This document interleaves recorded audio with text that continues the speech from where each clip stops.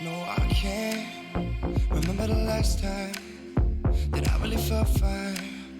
Now I'm trying to rewind, 'cause lately I've been feeling kinda hazy, like I'm stuck in a daydream, and you're not here to save me. Down and out, I hit the floor.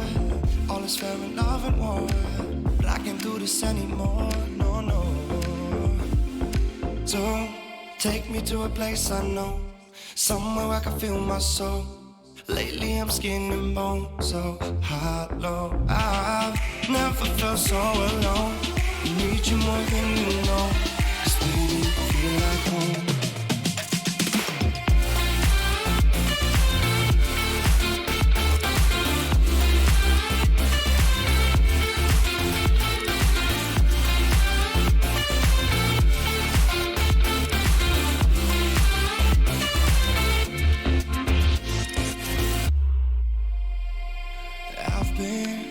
Reminiscing the late nights, we'd fall in love in the moonlight, then break up at sunrise. Now I'm just singing that we should go back to when we would hold each other to feel good. Down and out, I hit the floor. All is fair in love and war, but I can't do this anymore, no, no. So take me to a place I know, somewhere where I can feel my soul. Lately I'm skin and bone, so hollow. I've never felt so alone. I need you more than you know, 'cause baby, you feel like home.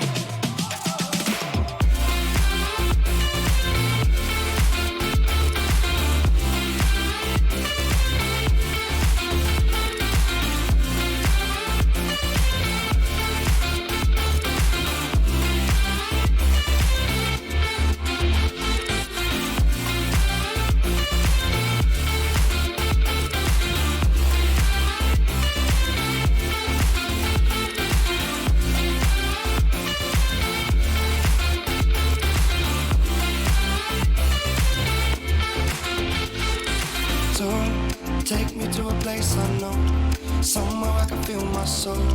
Lately I'm skin and bone, so hollow. I've never felt so alone. I need you more than you know, 'cause baby, you feel like home.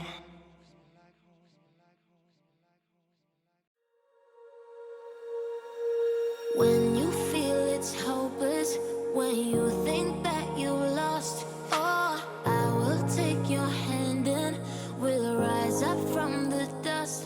Oh, here we go, go, go, let us heal and grow. You won't be alone, we're unstoppable. Don't be afraid to show what we're going for. This is what we know. Here we come back to life, we're still breathing. Standing up, everybody's gonna see it. Oh, all you need to know is that we're holding on. Even if we fall,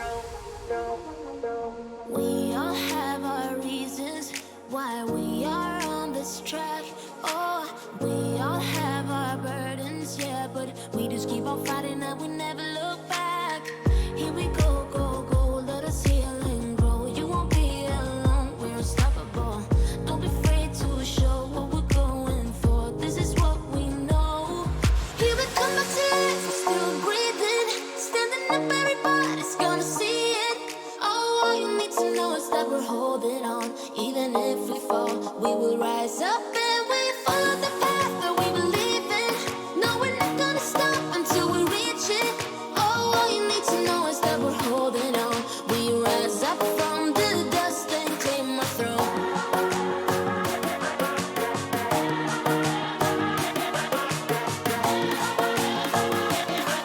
We rise up from the dust and claim our throne.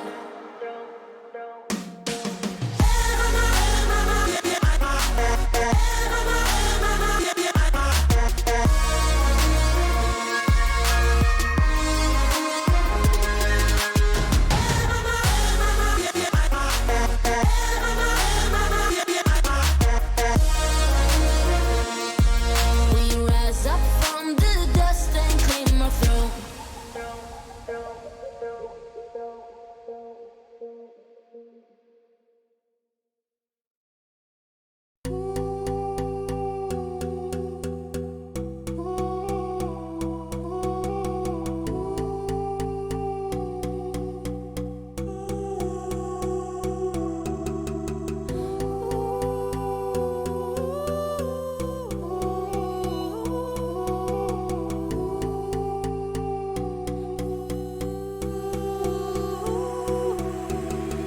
We can't stay, so let's run away. And we shouldn't wait, not another day. I'm so in love, can you see my love? What you mean to me, living energy.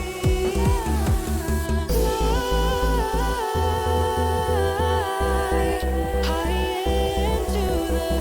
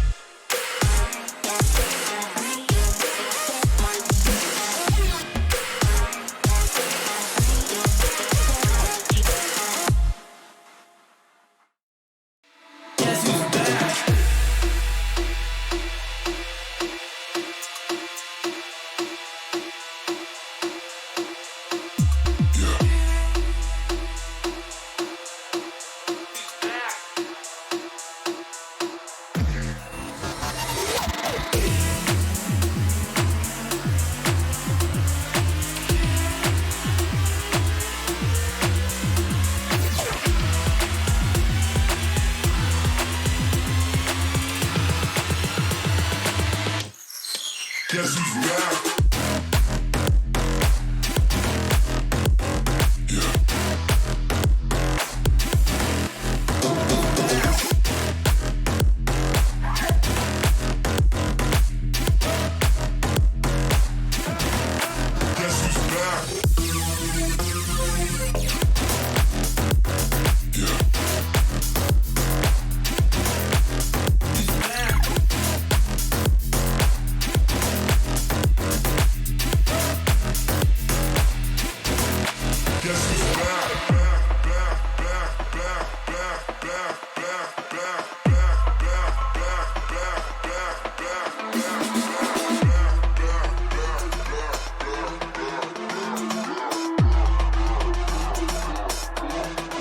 Guess who's back?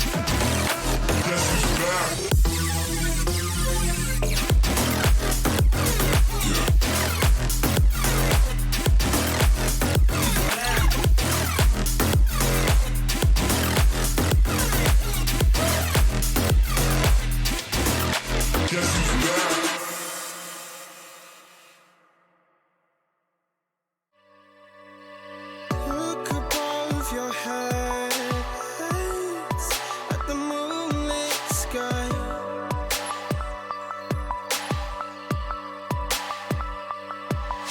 The stardust drips and shines brightly in your eye.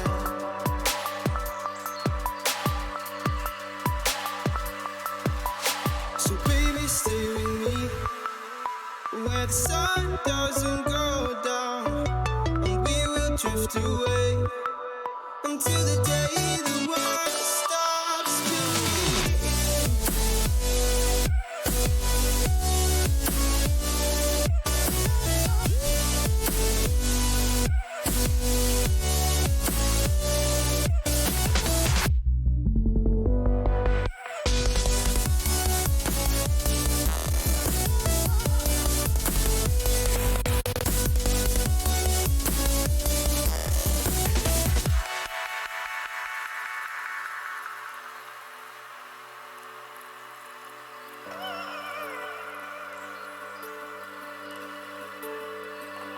Oh, baby.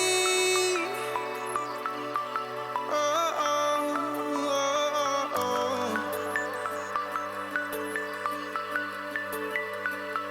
Oh, oh, oh, oh, oh. Yeah, yeah.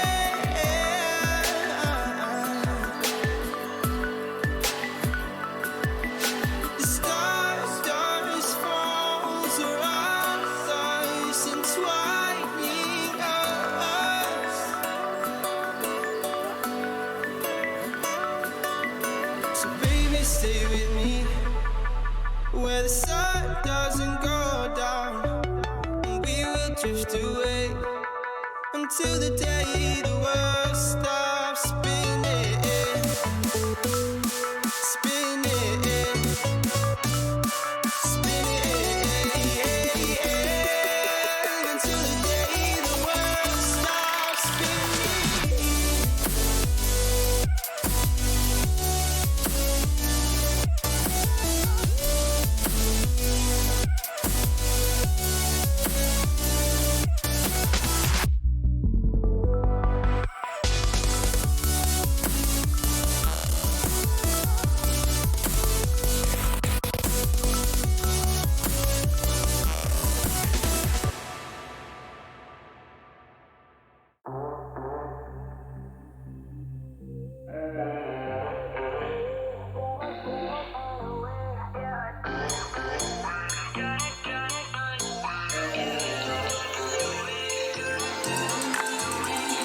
Said I'd find a way to turn my heart into something gold.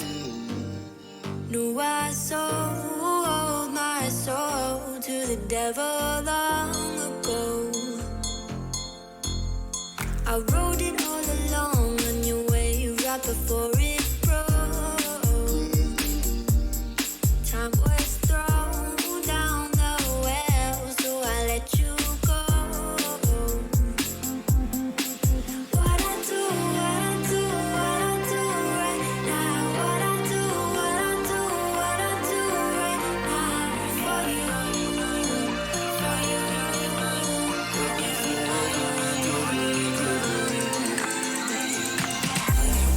If you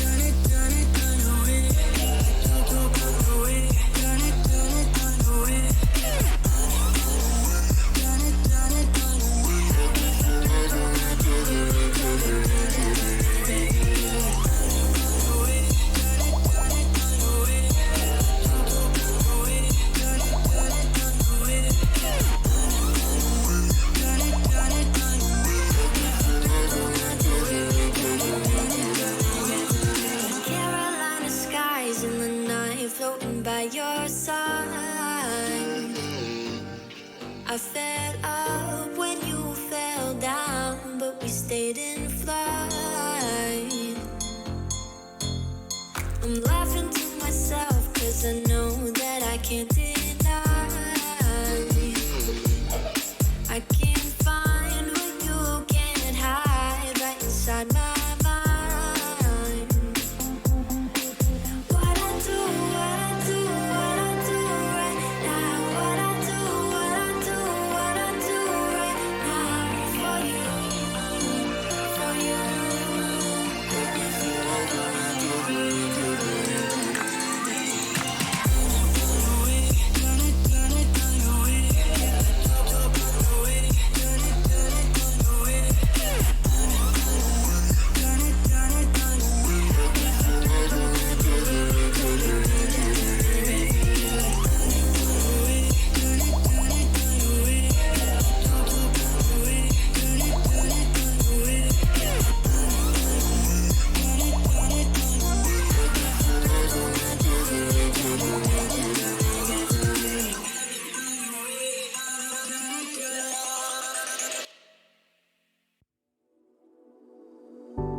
You put me in the perfect light for, and that's when you can see all my flaws. And I could tell you don't mind that all. Oh no. You said come a little closer. Come here and I can show you. So I came a little closer. You said I'll show you how to love you. How to love you.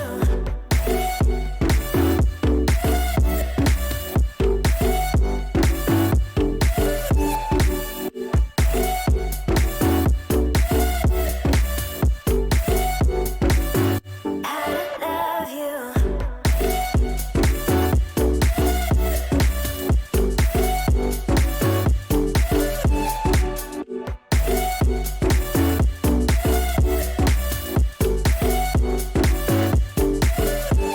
I'm reaching over, tell me which way I gotta go. I got no control, show me everything I need to know. Reaching over, tell me which way I gotta go. I got no control, show me everything I need to know. You saw me when I tear down my walls. I think you fell in love with my flaws. You know that I was shy at first though. Oh yeah. You said come a little closer. Come here and I can show you. So I came a little closer. You said I'll show you how to love you. How to love you. Come a little closer. Tell me which way I gotta go. Here and I can show you. Show me everything I need to know. Came a little closer. Tell me which way I gotta go. I'll show you how to love you. How to love you.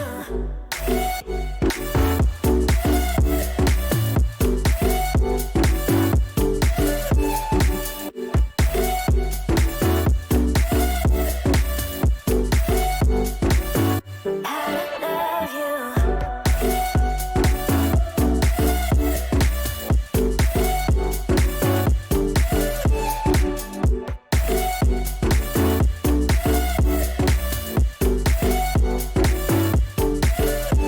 I'm reaching over, tell me which way I gotta go. I got no control, show me everything I need to know. Reaching over, tell me which way I gotta go. I got no control, show me everything I need to know.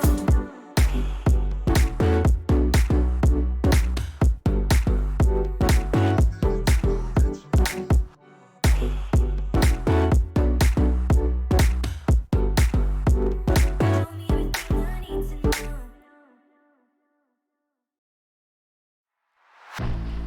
I was born like a fire in the eye of a hurricane. Always told, stay in line, be alright, better play it safe. I walk a different path, nothing can hold me back. I've passed the point of no return. Something is calling me, it's in the air that I breathe.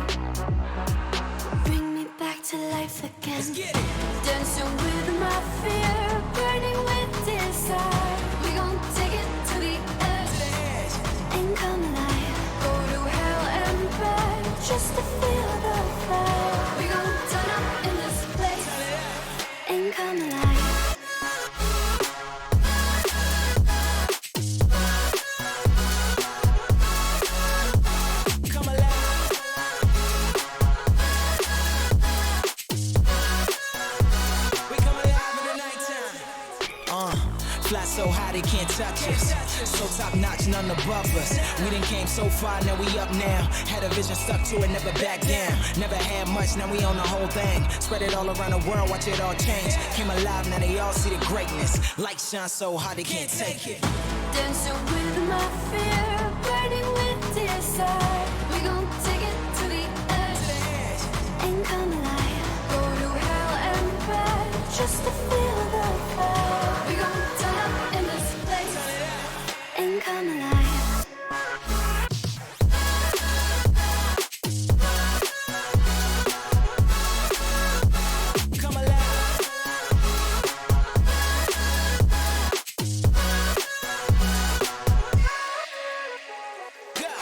Walk a different path, nothing can hold me back. I passed the point of no return. Something is calling me. It's in the air that I breathe. Bring me back to life again. Dancing with my fear, burning with desire. We gon' take it to the edge and come alive. Go to hell and back just to feel the fire. We gon' turn up in this place and come alive.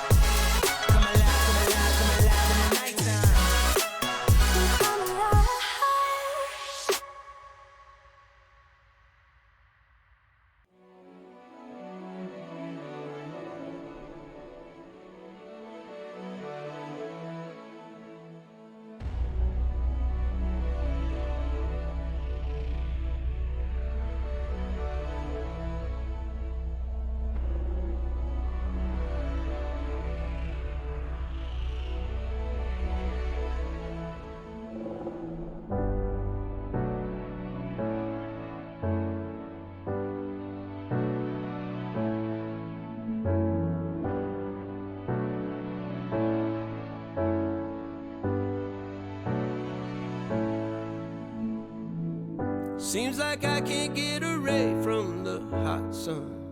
Always night and never day. Even when I wash the floor, the dust still comes. Keep on hunting for the bread. No matter how lost, need no light, no spark. I'm in line mode. With my eyes closed, I can see in the dark. I'm a quiet storm. Far from calm, I know you feel me, brother.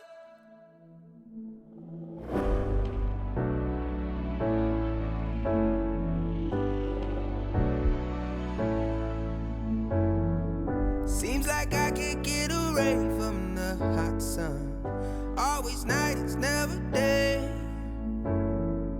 Even when I watch the floor, the dust will come. Keep on hunting for the prey.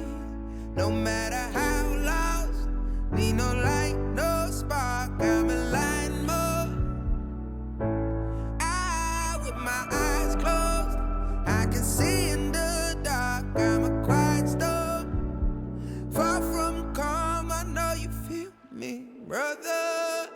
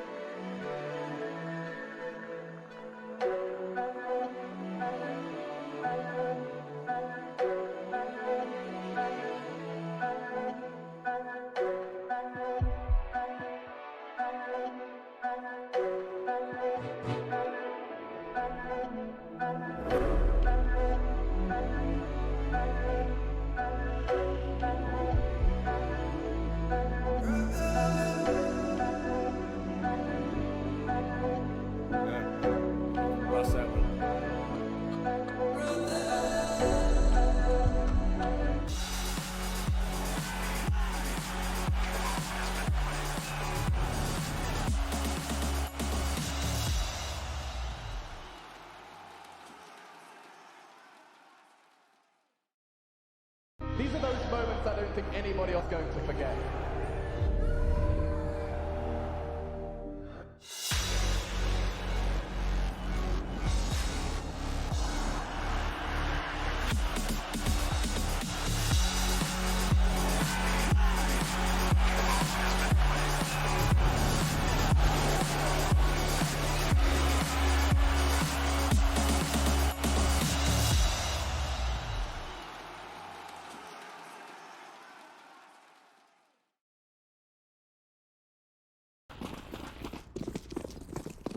Good evening, everyone, and welcome to another ESL 1 Rio qualifier. This time around, it's going to be the European Open Qualifier 3rd rendition. My name is Jeet, and I'll take you guys through the action here on ESL_CSGO on Twitch, and obviously over on the YouTube channel as well. Thank you guys so much for tuning in. I see we have a lot of chatter going on already. We are going to be starting with round 1, Nixon versus Made in Denmark. Quite a lot of teams signed up this time around for the European qualifier. To give you guys an idea of the sort of teams that we got in this one. Seeded as the top seed for this qualifier, we got Illumina. Seeded second for the qualifier, we got SJ Gaming. I know that we got Skate in there as well. Got Brute. We have a lot of interesting teams in this open qualifier. I'm certain it's going to be a lovely day today. It's going to be a long one, I think, but I'm ready for it. Hope you guys are as well. But now, for the first round, it is going to be, as I said, Made in Denmark versus Nixon. Starting off with Nixon going for something rather quick down towards the B-bomb site. Quick flash. I like the double stack here from Made in Denmark. It's going to be Patty who finds the first, gets the second as well. Eventually, he's going to get taken down. Pilsinho finds one. Latino and Alex Fan with the final couple of frags. Headshots all around. And that's going to be Made in Denmark picking up the pistol.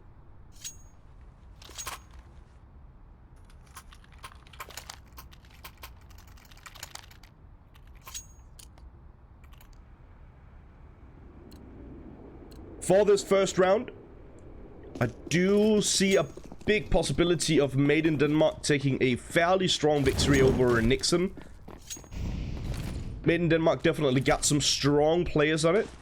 Alex Fan and Latino, namely. Nixon, must admit, I'm not entirely sure about any of the players on their team, actually. Latino a bit late on his reaction here, but he does eventually get it. Coldbelly gets taken down. Alex Fan, he spots one, but not going to be able to take him down. Fakes with the scout here. Gets a tag on to Taco Boy. Alex Fan and Latino. Pilsinho as well. Everyone chiming in here for Made in Denmark. It's now going to be all on Taco Boy. Does find one on Fakes. So at least he's got that. Unfortunately, we lost Dranstech. Should see a pause coming into play here for Nixon. There we go. Obviously, we just want to get Dranstech back on the server.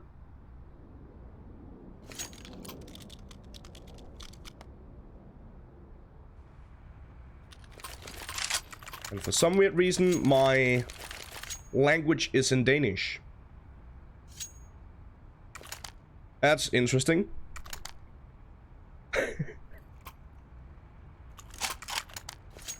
I don't know, Valve every once in a while. I think I think my language changed with the recent update of Counter-Strike for some weird reason. My apologies for that. I'll get it fixed as soon as we have an intermission in the game.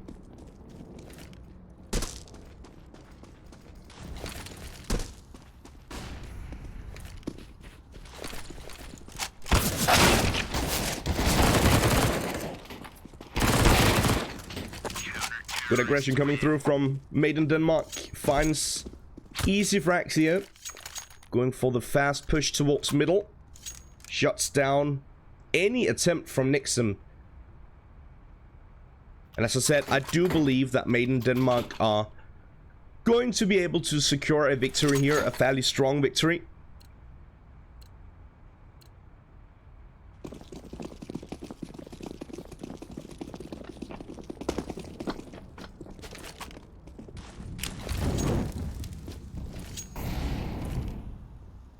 And as I said, Made in Denmark, they definitely got some strong players for this one. If any of you guys have watched Danish Counter-Strike before, you know these players, or at least some of them. Which is, again, another reason why I do believe that Made in Denmark are supposed to shut this one down fairly easily. Let's see now. Catches the one onto Cold Belly. Good angle here by Peel. Let's see now. Watching through the smoke, spots his opponent, shuts him down, and Made in Denmark catching their 4th round. Fairly simple stuff here from Made in Denmark thus far. Very... how do you say it? Very, I guess just very simple. Made in Denmark just patiently waiting for Nixon to go for the aggression. As soon as they do, they shut them down.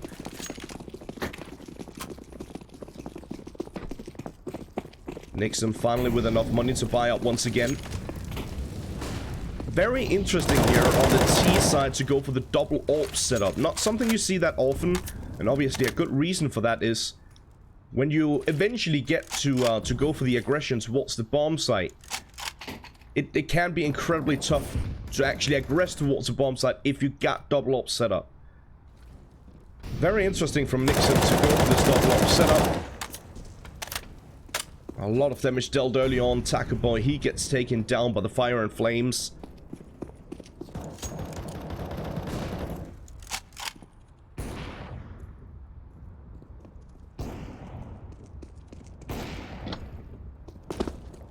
Now Nixon changing it up, trying to go for something down towards the B bomb site.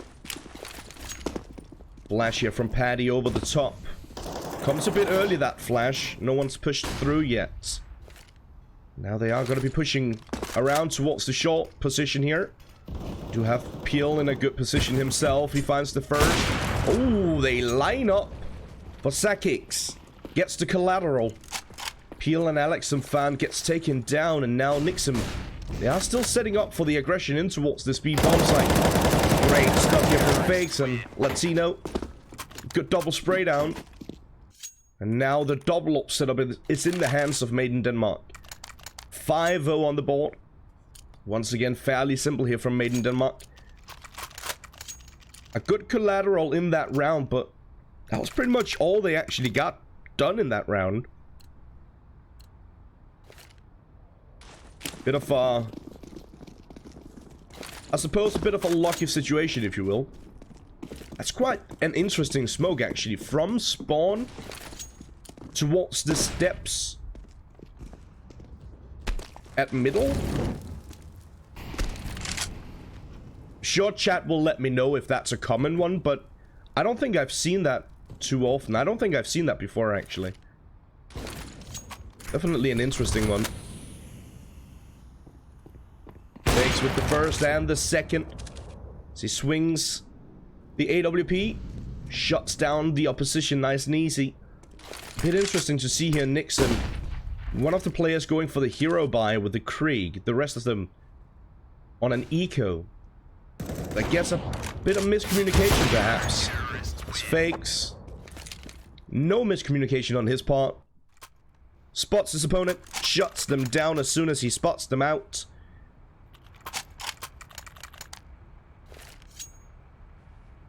Quad kill for Fakes in that round. Alex and Fan helped him out with one. Again, a double op setup here for Nixon. Granted, last time they were wielding the double op setup, they did manage to get 2 kills with one shot on the AWP. But again, that was all they got in that round. Furthermore, quite interesting that both orbs go in the same position here. Both up towards middle. One is going to have focus on long, the other having focus on mid fountain portion. Grand's tech here, dealing a lot of damage through the plywood. Paddy goes down to roughly 30. Bakes. Good reactional shot once again.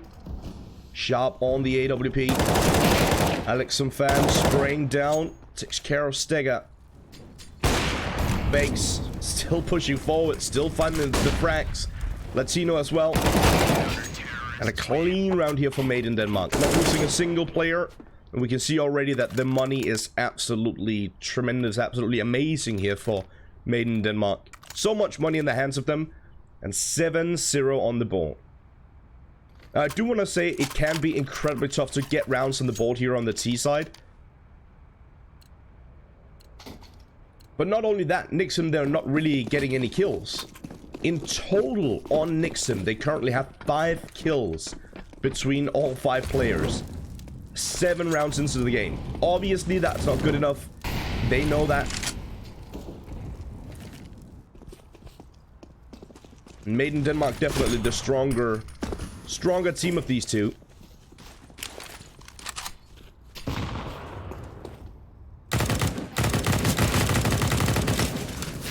And now the question is, are we gonna see the first 16-0 that I've seen in probably a couple of years?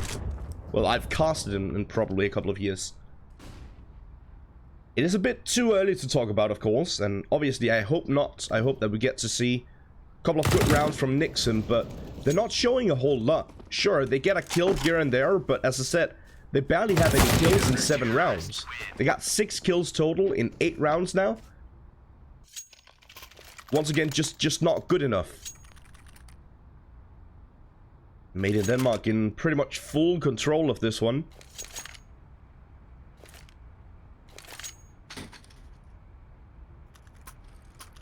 Again, already at this point, it's gonna be a rough one for Nixon to bring this one back.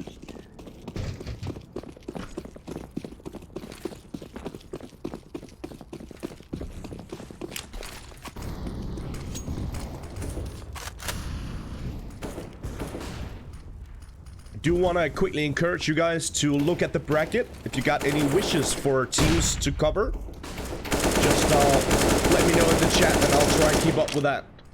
Paddy, good double spray down, pretty much collateral there actually. And Paddy, he's now looking for the A's, so he's not going to find it. He steals it. Great double kill to start off with in the round here for Paddy.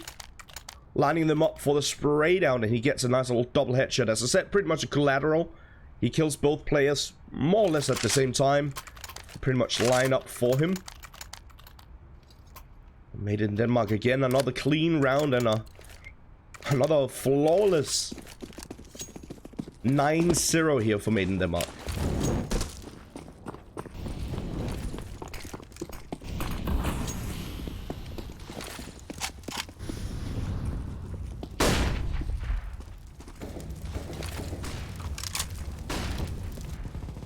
I think Nixon have decided that they're probably gonna lose this anyways. So we got, not sure if that was the Negev or the M249, because we pretty much never see that weapon. So I never really know which is which. They have an idea where Tackle Boy is. They saw him early, as he killed Alex Sumfan. Peel is on the flank. He shuts him down. Alex Sumfan does go down in the round, but again, he's the only one to lose his life. And again, Nixon, they're trying a bunch of different things, and it's good to see at the very least that they're trying a couple of different things here and there. Trying for something quick down towards speed, doesn't really work for them. Try something quick up towards middle, doesn't work either. Middle, we got fakes with the AWP, who shuts them down time and time again. Down towards B, well, it's Petty, mostly holding down the fort down there.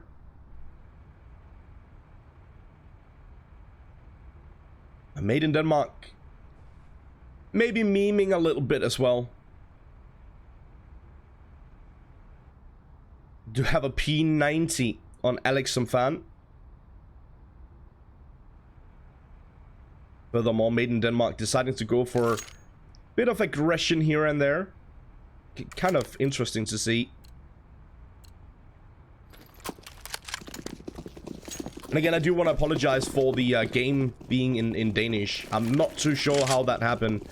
I think after the recent updates, I just had a game update today. And after that, apparently the game was in Danish.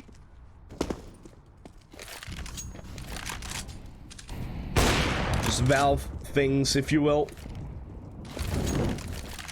No one really knows how it works.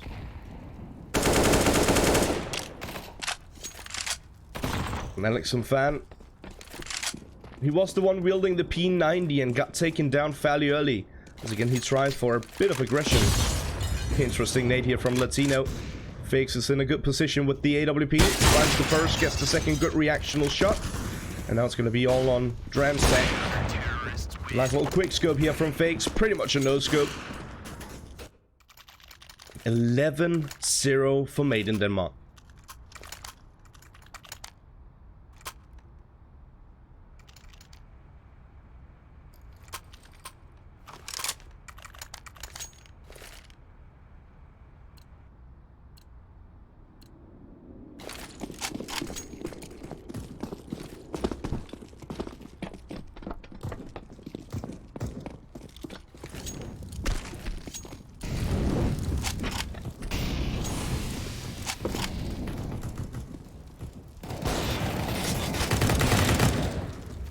It's going to be Peel catching the first frack for the round.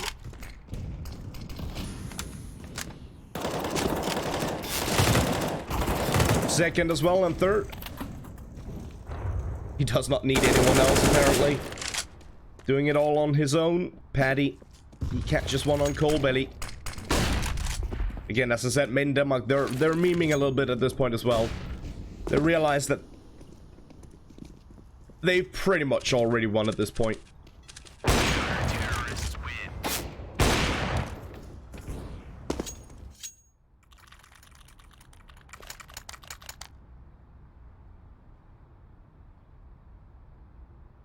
12-0, just 4 rounds away from shutting this one down and taking the victory in the first round of this qualifier. Again, it is the open qualifier for the European region. It is the 3rd open qualifier, day 1 of it. That also means that there's a day 2, of course. That's gonna be tomorrow at roughly 1800 CET right here on this channel. If you haven't already, make sure you hit the follow button if you're on Twitch. Make sure you subscribe if you're on YouTube. Fakes, he catches the first.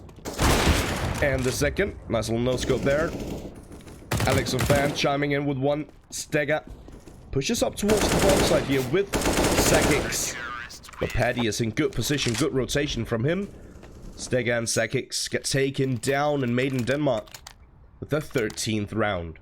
Very one-sided affair here. And honestly, a bit boring. I hate to say it. I really do, but I'm not a massive fan of one-sided affairs. I don't like to see one-sided games. I like to see close matchups. And this is not one. Quite the contrary. Again, here we see the showcasing of the smoke getting thrown from spawn. Quite an interesting smoke, and again, I don't think I've seen it before in official matches. I don't think I've ever seen it before, even in matchmaking or whatever. Well, I don't really play matchmaking any longer, so that all makes sense. It works out. But it looks like quite an easy lineup. And it's nice to see, you know, a couple of changes here and there. Nice to see these teams, like, trying to innovate.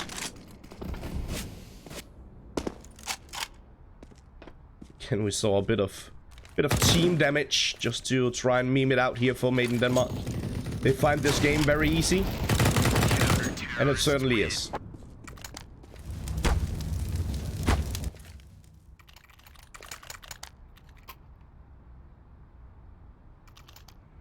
Point well made in the chat. 14 rounds into the game and 10 kills in total by Nixon.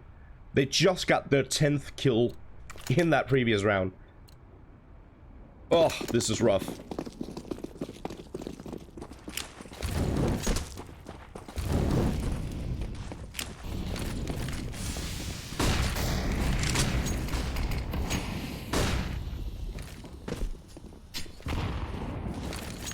Again with a couple of meme guns here.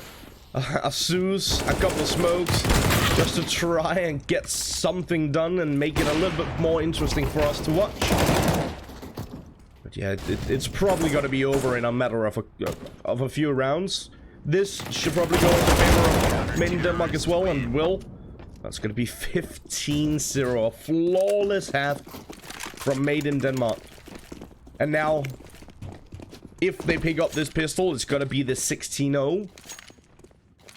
We might see Made in Denmark just do something fun in the pistol. Just try and change it up a little bit. But then again, I think they want the 16-0 as well. Just to say that they 16-0'd someone.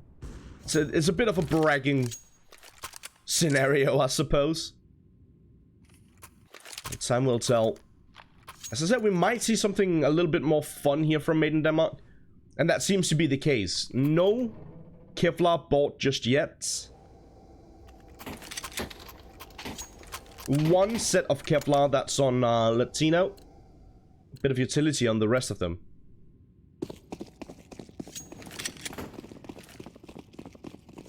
P250s and dual Berettas. Nothing crazy in terms of the weapons that they're wielding. Well, it is a bit untraditional to see just one Kevlar, one of the players. Fakes, he finds the first, the second, Latino with one. Let's see if Stega, he can get anything done here. He does find the first. Peel in the meantime taking care of his teammate. It's now going to be all on Stega, and he's almost getting knifed. Paddy just taking that one down before it happens. And that is indeed going to be the 16-0. GG, well played. Probably the quickest game I've casted in quite some time here. We are gonna head to a break. When we return, we're gonna find another game to cast for you guys. Probably gonna see if we can find one. It's a bit more equal, I suppose. That would be nice. A bit more, you know, balanced match would be great. We'll see what we can do about that. But for now, as I said, we are gonna head to a short break. We'll be right back.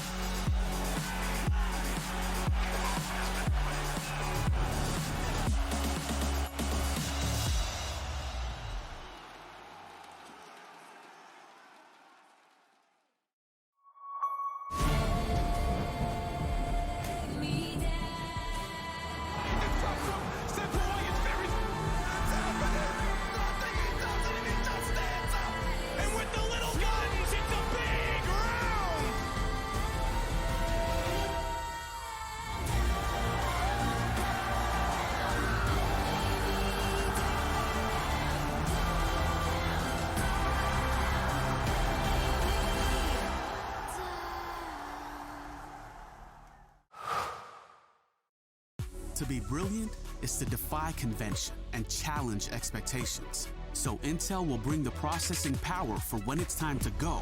Brilliant. Frame rates that keep up with your reflexes. Brilliant. Fast clock speeds for when you're on the clock. Brilliant.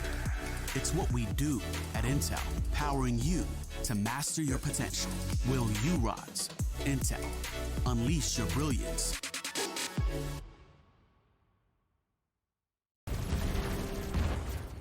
Everybody loves an underdog. Who needs to be liked? Mountain Dew Amp Game Fuel. Victory in a can. No matter what your passion is, soccer, rugby, racing, sports. Become a part of the experience with the moments we deliver.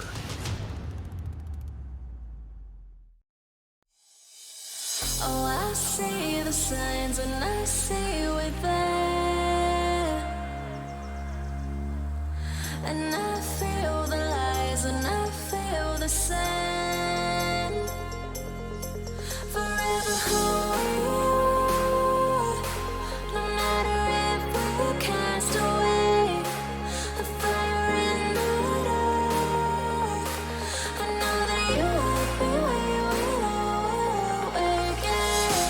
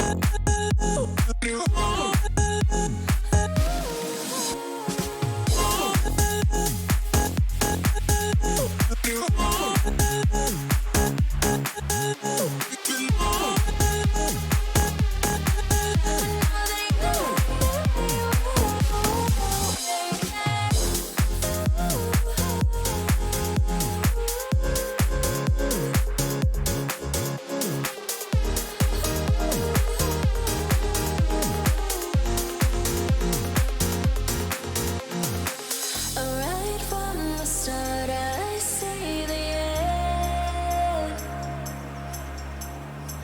A world torn apart, but I know we're meant. Forever hold, no matter if we're cast away. A fire in the dark. I know that you won't be where we'll awake again.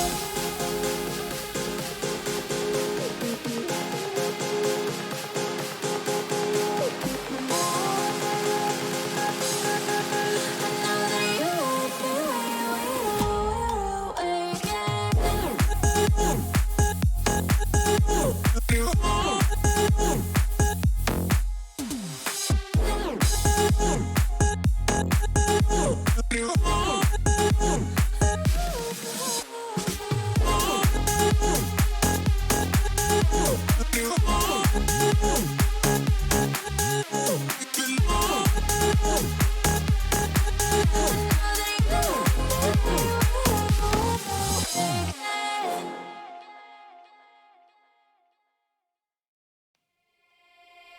No, I can't remember the last time that I really felt fine.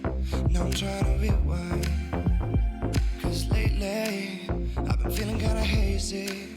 Like I'm stuck in a daydream. And you're not here to save me. Down and out, I hit the floor. All is fair in love and war. But I can't do this anymore, no, no. Don't take me to a place I know. Somewhere I can feel my soul. Lately I'm skin and bone, so hollow. I've never felt so alone. Need you more than you know. 'Cause baby, you feel like home.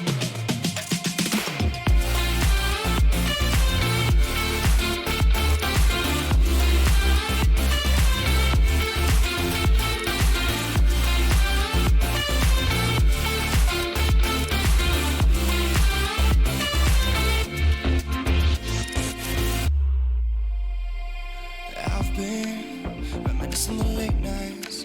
We'd fall in love in the moonlight. Then wake up at sunrise. Now I'm just thinking that we should go back to when we were. Hold each other to feel good. Down and out, I hit the floor. All is fair in love and war. But I can't do this anymore, no, no. Don't take me to a place I know. Somewhere I can feel my soul. Lately I'm skin and bone, so hollow. I've never felt so alone. I need you more than you know. 'Cause baby, you feel like home.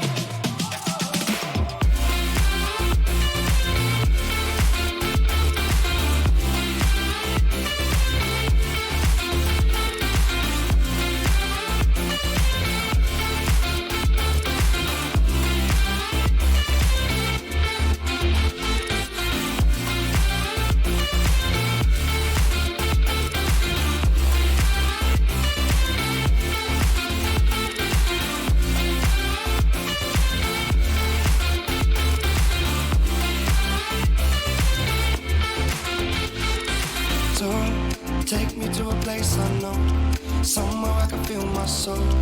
Lately I'm skin and bone, so hollow. I've never felt so alone. I need you more than you know, 'cause baby you feel like home.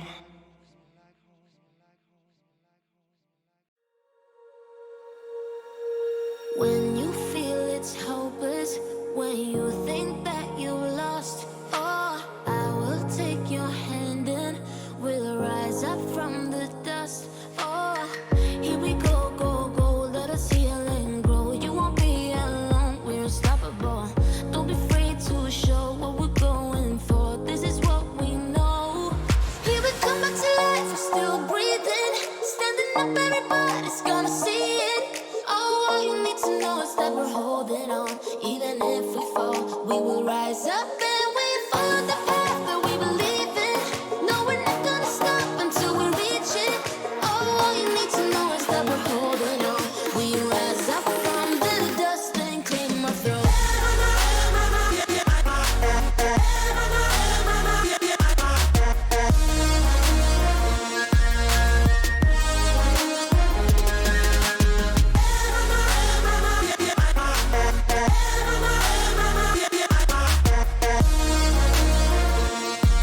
We rise up from the dust and claim our throne. We all have our reasons why we are on this track. Oh, we all have our burdens, yeah, but we just keep on fighting and we never look back. Here we go, go, go, let us heal and grow. You won't be alone, we're unstoppable. Don't be afraid to show what we're going for. This is what we know. Here we come back to life, we're still breathing. Standing up, everybody's gonna see it. Oh, all you need to know is that we're holding on. Even if we fall, we will rise up and we follow the path that we believe in. No, we're not gonna stop until we reach it. Oh,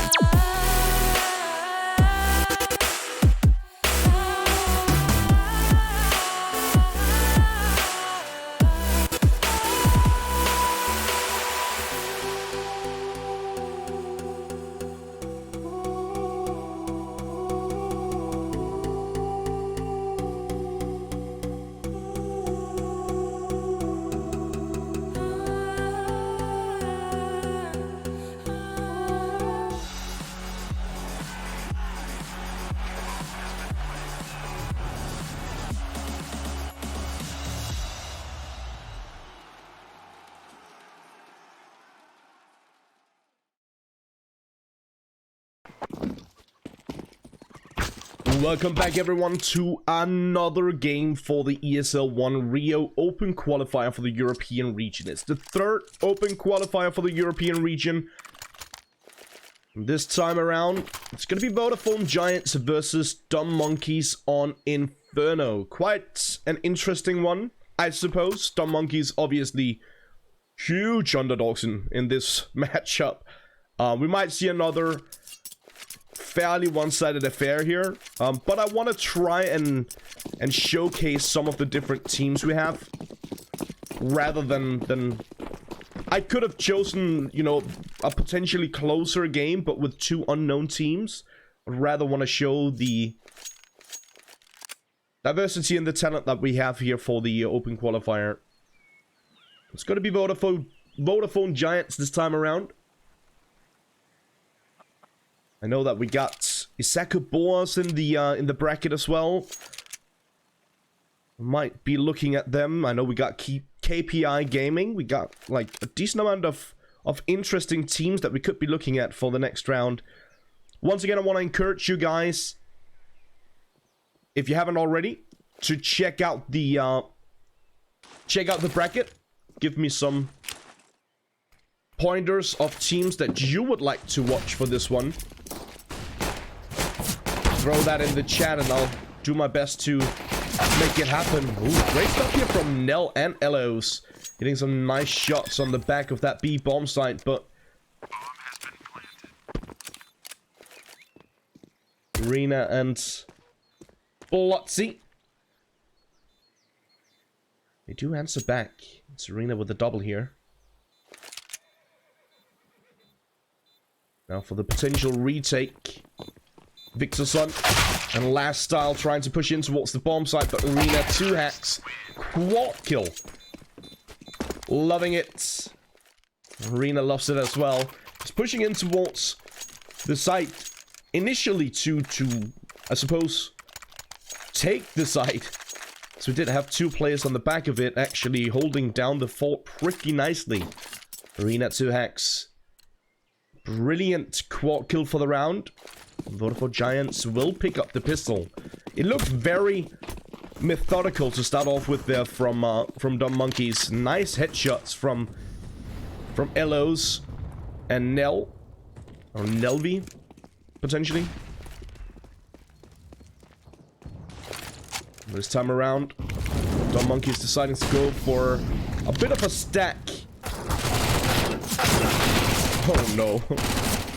Bit of a team kill here. Decent amount of damage dealt towards the remaining players, actually. Ooh. That's a good kill. A lot of damage dealt here, but eventually he will get taken down, Elos. That is going to be another round on the board for Vodafone Giants. But as I said, a lot of damage dealt. Only two players surviving in this round here from Vodafone Giants.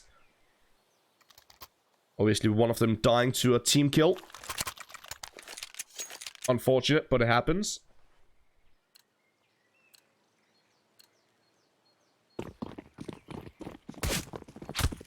And as you see, we finally fixed the language, or I finally fixed the language. Can't put the blame on anyone else other than the Counter-Strike update. We managed to, or I managed to fix it in the break, so everyone should understand what the game says now. At least if you understand what I'm saying. Good damage onto Nell. Elos has taken some damage as well. Ooh, decent here from Nox. Not amazing, but almost getting that 180 as well. He made it look quite interesting at the very least. Again, decent amount of damage dealt towards Vodafone Giants. And actually not the worst situation to sit in here for Dumb Monkeys. Definitely have potential for this one. Arena does find one onto Victorson.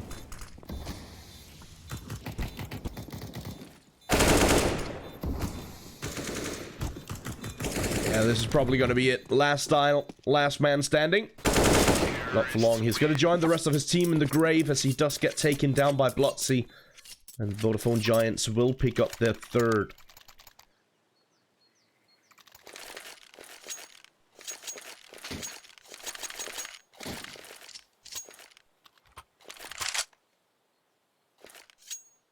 decent attempt in that round from Dumb Monkeys. And interesting to see them actually go for the full nade stack this time around. Does have potential of actually dealing a lot of damage with these nades. Gonna see how that pans out. And as I said, Dumb Monkeys have been able to deal economical damage in most of these rounds, actually. You can see that the economy is not amazing for Vodafone Giants.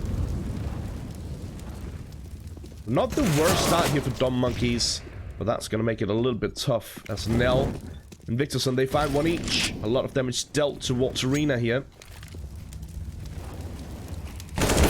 Did I say that Nell and Victorson found one each? Obviously, they got taken down, is what I'm trying to say. Elos, he falls as well. What a day.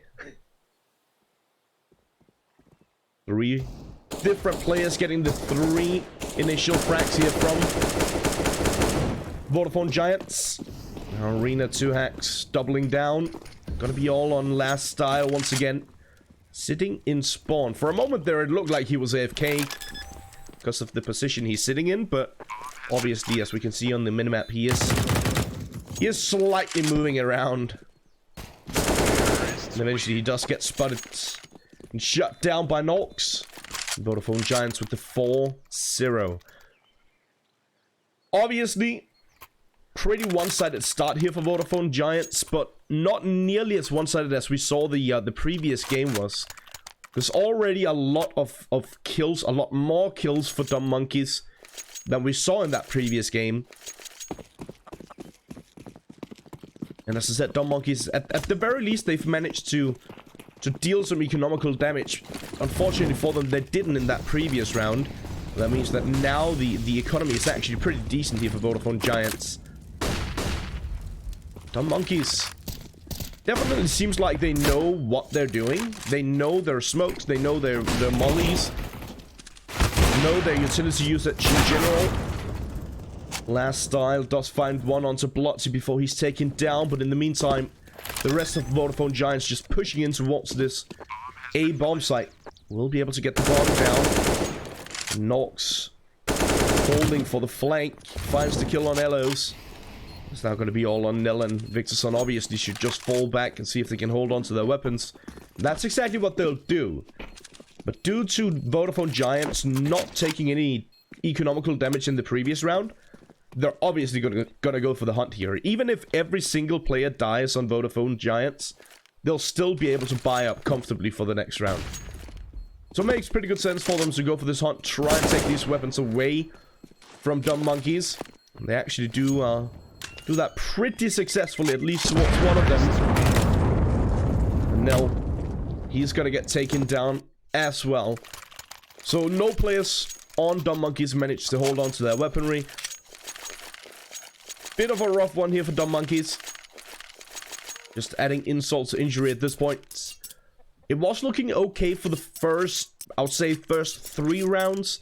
Again, they managed to deal some economical damage towards their, towards Vodafone Giants.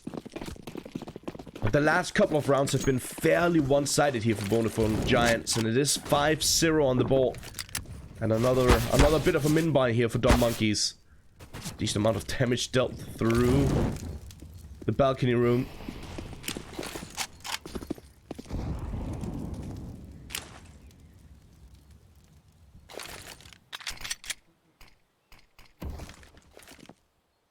We gotta remember, this is typically what happens in these open qualifiers. At the first couple of rounds, we are definitely gonna have, like, some fairly one-sided games, because obviously we got notable teams going up against teams that we don't really know. That's typically how it works. A high seed against a low seed.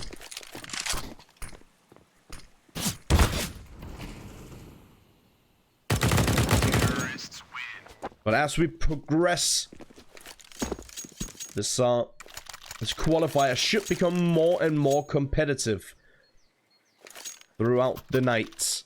Again, I want to remind you guys that this is the first day of this open qualifier. Tomorrow, we do have games coming up as well. Let me just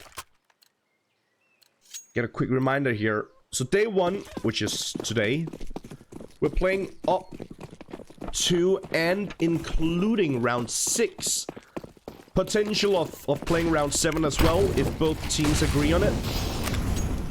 And then for tomorrow, we're playing round 7, if it doesn't get played today. And then we're playing round 8, which is the semi-final, I believe. A best of 3. We got 2 of those tomorrow. 1800 CET and 2100 CET. 2 best of 3s going down then.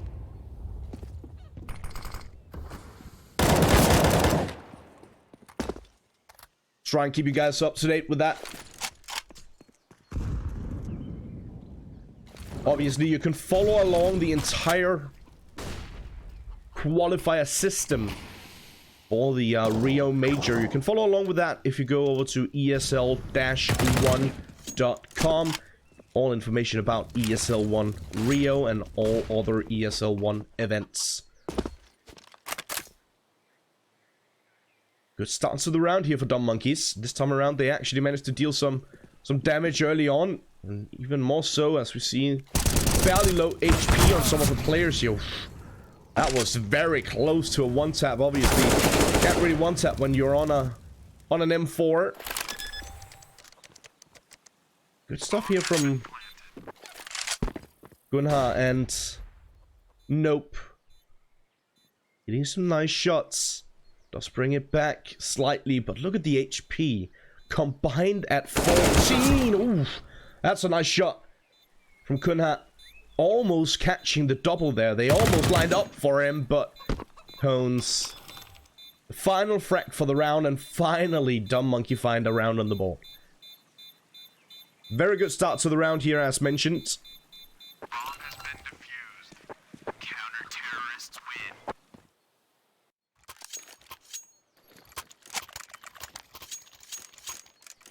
Good start to the round is set for Dumb Monkeys, and they managed to bring it through. It almost fell apart for them there for a moment. Wasn't looking pretty the entire way through, that's for sure. But again, they managed to get the job done, and that's what it's all about. And finally, they find a board on the round. The problem here for Dumb Monkeys is Vodafone Giants have been able to build up a pretty solid economy already. So it is going to be fairly tough here for Dumb Monkeys to break this economy for Vodafone Giants. It obviously means that even if Dumb Monkeys were to win this round, it is going to be possible for Vodafone Giants to buy up once more. I believe they have money enough to buy up for 2 losses if it comes down to that.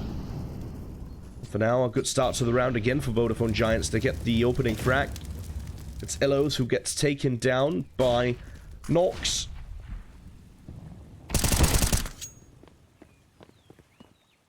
That's a good frag from Nell. Last style. Trying to chime in. At least changing up his position, making a move over towards the B bomb side. And that's a good kill from Last style. Again, to try and bring it back in the favor of his team.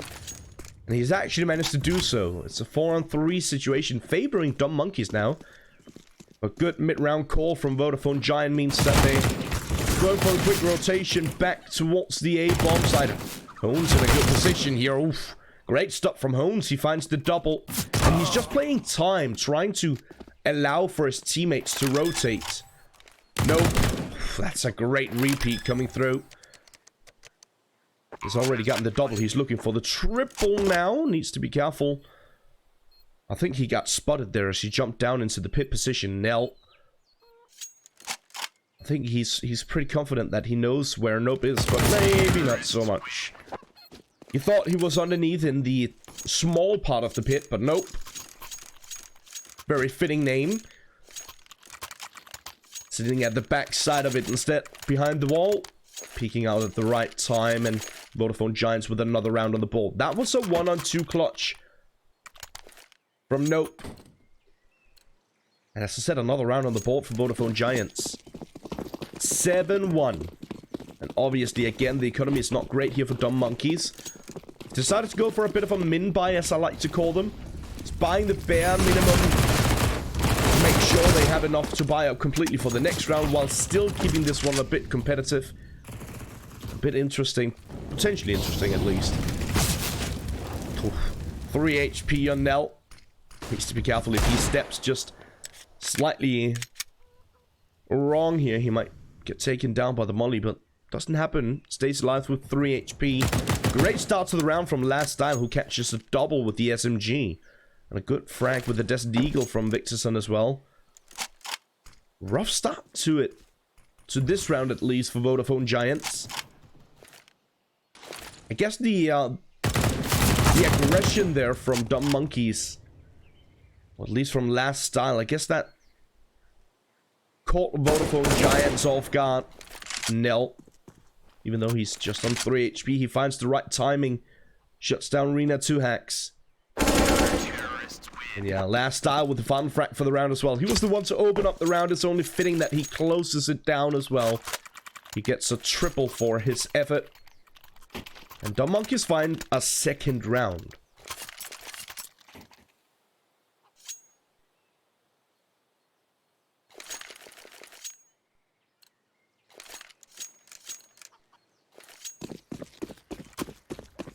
Again, we gotta keep in mind that Vodafone Giants are obviously the clear favorites in this matchup.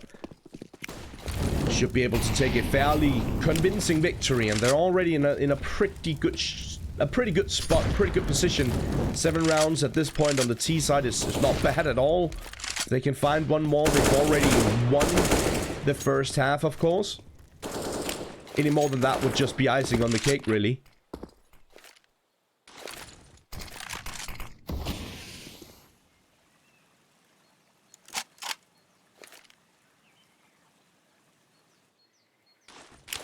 Again, a bit of a slow start to the round here for Vodafone Giants, but now they are picking up the pace. They are eventually moving closer towards this B-bomb site.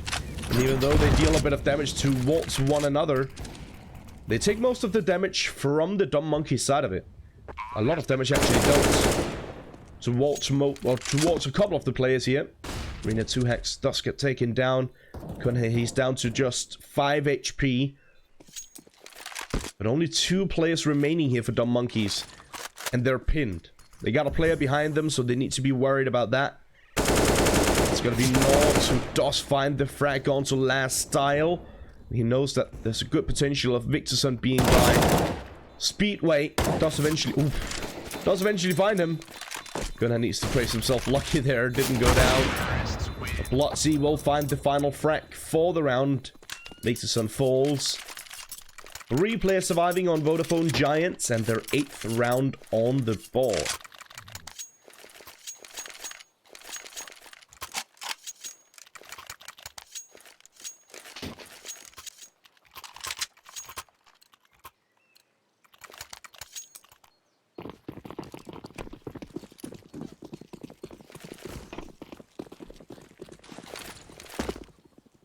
As you can see on the right-hand side of your screen, the economy has somewhat dwindled here for Vodafone Giants. Don't have a ton of money left after buying into this round, which could potentially come into, could potentially help out Dumb Monkeys as we progress into this one. Interesting to go for the double op setup here, Dumb Monkeys, considering that their economy is pretty much in the gutter as well. One of those orbs, also a glass cannon, no Kevlar behind that one. And, well, they've already used all of their utility here, Dumb Monkeys. They did have a bit to start off with, but that has been thrown. Great stuff from Last Style. A smoke criminal, I suppose, just sneaking through. Finds the right timing. It's now going to be all on Rena 2 hacks and Blotsy.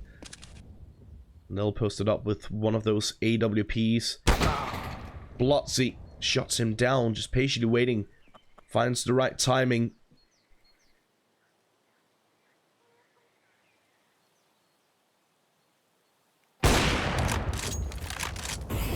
Bones Nice. Good positioning over towards the B-bomb site. And we got 2 more players in a good position as well. It is going to be last style with the final frag for the round. And this time around, actually, 4 players surviving for Dumb Monkeys. Very good round here for Dumb Monkeys. And again, it's that early aggression that they've tried a couple of times and actually works out for them whenever they try it. And I would like to see more of that aggression in rounds like this, like full buy rounds. It makes sense that you want to go for the aggression when you're wielding an SMG, but sometimes it can actually catch your opponent off guard completely if you go for that aggression. Ooh, what a shot. If you go for that aggression when you're wielding primary weapons is what I'm trying to say. What a beautiful shot there from Rena. Absolutely brilliant stuff. Picks up the AWP as well and falls back to relative safety for now.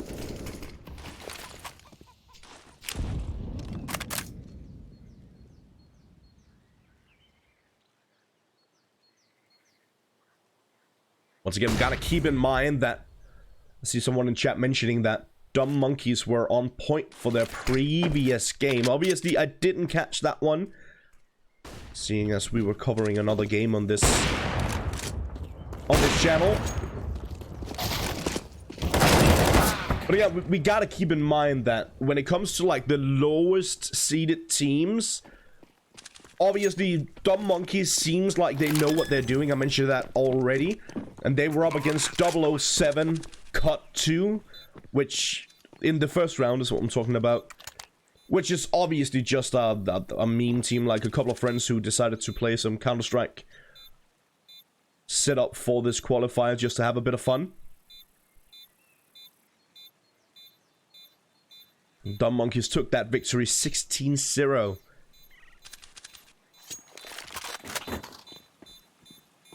Let me just check if they actually did that. I believe they did, because if it's a no-show, I believe that is just 1-0. Yeah, that match was played. And you're right.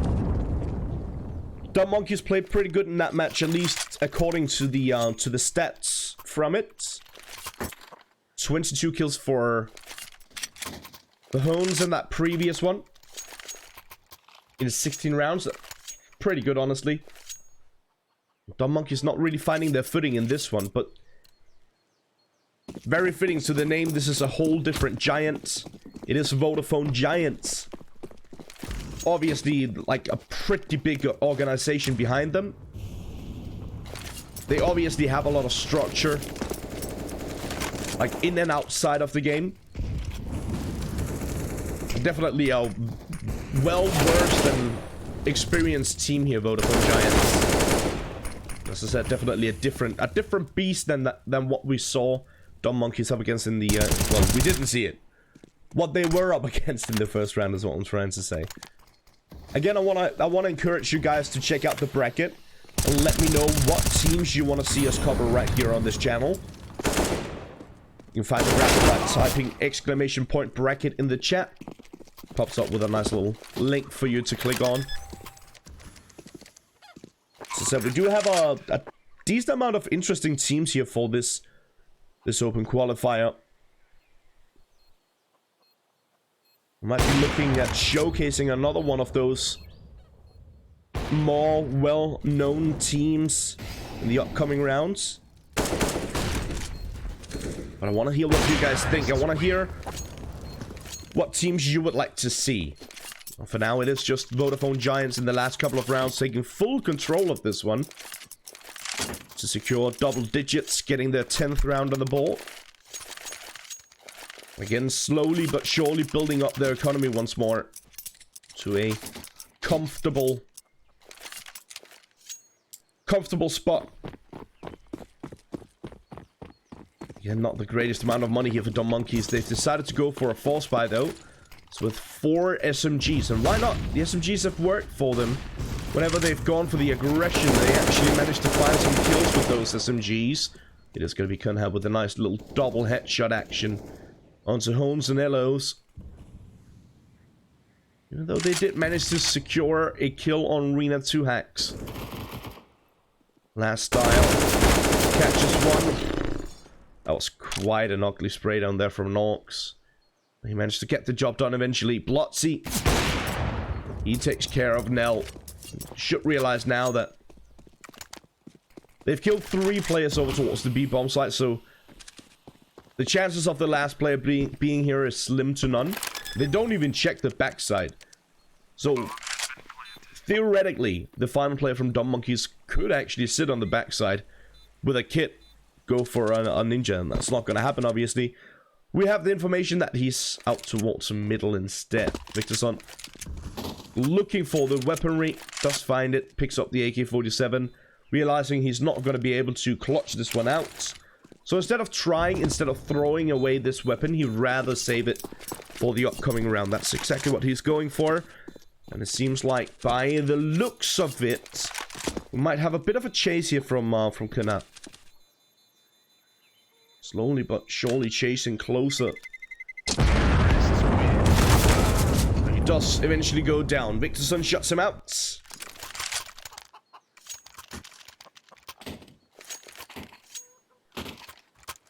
Vodafone Giants, yet another round on the ball. And that's going to be the final round of the first half that we're jumping into right now. Pretty one-sided affair here for Vodafone Giants, I think that's fair to say. Obviously not the game that Dumb Monkeys were looking for, not the performance they were hoping for in this one.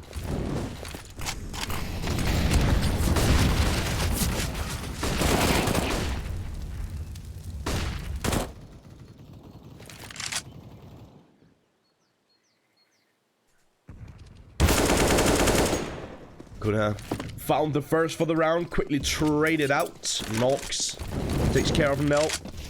1 player remaining over towards the A bomb site. That's going to be Last Style with a scout and a Dream sitting inside the smoke here.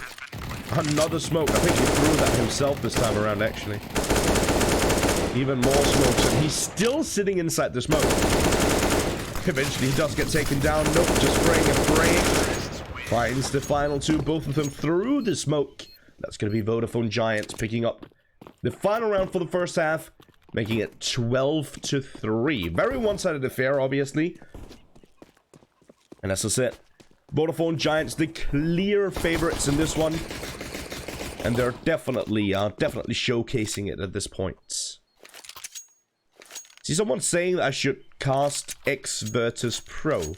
Are they called X Virtus Pro in this?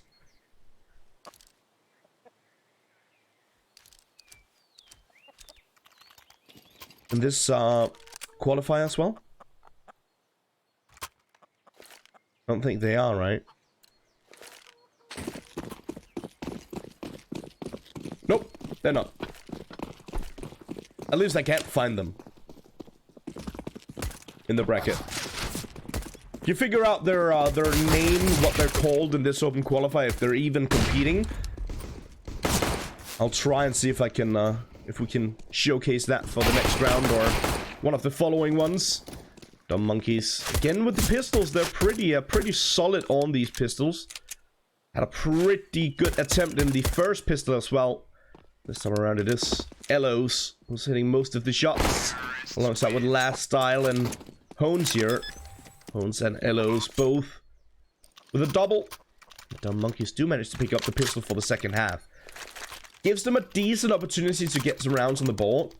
It's still going to be a rough one for them to bring this one back, that's for certain. Robin Hoodsie. Wonder who came up with that name.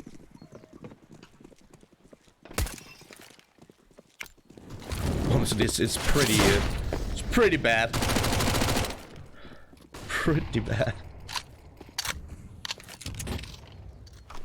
We'll see if we can showcase that one. Definitely an interesting lineup for sure. I mean, we got some interesting teams throughout this this qualifier. And yeah, Robin Hoodsie, X Virtus Pro are seeded 6th. So definitely one of those teams that we need to be paying a bit of attention to. I think they're currently waiting on playing against all tech, so if this one ends fairly quickly before that game starts, we might jump into it. If not, we'll see what happens when this game is done, though. I'll definitely keep it in mind and see if we can cover some of that action with Robin Hoodsie a little bit later on in this qualifier. A shot here from Arena. Nope. Gets taken down by Last Style. 2-on-3 situation. Actually not awful for Vodafone Giants. It is obviously a force buy for them.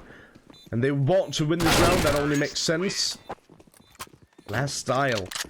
Last Style is very confident on the SMGs. I think he's got probably 8 or 9 of his kills on SMGs, if not more, actually. In the first half, we saw him pushing Banana every time he had an SMG, and every time catching at least 1 kill. A couple of times even a double.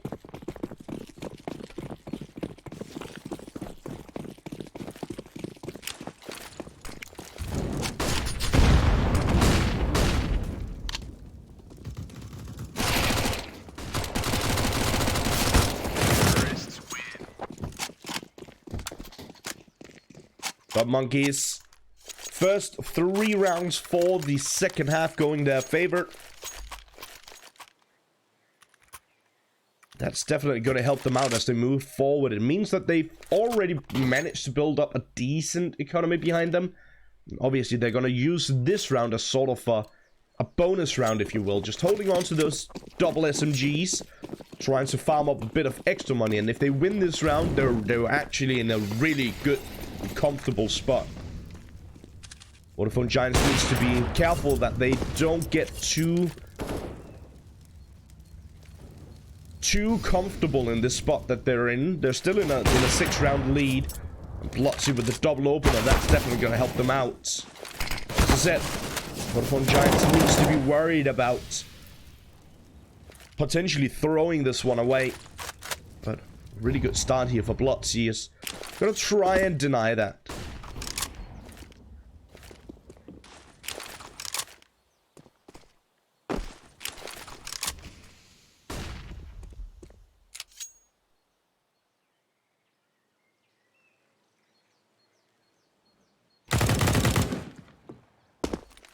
Last Style again. Last Style has actually been fairly influential here for Dumb Monkeys. He's hit some pretty good kills already. He doesn't look like he's gonna slow down anytime soon. Now Dumb Monkeys are setting up for what seems to be an execute. At least some aggression over towards the B bomb side. Good flashbang here by Nox. Doesn't quite land as he wanted it to, of course. And now his position is known. He's going to get flushed out by the molly, but he takes one with him. Deals a tiny amount of Last Style as well. Leon's so much damage through the smoke. Gonna finally connecting onto Victorson. It's going to be all on Last Style. With 4 seconds left, he has absolutely no time to win the round unless he finds the final couple of frags, and that's not going to happen. So the round is going to go in the favor of Vodafone Giants. Picking up their 13th now. Dumb Monkeys running down the clock a bit too long, unfortunately.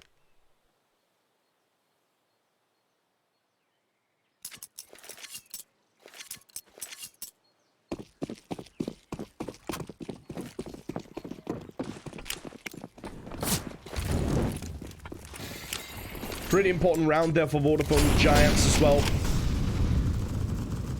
Had they lost that one, Dumb Monkeys would have had a real strong opportunity of bringing this one back. Now, it's looking pretty rough for Dumb Monkeys. It was before for sure, but now it's not looking great. Try and put it at least somewhat lightly. Going out with a nice double here. Rena and Blotzy finding one each as well. And they know that the final player is up towards apartments. It's going to be Nope shutting that one down. Just 2 more rounds in the favor of Vodafone Giants. They'll take the victory over Dumb Monkeys and propel themselves to round 3. Once again, if you guys haven't already, check out the bracket. Let me know in the chat what games you want to see us cover, or what teams at least you want to see us cover. I know already that a lot of you have set the old VP lineup, and I'll definitely take that into consideration. But obviously, we don't want to jump into a game that's already halfway through or something like that. We want to try and watch as many full games as possible. So if it doesn't exactly line up with a team, we've got to try and keep an eye on them for the qualifier and see if we can catch them a little bit later on, perhaps. We're probably a bit later on. We're probably going to have some, well, not long breaks, but a bit extended as the bracket progress. Nice here from Arena. Gets the sound cue from the footsteps and just lines up the spray down through the smoke. Nox with 1 as well. Victorson gets taken down. Oh, going out with a nice double and a triple. Ooh, baby, a triple. 1 more round in the favor of Vodafone Giants, and they will take a 16 on the board and a victory in this matchup. Dumb Monkeys obviously forced to force, if you will, forced to invest every single penny into this round, as it could be their last.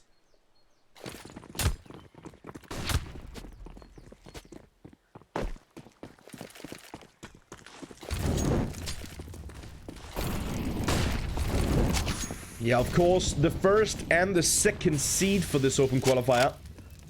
I do believe that we're gonna have them playing tomorrow, which is why we haven't watched any of their games yet.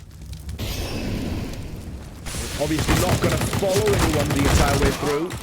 We are going to try our best to showcase as much diversity as possible for this qualifier. As many different teams as we can. Already had a couple of different teams at this point. Vodafone Giants finally shutting this one down, taking the victory, a fairly one-sided victory once again. Obviously not as one-sided as the first one we had. A pretty good showing here from Vodafone Giants. Again, we are going to head to a short break. In the meantime, I'll try my very best to find an interesting matchup for the next round. But as I said, we are going to jump to a short break and we'll be back with you shortly. Stay tuned.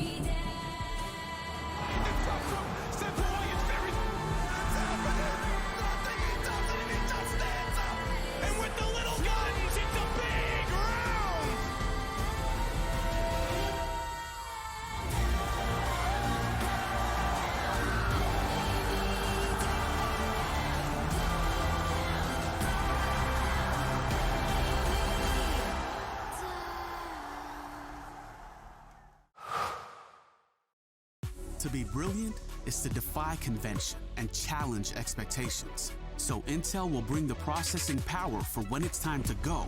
Brilliant. Frame rates that keep up with your reflexes. Brilliant. Fast clock speeds for when you're on the clock. Brilliant. It's what we do at Intel, powering you to master your potential. Will you rise? Intel. Unleash your brilliance.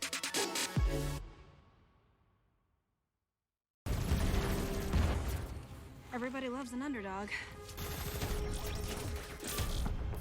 Who needs to be liked?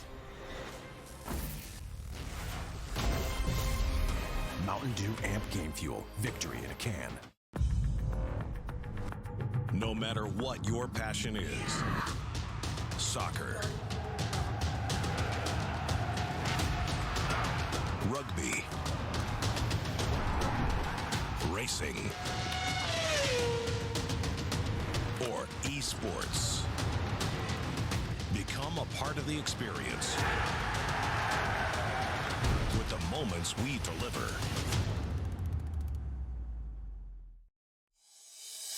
Oh, I see the signs and I see we're there,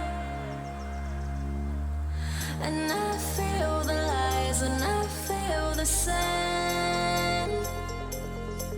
Forever hold, no matter if we cast away, a fire in the dark. I know that you won't be waiting again.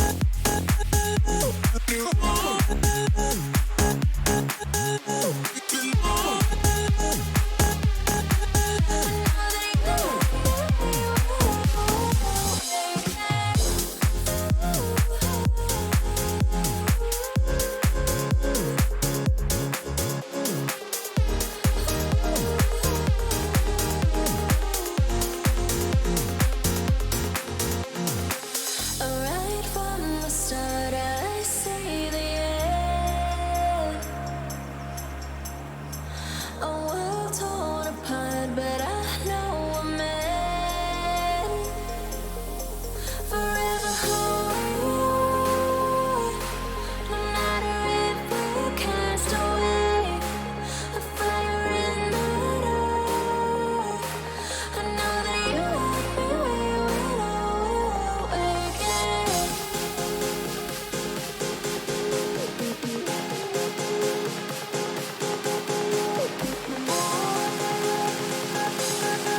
I know that you won't be waiting again.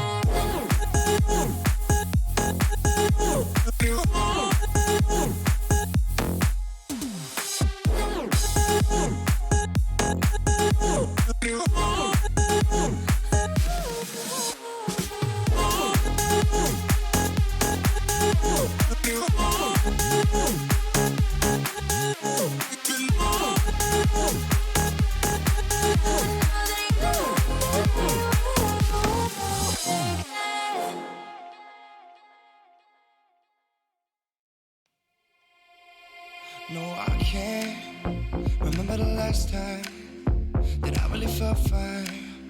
Now I'm trying to rewind, 'cause lately I've been feeling kinda hazy, like I'm stuck in a daydream, and you're not here to save me. Down and out, I hit the floor. All is fair in love and war, but I can't do this anymore. No, no. Don't take me to a place I know, somewhere where I can feel my soul. Lately I'm skin and bone, so hollow. I've never felt so alone. I need you more than you know, 'cause baby, you feel like home.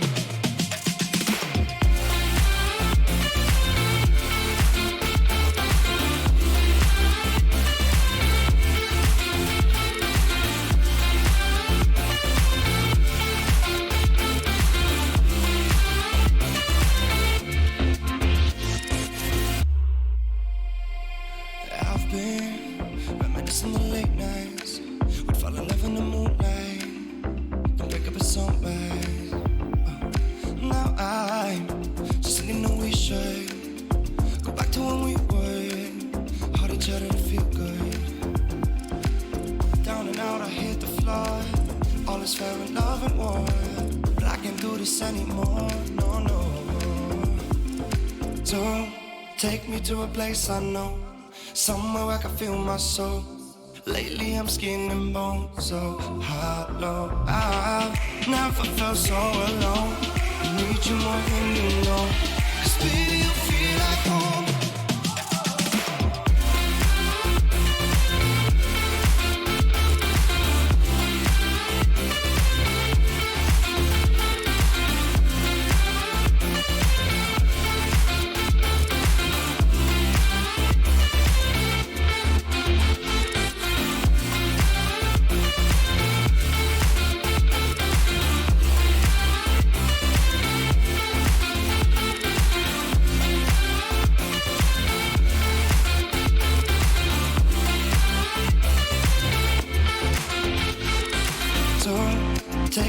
place I know, somewhere I can feel my soul.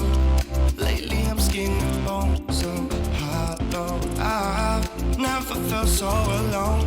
I need you more than you know, 'cause baby you feel like home.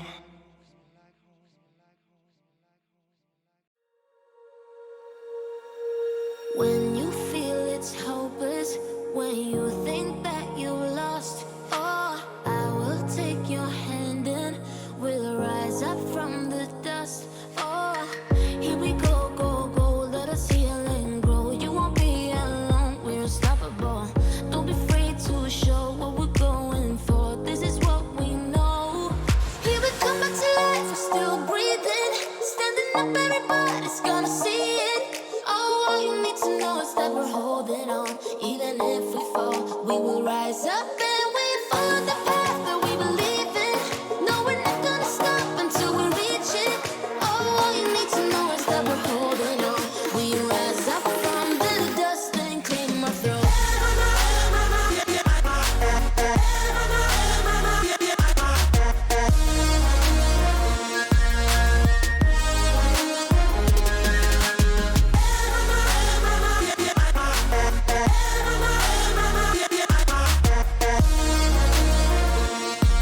We rise up from the dust and clean my throat.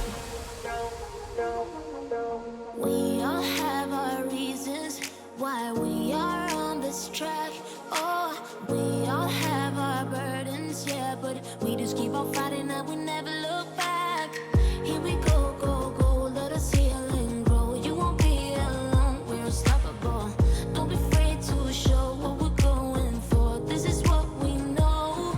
Here we come back to life, we're still breathing. Standing up, everybody's gonna see it. Oh, all you need to know is that we're holding on. Even if we fall, we will rise up and we follow the path that we believe in. No, we're not gonna stop until we reach it. Oh, all you need to know is that we're holding on. We rise up from the dust and clear my throat.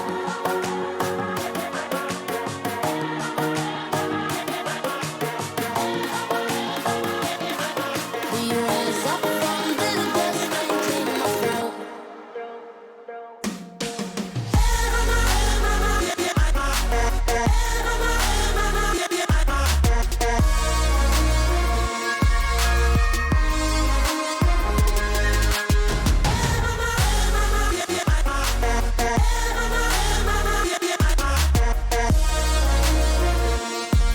We rise up from the dust and clear my throat.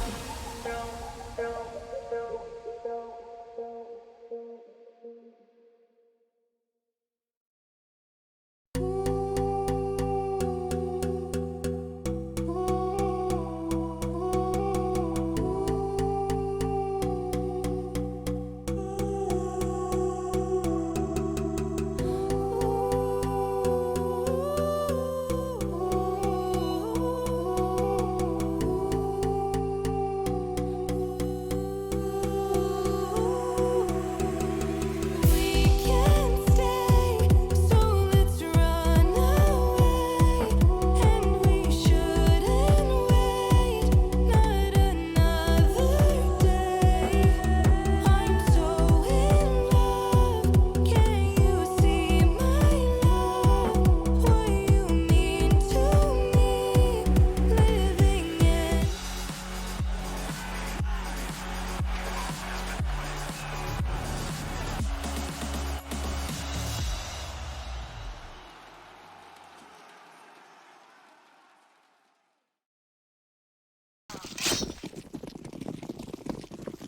Welcome back everyone to round 3 of the ESL Rio European Open Qualifier number 3. This time around, we've decided to catch up with the first seed for the tournament, or for this Open Qualifier. Gotta keep in mind, they are seeded as 1, which also means that there's a pretty good chance that this is gonna be a very one-sided affair. But only time will tell. It is Illumina versus Rhein-Neckar. I have no idea how to pronounce that. And to avoid any weird clips, I'm gonna call them Rhine the entire way through.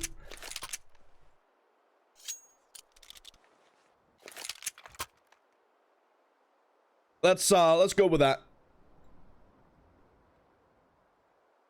I don't want to trip over my words and get like a weird clip mate. Ryan. Gotta be starting on the CT side here. Illumina, obviously a pretty good map for the nuke. Obviously a team that we know very well and we've seen many times before. Ooh. Jinso and MBN does manage to catch the first couple of frags here. Decent amount of damage dealt towards Reeds and Storm King as well. Bomb.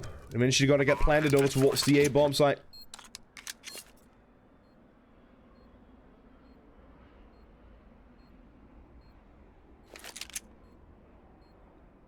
As I said, should be a fairly easy W here for Illumina. Ryan are fairly low seated.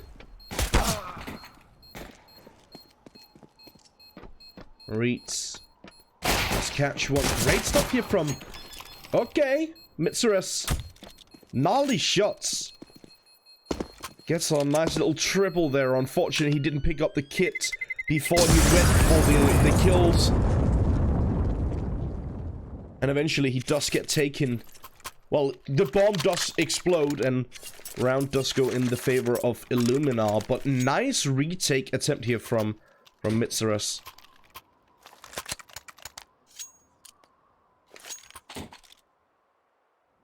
See someone in the chat asking what seeded means? It's S-E-E-D-E-D. Seeding is how you determine like who are the most likely to go through in a qualifier.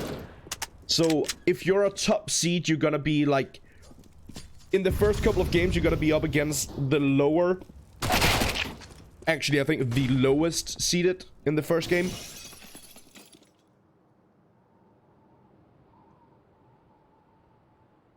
It's basically just a way of determining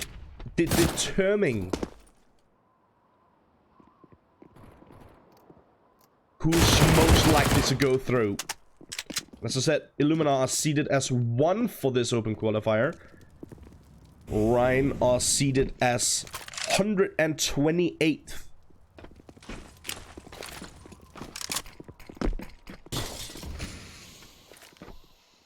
Once again, I do realize that we have a lot of interesting teams still. We obviously got IQ fighters with Guardian on the lineup. We also have Robin Hoodsie, was that their name? The old VP lineup. So definitely some interesting names in this qualifier. Right now it is Illumina versus Ryan, and Illumina again getting the bomb down. And again, not a whole lot that Ryan can do for this one. Eventually, they do decide to fall back with the final couple of players here. So it will be another round on the board for Illumina. But Ryan, at the very least, managing to keep it somewhat tight. At least managing to deal some economical damage towards the Illumina side of it. That's definitely good to see. I also want to keep you guys updated that the second highest seeded team in this qualifier, SJ Gaming, they just lost to Lead G.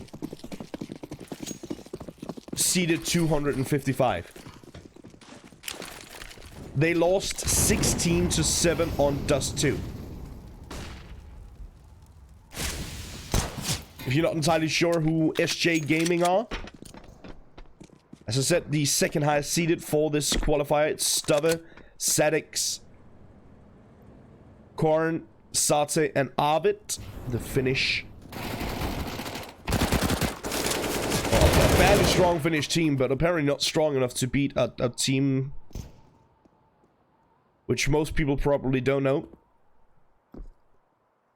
Very unfortunate to see SJ Gaming going out that early. That was in round 2 of the qualifier that they just lost. Good stuff in this round here from Rain, though. Again, Cecil. He gets a nice little double. Bit of a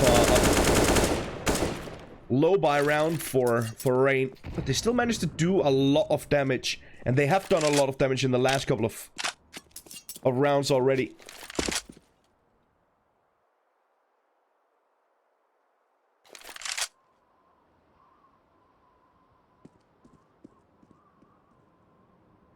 Oscarish and Mono gonna be trying to see if they can clutch this one out. Only 25 seconds left on the clock, and obviously the bomb dropped down towards the B bomb site. They need to be somewhat quick about it. We got Cecil in a good position here. Spots the burst, tries for the spray down, not able to connect the shots just yet. Eventually he does fall. They need to be quick about it. They need to go for the full plant, and that's exactly what they'll do. Good stuff here from Oscarish, just covering the angle. MVN picks up an AK-47, definitely still got potential. He does have Kevlar. As I said, does have potential of dealing some damage at the very least. Obviously, luck definitely plays a part of it. He can potentially get lucky and hit some gnarly shots here, but sputted out and taking a tiny bit of damage. Mono peeking out at the right time, shuts him down. It's Illumina picking up yet another round. I was about to say fairly clean 3-0, but not clean at all. Illumina have lost a lot of players in most of these rounds, and that's one of the reasons why we see that their economy is not amazing at this point. 2 of the players without any money after buying into this round. The 3 rest of them sitting at or above 2,000. Obviously got Mono sitting at 3,600. No open play here for Illumina. Makes pretty good sense considering their economy is not amazing. Do have an AWP in the hands of Cecil for Ryan.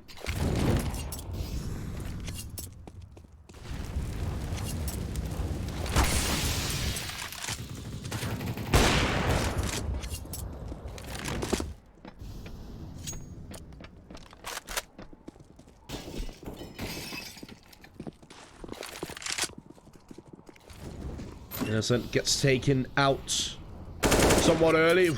That's a nice shot from Mono. Good reaction. Cecil falls. And now bomb will get planted once again. This time around down towards the B bombs, just like in the previous. Rain. Now I'm gonna try for the 4-on-4 retake.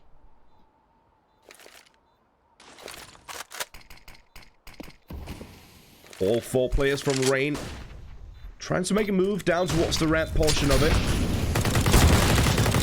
Alright, spray down here from Storm King. Eventually he does find the double. Oscarish with 1, but it's Jinso. Catches a double of his own and brings it down to a 1-on-1 situation. Now the timer has run out pretty much. Didn't have a lot of time left to work with there, and Reeds plays his timing right. Goes for the peek at the right moment, shuts out his opponents.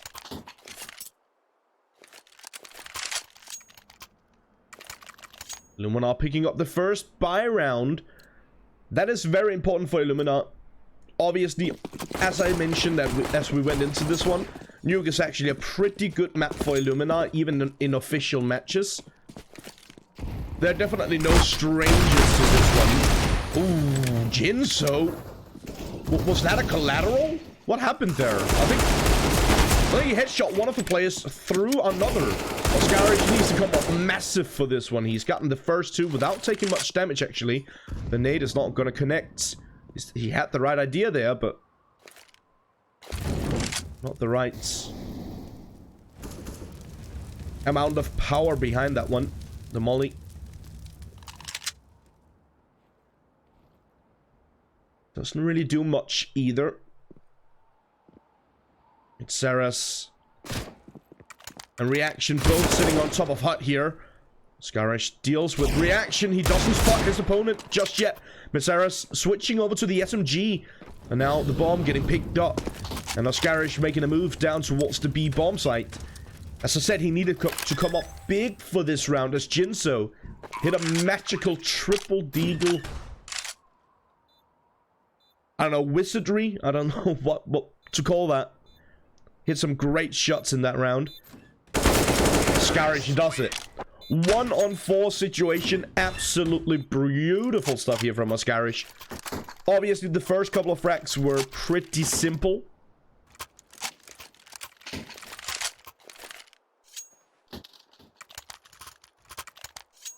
Last two a bit more rough on those, but Oscarish wasn't a match for him. Very well played indeed. Instead of battling the final player who was sitting on top of hut, he decided to just make sure he got the bomb down, so at the very least they would still get a decent amount of money from the bomb getting planted. We can see the economy, we can see how bad it is for Illumina. So actually still a really good chance here for Rain to pick up, if they pick up this round, to string a couple of rounds together. So as I said, Rain, they've been really good at keeping a tight grip on the Illumina economy. A 1-for-1 trade fairly early into the round. It was Cecil with the AWP who found the first. Mono to trade out with Jinso. Mono still posted up. Finds another. Patience on Mono is absolutely brilliant. He's just sitting, waiting, and waiting. And eventually he does find a player, does manage to take him down. Now it's going to be all on MVN and Cecil to try and bring this one back in the favor of Rain. MVN did manage to find one, but fairly quickly traded out here by Innocent. And now it's going to be all on Cecil, and he's just trying to back off, see if he can hold on to this AWP. He was the one to start the round.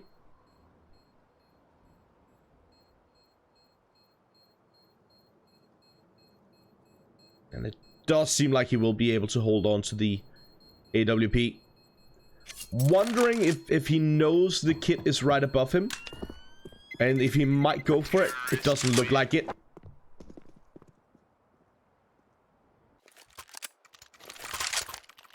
He'd obviously rather play it safe.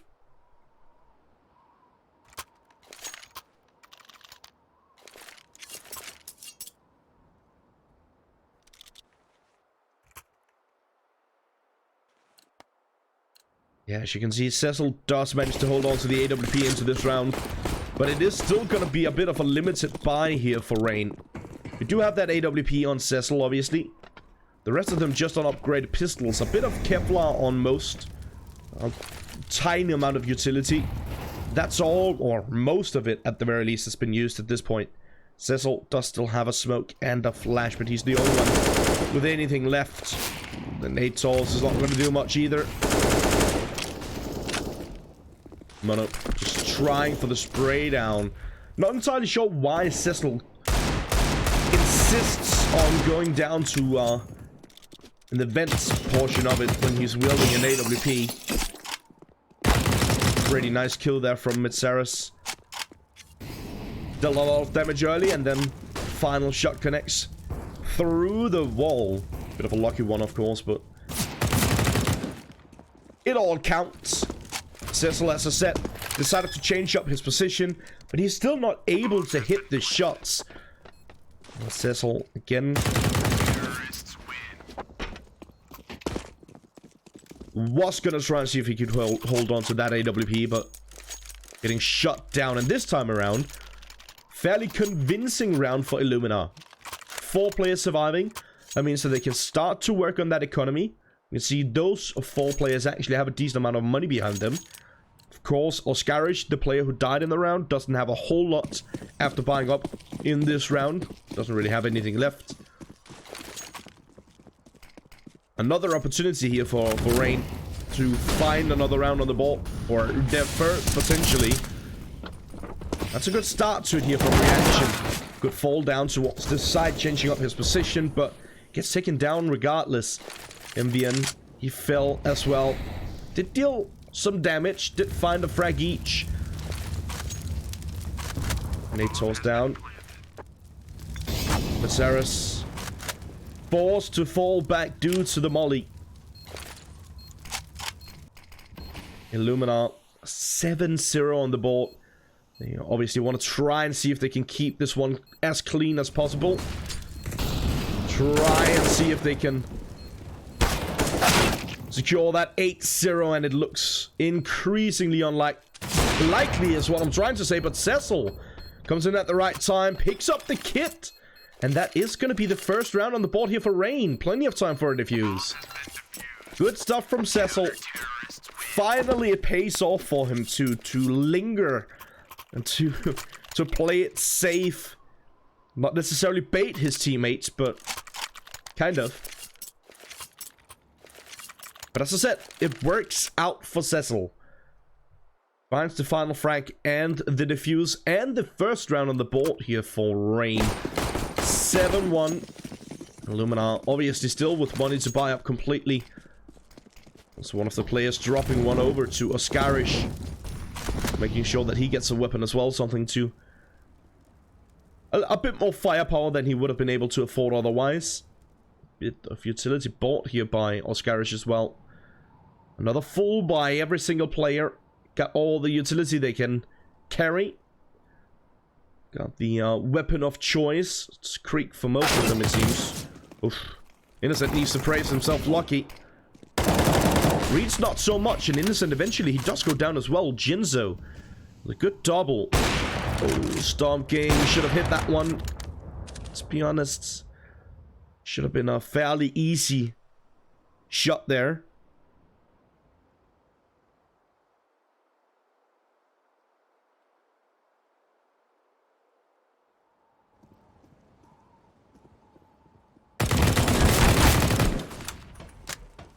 Not the most beautiful stuff from Oscarish, but he does get the job done. Takes a bit of damage here.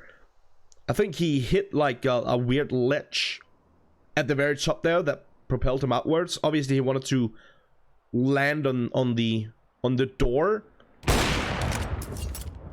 Wasn't gonna happen, unfortunately. Cecil gets a shot. Nice little flick from him. In the meantime, Mono, he's pushed his way down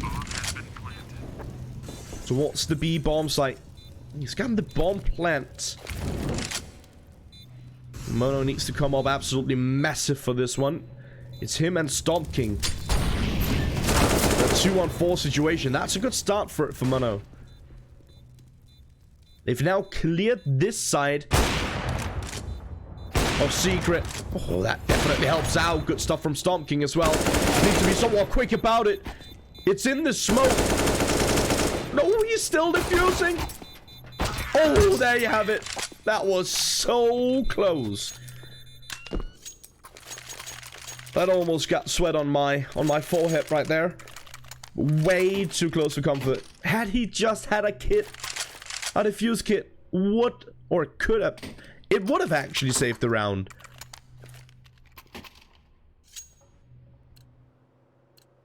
Illumina eventually does manage to do it. It's a 2-on-4 clutch for Illumina, and their 8th round on the board. As I mentioned going into this one, did expect it to be a fairly one-sided affair in favor of Illumina. Seeing as it was Nuke, we did talk about how Nuke is actually a really good map for Illumina in official matches. And with that, obviously, should be heavy favorites for this one.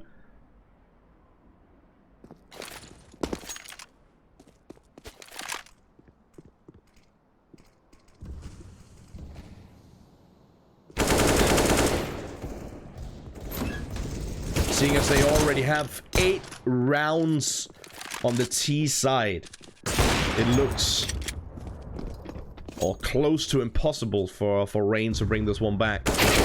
It is a fairly heavy CT-sided map. Most would argue the most CT-sided map in current map pool. I would probably get behind that, honestly. And seeing as that's the case, Illumina getting this many rounds on the T side should make this a potentially deadly one-sided affair. So Rain, they desperately need some more rounds on the board is what I'm trying to say. Do have enough to buy up this time around. To see the AWP on Cecil again. Him force and a single AUG. Decent amount of utility for Rain as well. You guys in the chat, you might as well take a quick look at the bracket once again. And hit me up with some suggestions on what teams to cover for the next round. Obviously, take it into consideration. If the game has already started, you can see that on the bracket as well. You know, calling out that you want to see that game, if it's already started, it's not going to happen. We want to catch a game from the very start of it and all the way through. That's what we intend to do for the entirety of the qualifier. Good stuff in this round here from Rain. It's mostly MVN actually. Hitting a nice triple and a clean round from Rain. Not losing a single player. That's definitely going to help them as they move forward. They still have a bit of a hurdle because there's still enough money for Illumina to buy up completely once again. Plenty of utility as well. Pretty much every single player. Innocent is missing a molly, but other than that, they all got full utility. Full AK bias this time around, except for the orb on Stomp King, of course. It's interesting to see none of them going for the AUG this time. Cecil, good reactional shot onto Oscarish.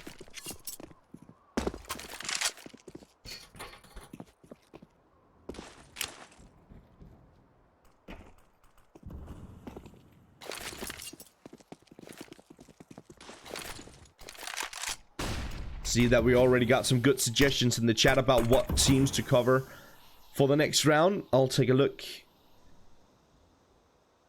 in the bracket and see if we can catch one of those teams. In the meantime, it's Cecil who's catching his opponents. Round of Scarish and Innocent at this point. Mono again with good patience. Gonna find another from quite an interesting position with Saras. Does the same. Nice little flick there onto Mono. They're gonna be all on Stomp King. And Reeds to try and bring this one back in the favor of Illumina. We've already seen Illumina clutch a 2-on-4 situation in a buy round. We've also seen Oscarish up against ecoing opponents clutch a 1-on-4. I think my point here is that it's never over until the round has been played out, and now it finally has.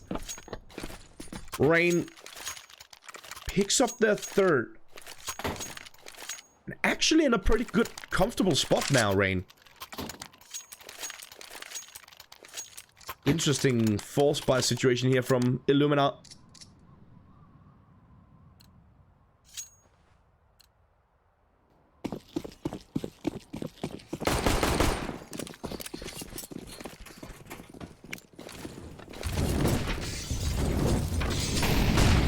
Two AK-47s, the hero AKs, if you will. Two P250s and a Tech 9. I don't remember the last time I saw someone playing with the Tech 9. For good reason. It's a pretty horrible pistol. Okay. Okay, Mono. Calm down, buddy. 2 for 2 as Mono, with one of those two hero AKs, finds the double entry towards the A bomb site. Now they need to be somewhat wary about this bomb plant. Oscarish. He's in such a good spot. He finds the first well-placed headshot onto Cecil. Reaction. Takes a lot of damage, but eventually deals with Oscarish. Now for the 2-on-2, pushing in towards the site. One from each direction. It's going to be Stompkin who finds the first, spots the second up towards the high ground. Missaris, not much he can do as Mono from underneath lands a well-placed headshot in Mono. The big savior of that round here for Illumina. As I said, kind of an interesting buy. Kind of a weird buy if you ask me. Going for the the double AK buy, I'm not entirely sure if I agree with it, but who am I to judge? Worked out perfectly for Illumina. It's Mono who caught the first couple of frags and found the final one as well. Double digits for Illuminar, 10th on the board. As I said, even if Rain finds the final couple of rounds here, Illuminar are still going to be more than happy with the amount of rounds they've gotten on the T side. It is typically considered a fairly heavy CT-sided map. So to sit on 10 rounds on the T side is very good for the first half for Illuminar.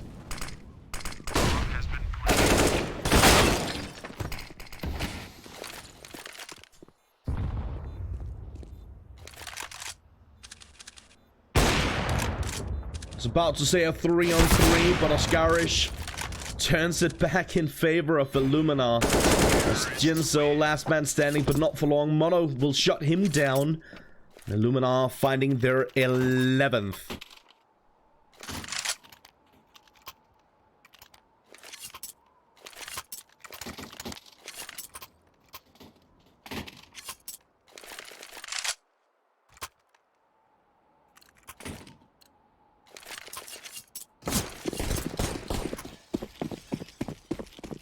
I'm loving the tinfoil hats in chat. I see you. Bit of a conspiracy theorist. It's honestly a bit funny. Makes me smile at least.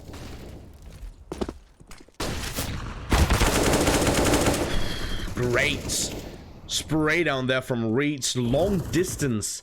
Still managing to hit it. Oh, good reactional shot as well. Oh. This is rough here for Rain. When Reeds gets to do stuff like that, you're in a lot of trouble. And indeed, it is going to be 12 rounds on the T side for the first half here in favor of Illuminar. That's absolutely remarkable.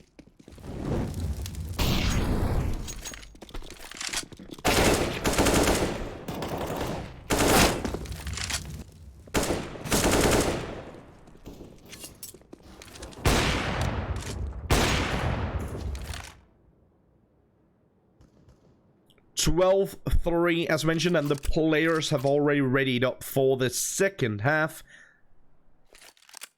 It is now going to be Illuminar on the CT side. Rain on T side, and Rain desperately want this pistol. If they lose this pistol, this game could be over in just a few minutes.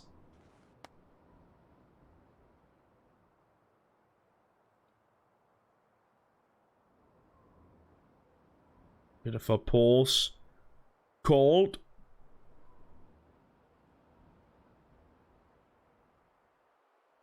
Decided that maybe they weren't ready entirely after all. That's fine. Rather go for the timeout now than realize that you weren't ready and then sit in an uncomfortable situation afterwards.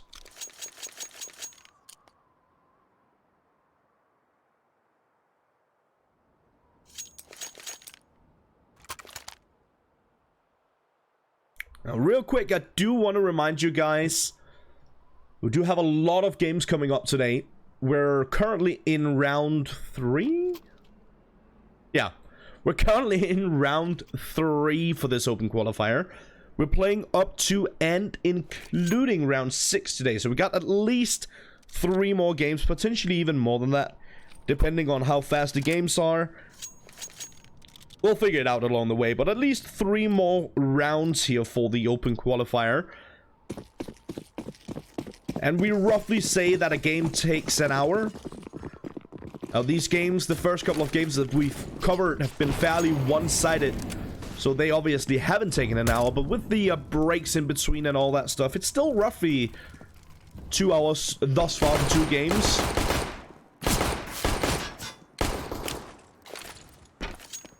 So I would say we're probably going to be here till around midnight or something like that tonight. I hope you guys will stick around with us. Oof, Oscarish is tapping away, hitting some gnarly shots here. Innocent as well. Stompkin, he chimes in. And again, that's going to be the 13th round on the board for Illumina, and them picking up the pistol. Very, very rough one here for Rain. Just adding insult to injury.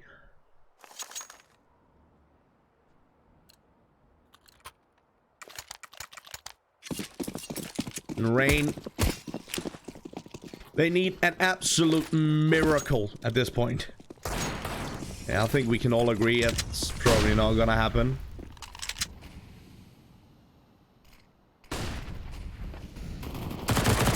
Very interesting decision from Innocent to sit in heaven, outside of heaven, towards the yard, and then just spraying with an SMG. Very long distance. How often do you actually succeed in that? I'm not entirely sure. Jinso and Cecil, they managed to succeed at getting some good shots here, Cecil. In the meantime, Jinso, he's making a move back up towards the A bomb site. Will be able to get the bomb down as well. He's very low on HP though. And obviously, because eventually he is going to get taken down. It's Stomkin to take him out. And it's Illumina to find another round. It's 4-2 now. 2 rounds away from shutting this one down. And if you're Rain at this point, you've got to buy every single round. Got to buy everything you can possibly afford. That's exactly what they go for.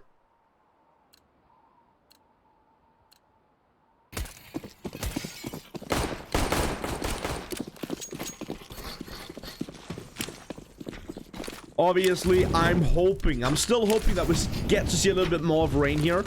Still hoping that we get to see them a couple more rounds on the ball. But it just seems incredibly unlikely at this point.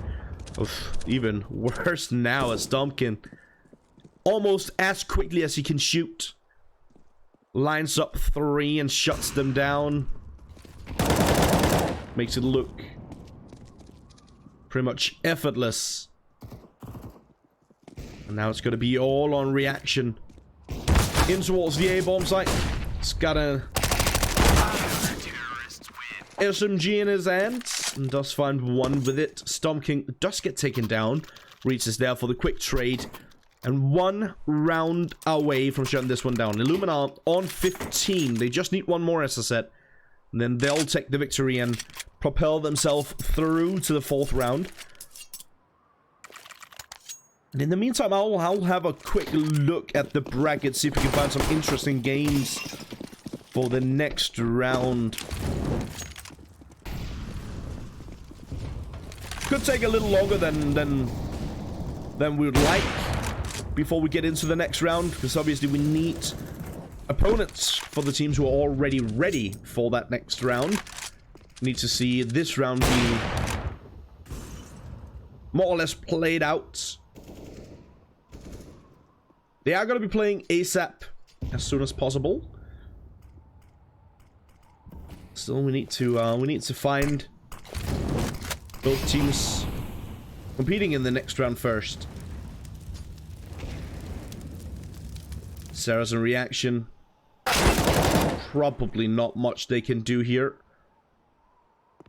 Should be GG, well played in just a moment. But Sarah's does find one. Storm King shuts down Miss Sarah's eventually. Reaction, last man standing. Once again with the SMG. Once again gonna try and see if he can get anything done, anything at all. But yeah, clutching this one, not gonna happen. I think I can promise you that much. He's still making moves. That's a little bit ugly, to be honest with you. Sure, probably gotten that kill. But even then, it seemed unlikely. Illumina does manage to take the victory, as we suspected. Again, they are the highest seeded team here for this rendition of the qualifier. But that doesn't necessarily mean that they'll go all the way. Speaking of which, the second highest seeded team for the qualifier was SJ Gaming, and they lost in round 2 to the 255th seeded team.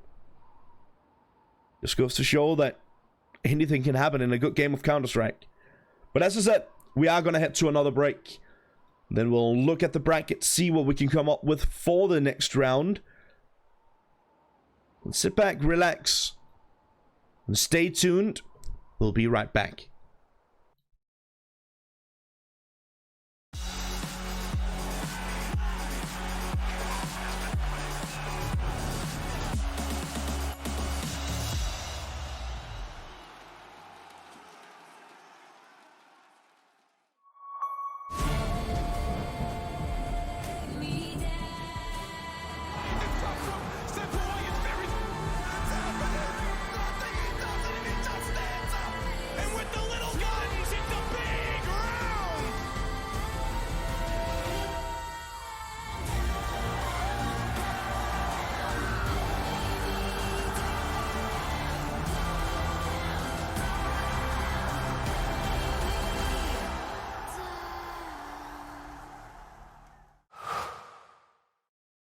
To be brilliant is to defy convention and challenge expectations. So Intel will bring the processing power for when it's time to go.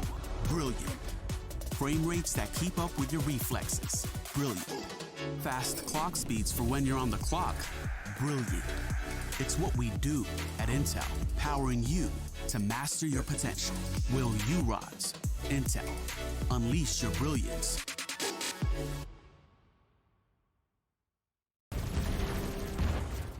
Everybody loves an underdog. Who needs to be liked?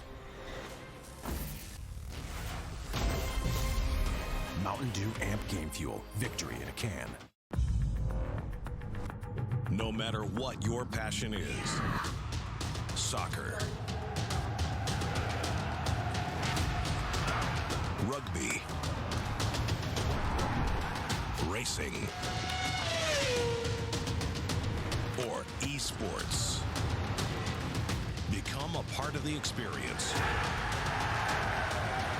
with the moments we deliver.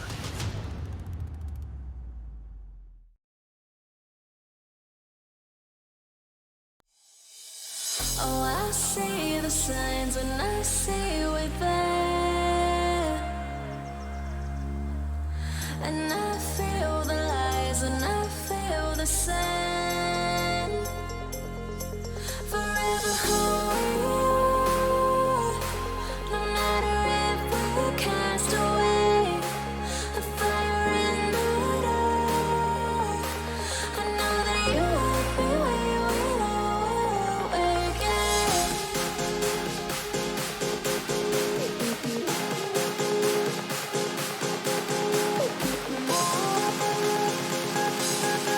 I know that you won't be waiting again.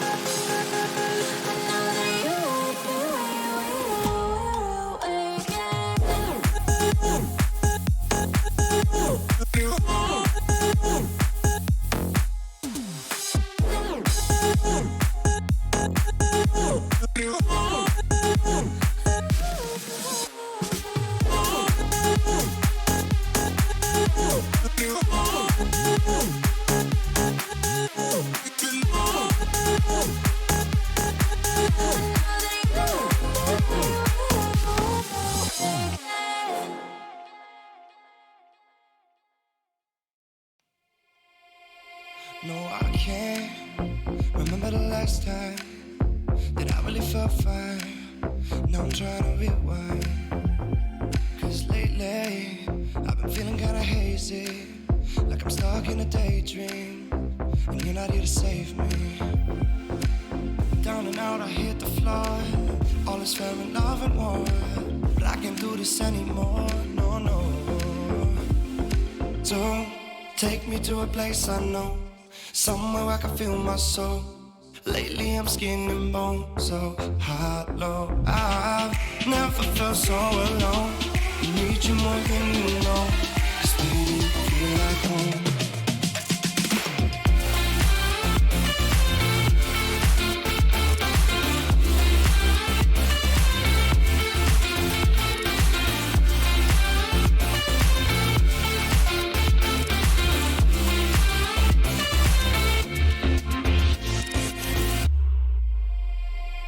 I've been reminiscing the late nights. We'd fall in love in the moonlight and break up at sunrise. Now I'm just thinking that we should go back to when we were, hold each other to feel good. Down and out, I hit the floor. All is fair in love and war, but I can't do this anymore, no, no. So take me to a place I know, somewhere where I can feel my soul. Lately I'm skin and bone, so hollow. I've never felt so alone. I need you more than you know, 'cause baby you feel like home.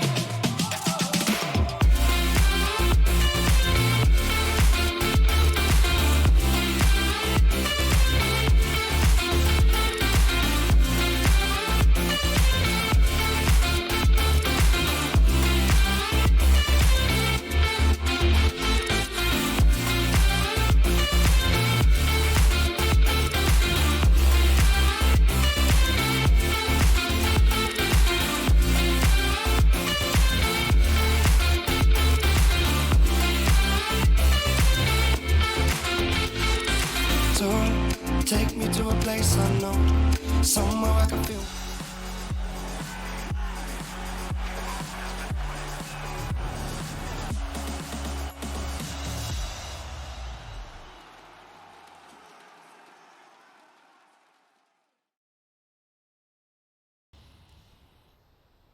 Welcome back once again to the 4th round of ESL 1 Rio Open Qualifier for the European region. It's the 3rd Open Qualifier for the European region, and this time around it's gonna be Robin Hoodsie. I know a lot of you guys have been waiting for this one.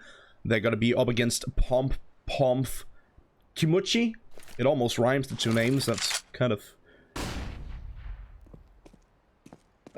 I guess it's just a coincidence. Maybe it doesn't rhyme. Maybe I'm just mispronouncing Pomf's name. Who knows? You guys probably do. Either way, Robin Hoodsie, old VP lineup.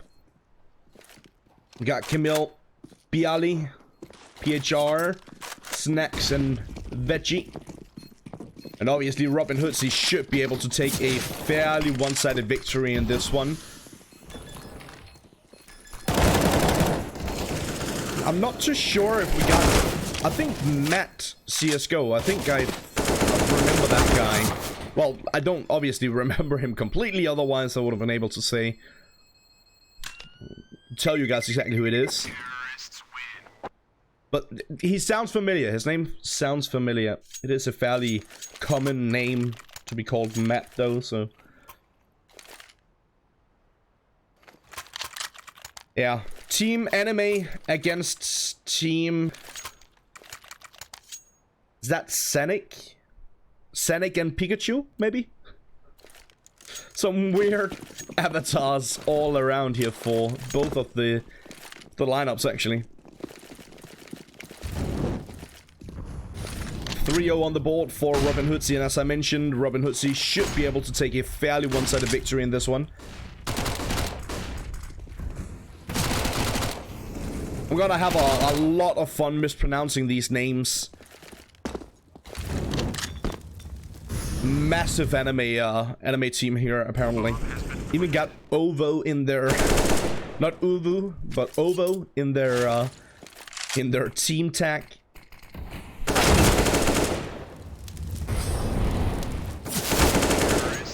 Am I allowed to cringe on cast?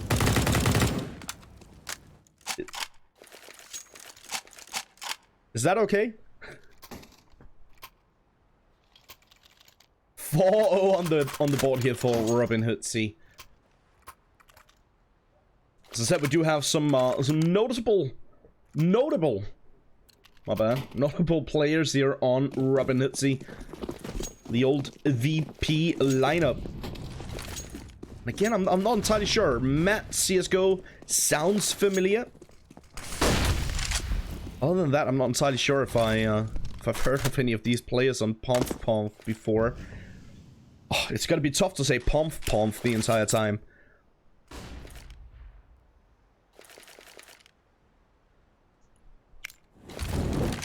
Must admit, it's always fun in these qualifiers when we have so many different teams. A lot of them just have some interesting names as well. Always makes for a fun experience. Puts us casters on the edge, making sure that we stay on our toes.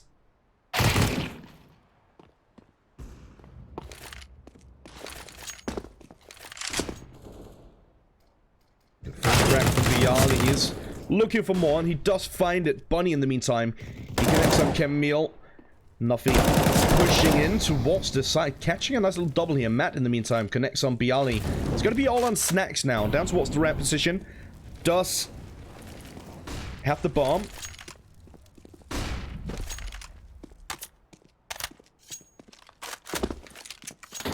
Does have bomb control, as I said. Good opportunity for Pomf here, though. As we can see on the minimap, Snacks is actually making a move for it. He's trying to rotate all the way back towards the B bomb site. Good positioning here by Bonnie, but missed opportunity. Snacks needs to go for it quickly. He actually how does he get the bomb down?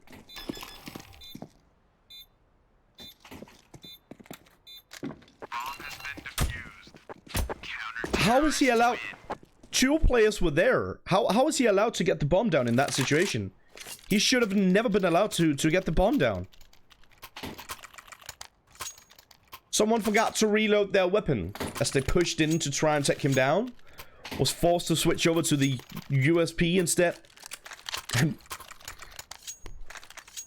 Yeah, that shouldn't have been a bomb plant. Let's be honest. That bomb plant actually gives Robin Hoodsie a good amount of money to work with. We got 2 AKs, a Krieg, and a good amount of utility behind them as well. Yeah, someone said in the chat, it's not gonna be the 16-0. The dream is dead. We've already seen one 16-0 today. That was in the first game. Very one-sided affair in that one.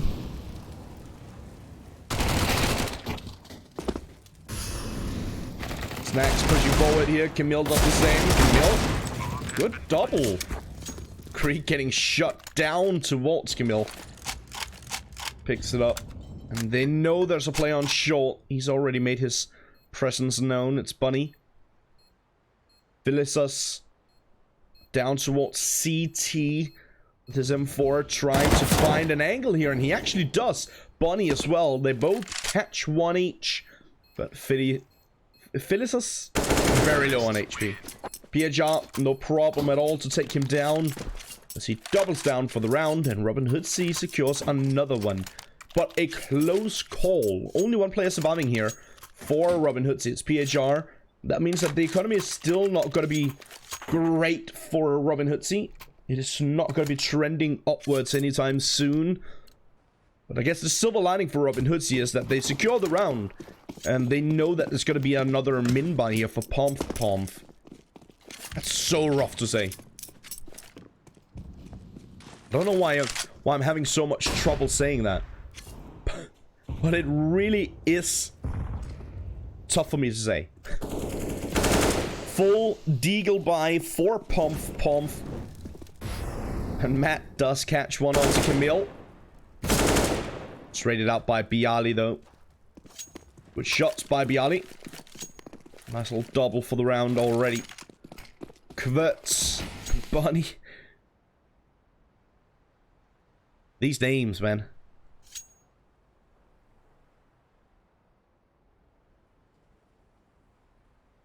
These names. Kverts and Bunny trying. I've got to be trying to see if they can get anything done here. Kverts not gonna happen. He gets taken down. It's now gonna be all on Bunny. Out towards middle.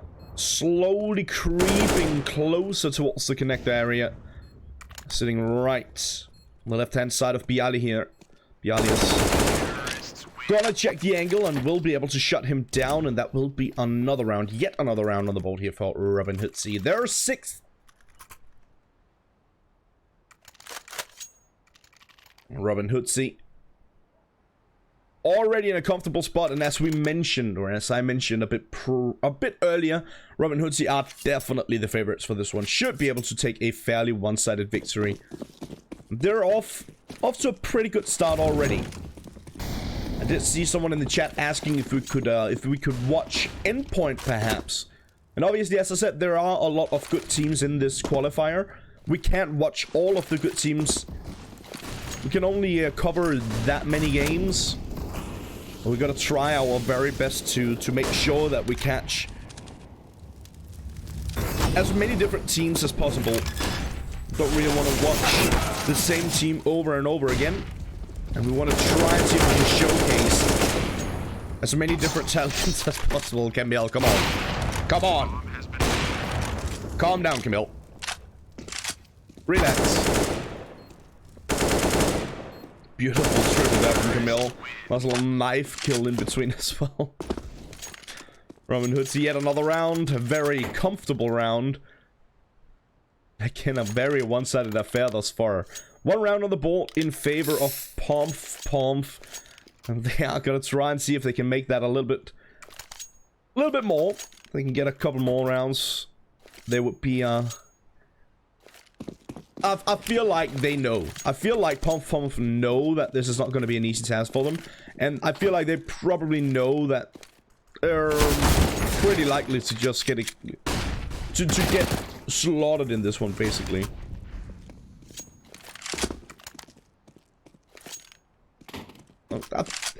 If I was in this situation as Pomp, obviously I would always go for the victory. You gotta go for the victory. It's really that simple. But at the end of the day, I wouldn't get distraught if I didn't manage to win it. As long as I get a decent amount of rounds on the board against a team like Robin Hoodsie, I'll be pretty happy with that. And that would definitely be one for the books.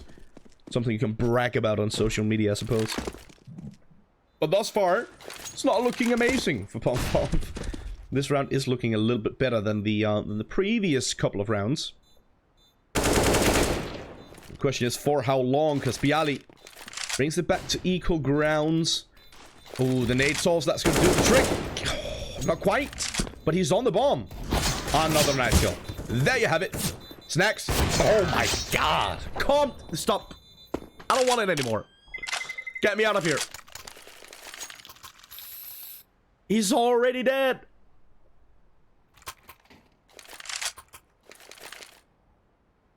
All I can say is, best of luck, Singularity. See that we got Singularity in the chat, and, I wouldn't want to be you for the next round. Just saying. Robin Hoodsie, they look pretty sharp already, and they look like they're just playing around, having a bit of fun.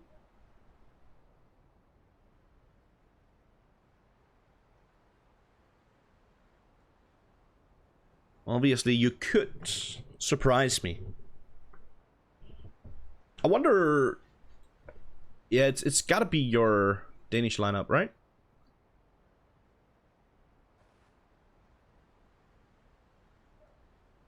Back to the roots. Indeed it is.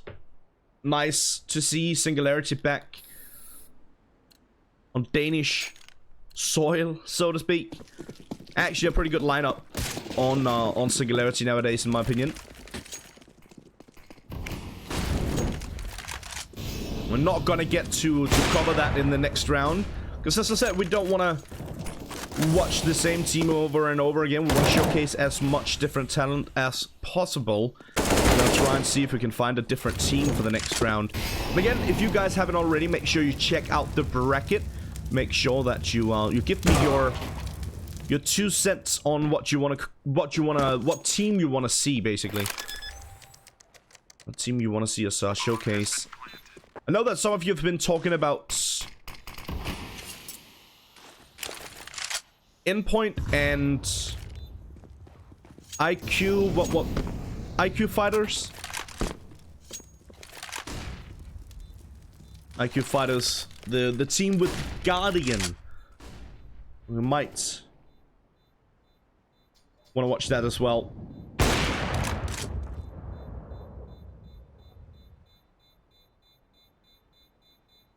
Again, another round going in the favor of Robin Hood CS Pomf. Yes, they are fighting back. And yes, they are killing a couple of players here and there. But not a whole lot. And they're not getting rounds on the board.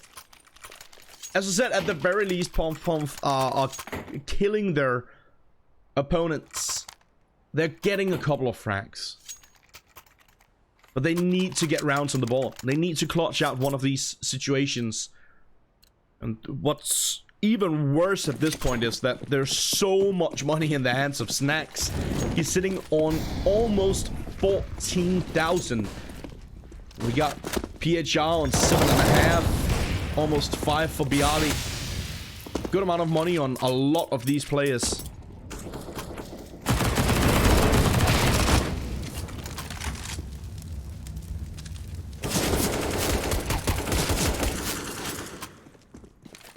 Gamer Legion is a good shout as well. We had someone earlier speaking about Gamer Legion, wanting to see that one. See, we got a lot of viewers who tuned into this game as it was Robin Hoodsie, and I see all of you want to continue watching Robin Hoodsie. I can promise you that's not gonna happen. We are gonna watch as many different teams as possible. So make sure that we give a lot of these teams opportunities of being on stream. To make sure that we see as many different players as possible. Yeah, Robin Hoodsie absolutely demolishing the opposition. Very comfortable round here for Robin Hoodsie as well. Even though they take a lot of damage, they still keep it under control the entire way through. And indeed, these team names are rough. Robin Hoodsie is not that bad in my opinion. It's just Robin Hood. Or Robin Hoods. But Pomf, Kimochi or something like that. Oof, that's a rough one.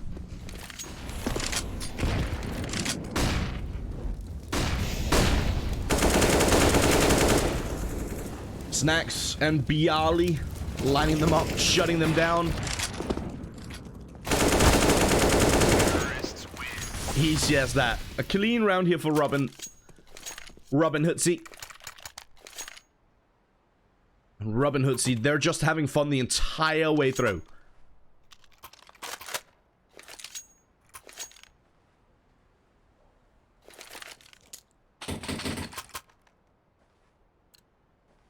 Quick reminder to those of you guys in the chat. Want to let you know that there are community casters covering some of these matches as well.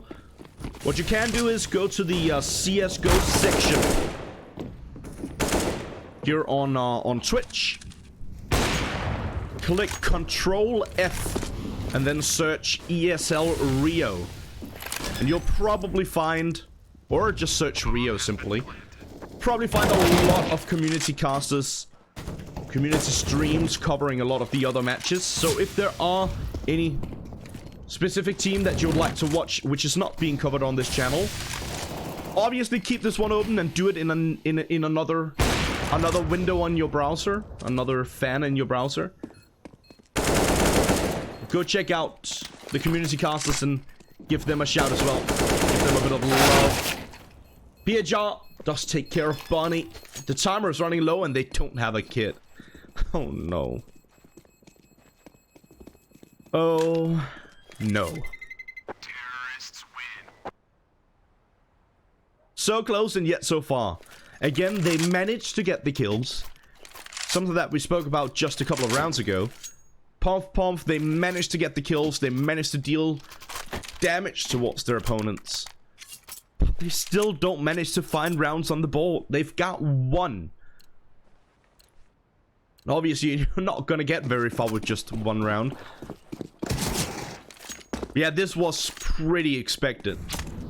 Pretty much what we expected out of this game. We had an inkling that this was going to be a very one-sided affair favoring Robin Hoodsie. I suppose that inkling has been tickled. Spidey senses came out true, at least thus far. Good opportunity here for Pomf to find another round on the ball.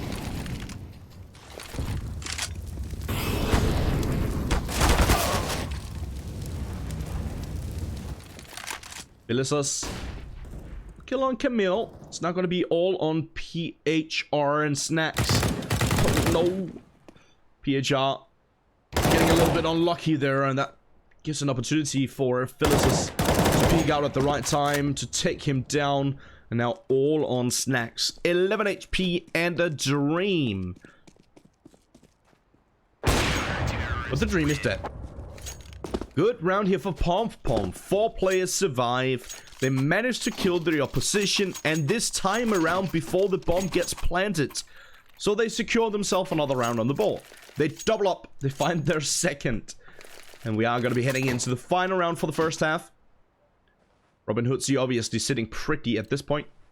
12-2. I think they can be more than happy with that. And we've seen already that Robin Hoodsie, for the most part, are just having fun. This is a pickup game for Robin Hoodsie. What most people would like to call a puck. They're just scrimming. Just having fun, basically.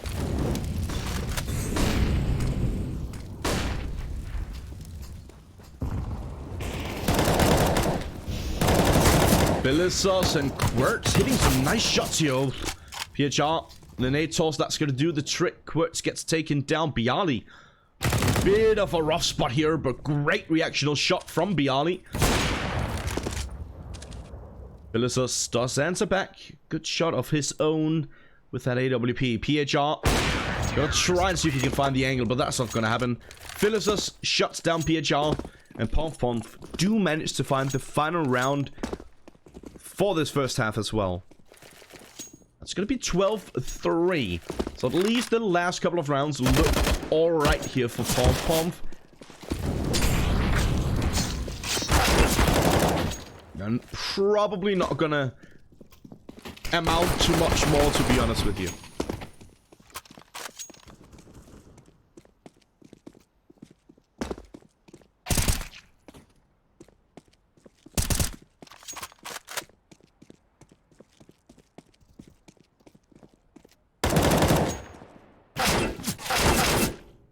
Yeah, just waiting for the players to ready up so we can get this one going. As soon as they're ready up, we are going to head into the second half. Once again, in the meantime, I don't want to hear you want to see Robin Hoodsie. I've understood that, but it's not going to happen. So if you don't, if you can't get Robin Hoodsie, what do you want to see? Which team do you want to see in the next round or the next set of matches here on the main channel? We've heard a couple of you say Gamer Legion. Some of you saying Endpoints. IQ Fighters. There's also XCOM Ego. That could be quite interesting as well. Who are they gonna be up against? Well, that's gonna take a while before that one starts, so probably not gonna jump to that.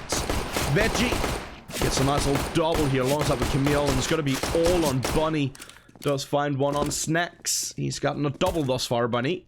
He's down to roughly 40 HP, and that's gonna do the trick. A triple here for Veggie, a 2-man ace.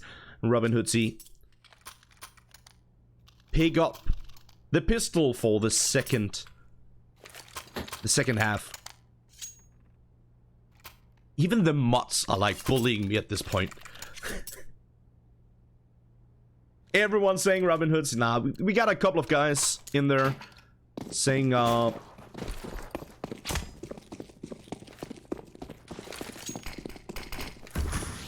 like Ego and all that good stuff. Illumina, we covered Illumina in the previous round, so we're not going to be covering them again. Again, we want to see as many different teams as possible on this channel. I do appreciate you guys trying to chime in. Those of you who are actually listening, realizing that we're not going to be covering Robin Hoodsie. Told you already. I'll stick to that. Yeah, as I said, IQ Fighters, they got Guardian. That could be interesting. Lil Mix got Pyth. That could be interesting. Or Pith, whatever you want to call him. Gamer Legion could be interesting. So we do have a lot of interesting teams still remaining in this one. SJ Gaming, they're out. Then they went out in the second round. They were seeded second for this qualifier. A little bit interesting here for Pomf. The Desert Eagles, they managed to deal a good amount of damage. Actually bring it into their favor currently. A 2-on-1 situation. PHR up against Matt and Phyllis.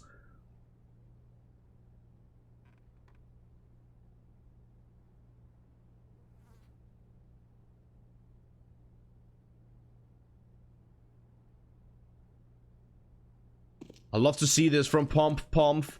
Slow and methodical, clearing the entire site before they actually go for the bomb plant. It's a default bomb plant. Both players, though, are going to be moving down closer towards CT. They now hear PHR and they line up the tower basically here from Pomf. From the final two players, and that's exactly how you want to play that. Very methodical towards the end there. Obviously helped out by the fact that they did manage to get some good kills on those Desert Eagles. Good round here for Pomf. Force buy victory. Now we are going to see a force buy here for Robin Hoodsie as well. Mostly Desert Eagles once again. Very powerful weapon if you know how to use it. Obviously these players do. I'm one of the people who don't. I never buy this Deagle because it's basically just me throwing money out the window. I legitimately can't hit my shots with it. Even though with all other weapons I'm fairly accurate. With the Deagles I'm just not. Yeah. Let's not talk about it any longer. You have PHR and Snacks catching a kill each. Bialy decides to fall back rather than push through the molly. Not entirely sure if I agree with that, but obviously he wants to make sure that Snacks gets closer on that flank. Bialy gets taken down. Phyllis, he's got an inkling. He's got a feeling that there might be someone behind him. Snacks at this point, he's just going to set up for potential exit crack. Does find the first. Switching over to the M4, spray and a prey, and he finds a second, but eventually will get taken down by Quirts. Pomf, yet another round. That's going to be their fifth, and apparently this is now a heavy T-sided map. Maybe. I think that's going a bit too far. So you guys keeping me updated on the bracket saying that IQ fighters are actually out. So, obviously, if that's the case, we're not going to be covering them. Yeah, they lost to Starmix. Who are they? Kakas. He's an interesting player. Spike as well. Interesting. Was a close matchup, 16-14, okay. I see you. Apparently quite a close game in that one. Yeah, you're right. IQ Fighters out of the run. Obviously means that we're not going to be covering them for the next round. Then we need to figure out something else. For this round, it is going to be an eco here for Robin Hoodsie. Makes perfect sense. They want to make sure they can buy up completely for the next. Should be easy pickings here for Pomf. I've said that before and I've been wrong before, so let's see how that pans out. But for now, they've managed to make their way over towards the B bomb site. They've managed to get a couple of frags on Camille and Veggie. The remaining 3 players here from Robin Hoodsie, all of them wielding the P250. Do have a single flashbang on PHR as well, so still don't expect we're going to see much, and it actually looks like on the minimap that they're just going to hold back here, Robin Hoodsie. Try and see if they can get an exit frag or 2.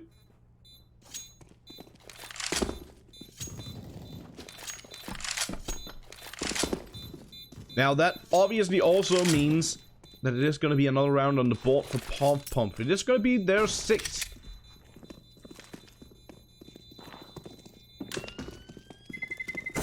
But still such a big struggle here for Pomp to get back into the running of this game.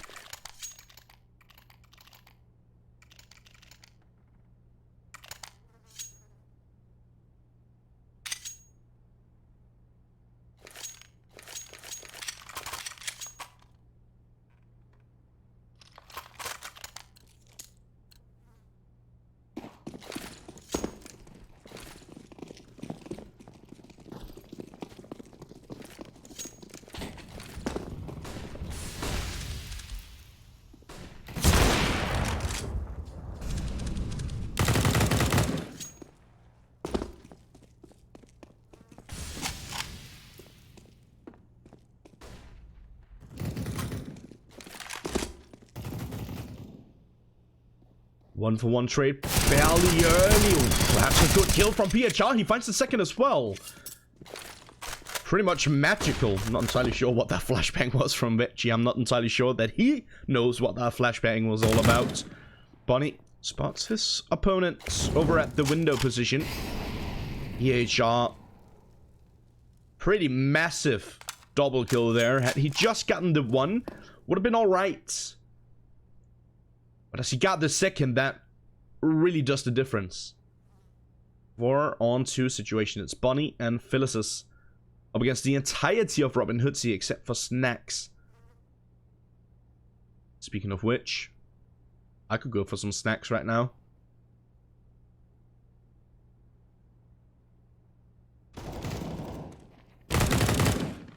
Veggie gets one, quickly traded out. Phyllis with a nice double and a triple for the round, actually. As he was the one who got the opening frag. It's now brought it back to a 1-on-2. If he clutches this, that would be absolutely amazing. Obviously in a bit of a rough spot here. He's gonna get pushed and peeked from multiple angles. It is gonna be Camille with the 8 to finally shut him down. No kit in play here for Robin Hoodsie, but they don't need it. They got plenty of time for the defuse. That's going to be their 14th. Bomb has been defused. Counter-terrorists win.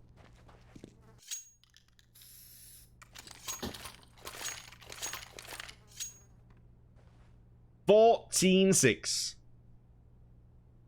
2 more rounds in the favor of Robin Hoodsie, and they'll secure the victory in this one. Pomf. If they want a victory in regulation, they need 10 rounds in a row. And obviously, that's not going to happen. But one can always hope. It's free to dream.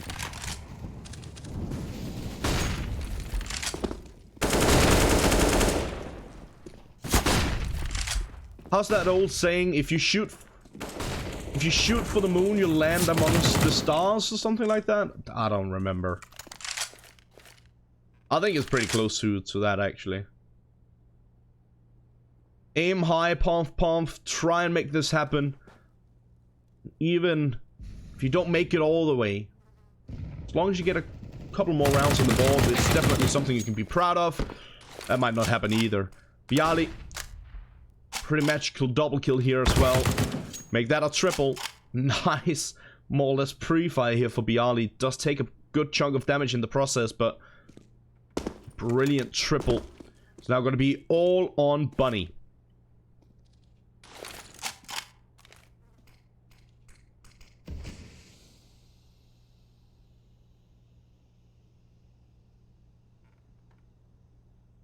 Bunny trying to inch his way forward. He does spot the player over by triple, but Bialy goes from the triple to the quad. Last couple of frags there from Bialy. Pinpoint precision. Beautiful stuff. Actually, a one-man deficit for Robin Hoodsie, and Bialy just turns it straight back around, even without much help from his teammates. Takes all of the opposition down. One by one, all by himself. One more round in the favor of Robin Hoodsie, and they will take this a victory. Does look like it might be this one. Decent amount of damage dealt here. Now with the molly, that's going to keep them at bay for just a bit. Pump. All of them, I'm not sure why we are on the opposite side of the map here. Pump, all of them, as I said, down towards the ramp area. They are going to be moving in towards the bomb site. And again, we're missing a lot of the action, unfortunately. Wedgie does peek down. Quirts eventually will get taken out. GG, well played. That is going to be Robin Hoodsie taking the victory and going through to face Singularity in the next round. GG, well played. Robin Hoodsie, as I said, are the victors of this one. And best of luck to Singularity. Not going to be an easy fight, that's for sure. Once again, we are going to head to a short break. In the meantime, I'll take a quick look at the bracket and figure out what game to cover for the next round. Once again, I want to thank you guys so much for tuning in. And if you haven't already, make sure you follow us over on twitch.tv/ESL_CSGO. And make sure you hit us up on YouTube. You can also subscribe over there and watch the games over there if you choose to. Thank you guys so much for tuning in, as I said. And make sure that you stay tuned, because we have more Counter-Strike coming your way in just a moment. We'll see you guys in a bit.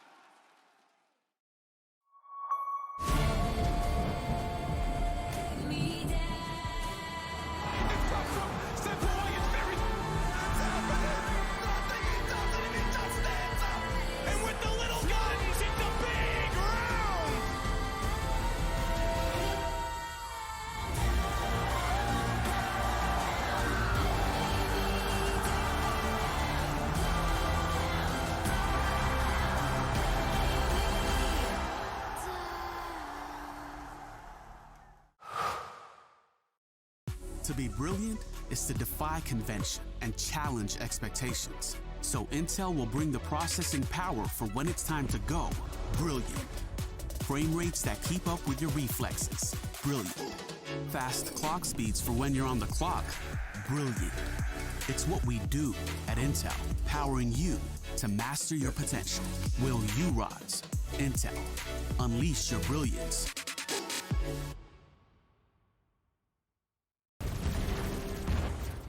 Everybody loves an underdog. Who needs to be liked? Mountain Dew Amp Game Fuel. Victory in a can. No matter what your passion is, soccer, rugby, racing, or esports, a part of the experience with the moments we deliver. Oh, I see the signs and I see we're there, and I feel the lies and I feel the sand. Forever hold, no matter if we're cast away, a fire in the dark. I know that you won't be where again.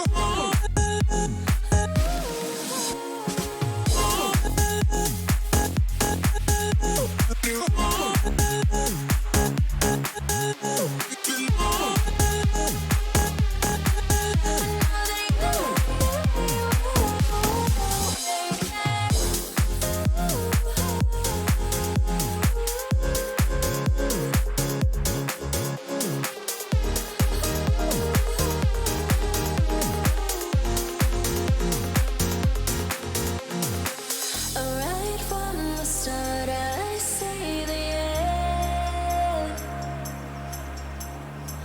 A world torn apart, but I know we're meant. Forever hold, no matter if we're cast away, a fire in the dark. I know that you won't be where again.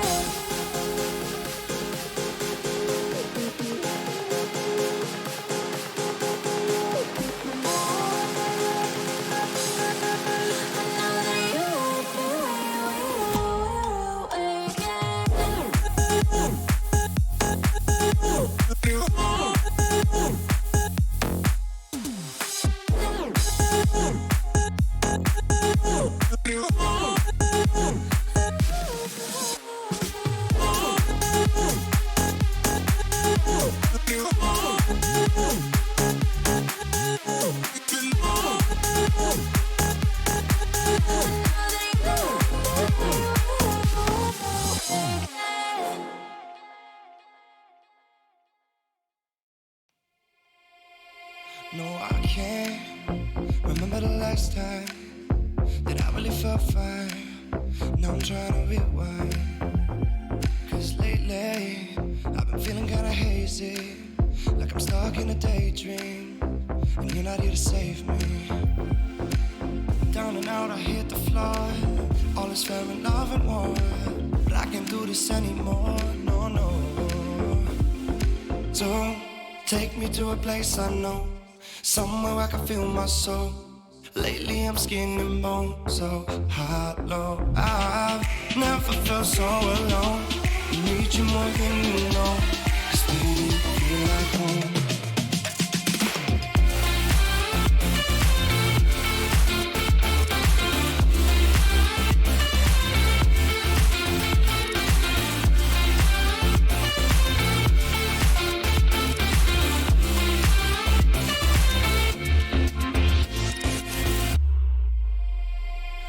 I've been reminiscing the late nights. We'd fall in love in the moonlight, then wake up at sunrise. Now I'm just thinking that we should go back to when we were, hold each other and feel good. Down and out, I hit the floor.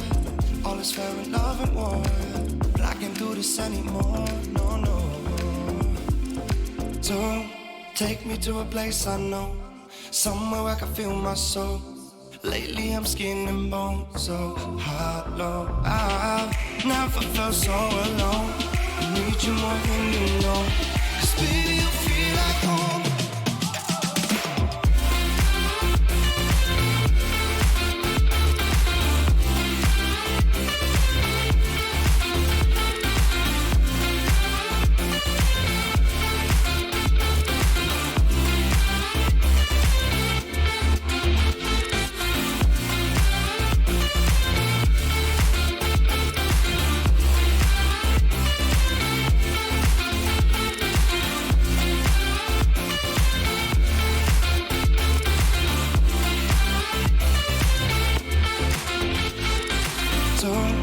Take me to a place I know, somewhere I can feel my soul. Lately I'm skin and bone, so hollow. I've never felt so alone. I need you more than you know, 'cause baby you feel like home.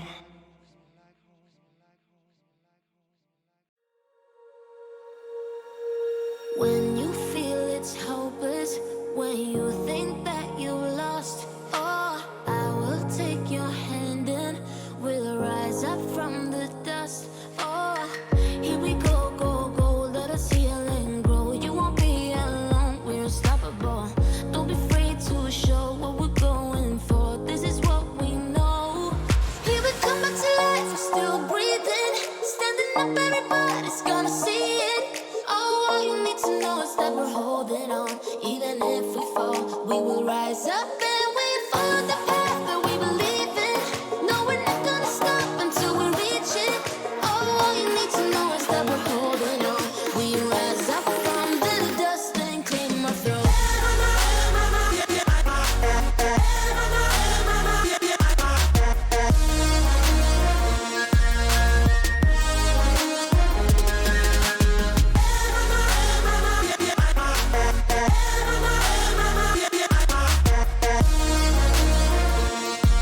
We rise up from the dust and claim our throne.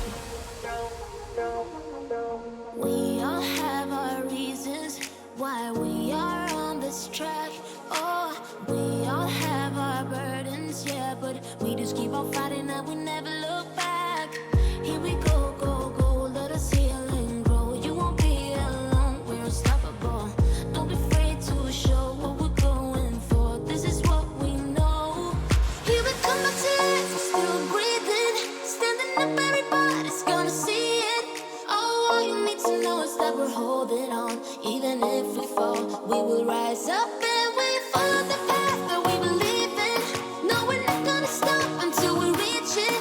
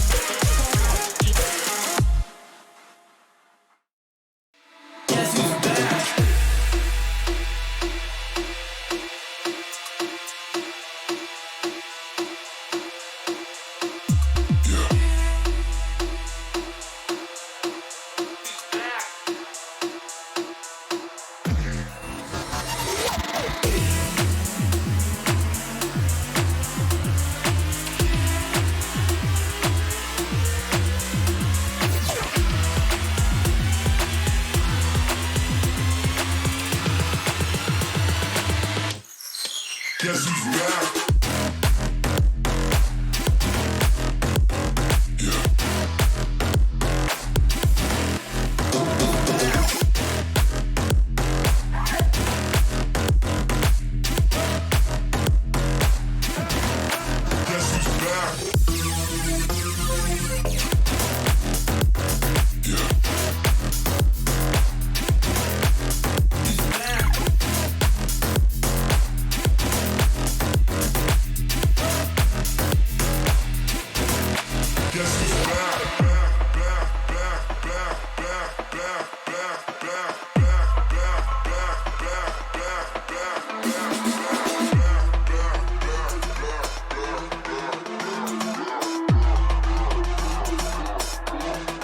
Guess who's back?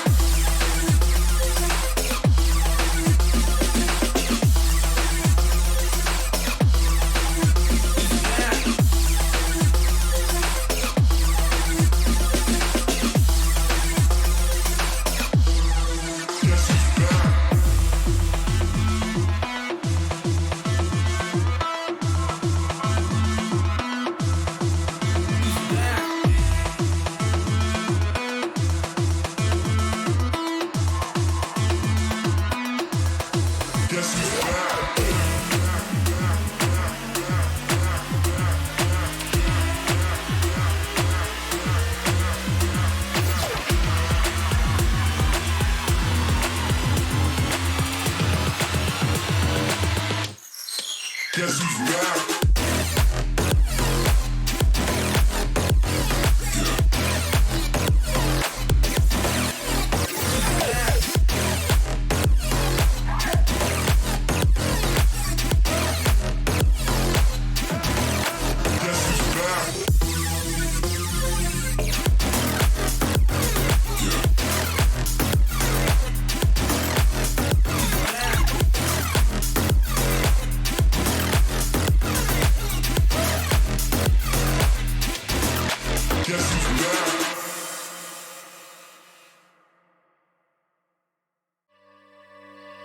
Look above your head at the moonlit sky.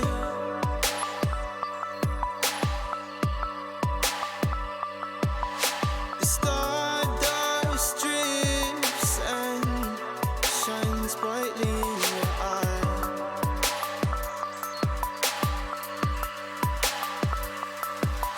So baby, stay with me where the sun doesn't go down, and we will drift away until the day the world stops spinning.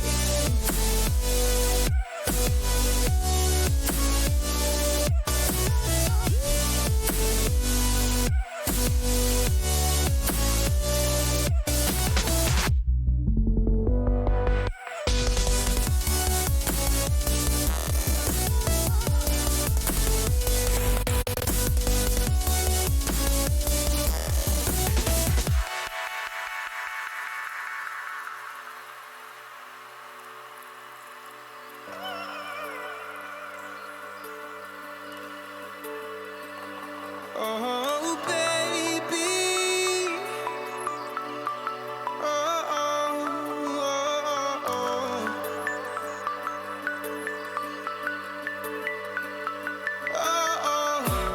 oh, oh, yeah, yeah.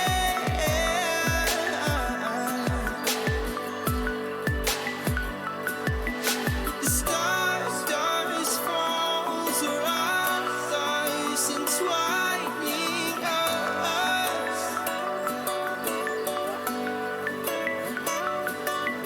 So baby, stay with me where the sun doesn't go down, and we will drift away until the day the world stops spinning,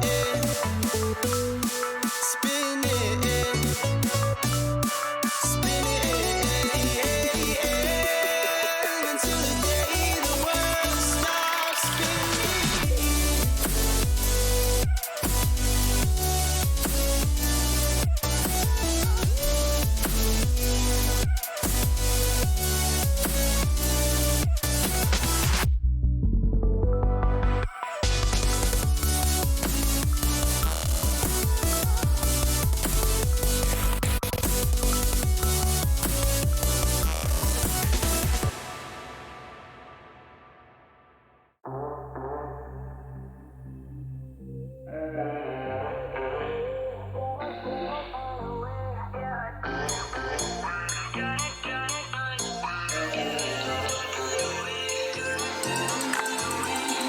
Said I'd find a way to turn my heart into something gold. Knew I sold my soul to the devil long ago. I rode it all along on your way right before it broke. Time was thrown down the well, so I let you go. What I do right now. What I do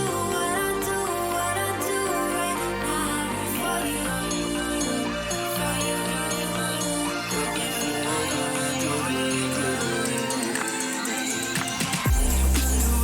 you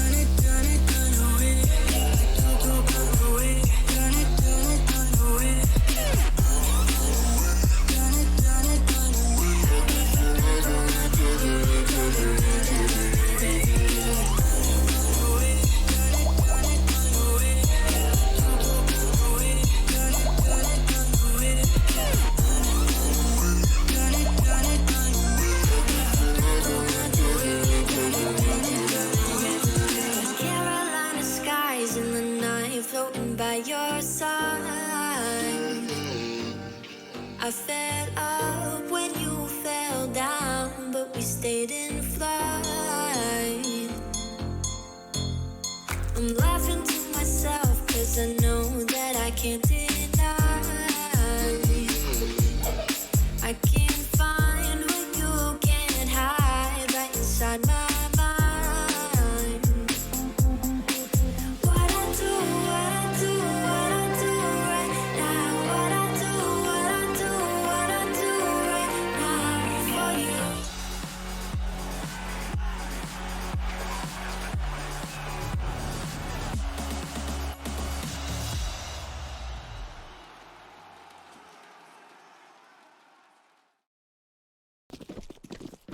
Welcome back, everyone. A bit of an extended break there as we were waiting for the teams to get ready for this one. Another game coming up here for ESL 1 Rio Open Qualifier for the European region. This time around, as you can see, it is going to be Gamer Legion versus Team Queso.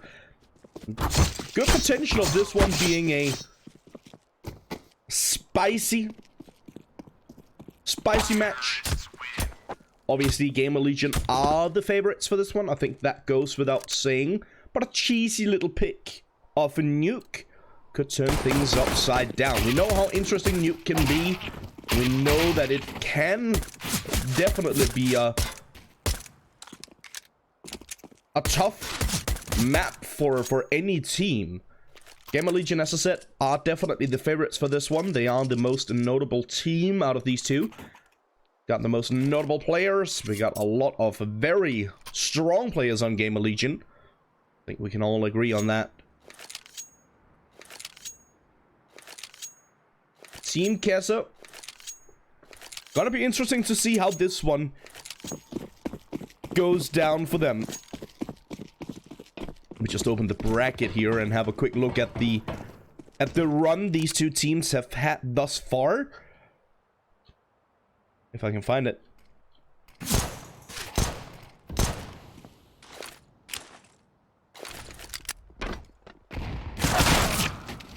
Good initial frag here from Hampus.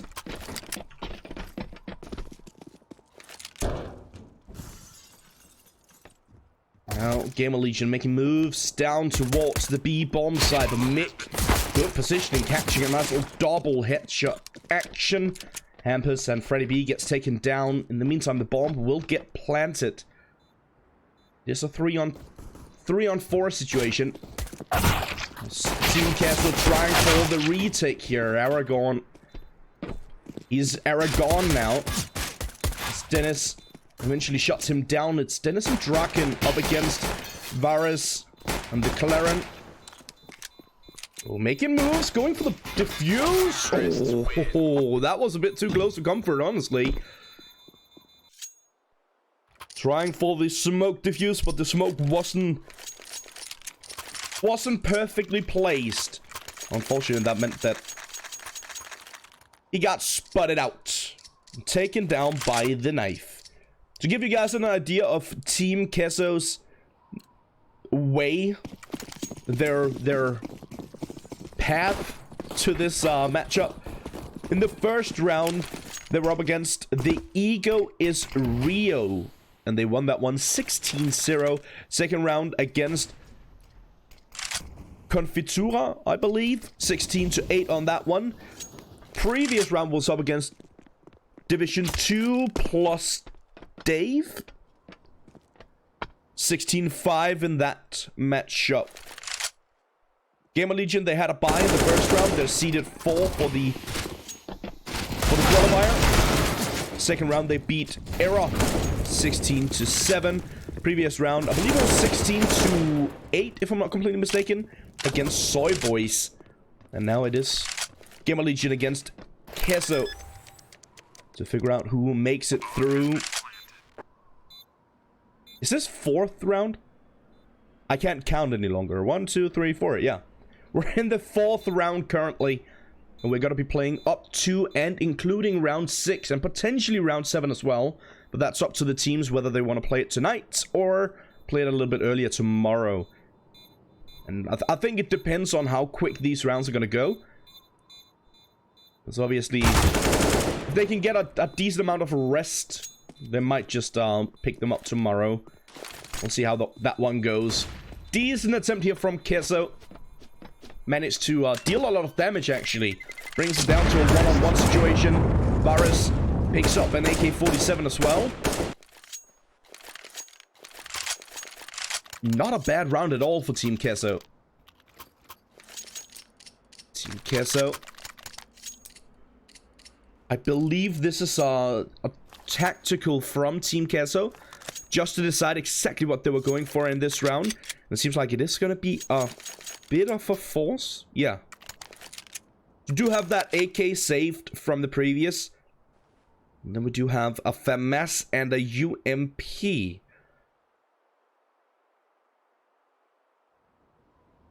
I wonder what the Claren and Yaba are going to be picking up. The Claren should pick up something. Whether that's going to be an SMG or an upgraded pistol. Seems to be the Deagle. Bit of an interesting buy here from Team Keso. Obviously not the greatest, but decide to force around that AK-47. Gamer Legion probably have a bit of an inkling about this, considering that they took this tactical timeout. Taking this tactical timeout does suggest that they have a couple of things that they need to think through. The Claren.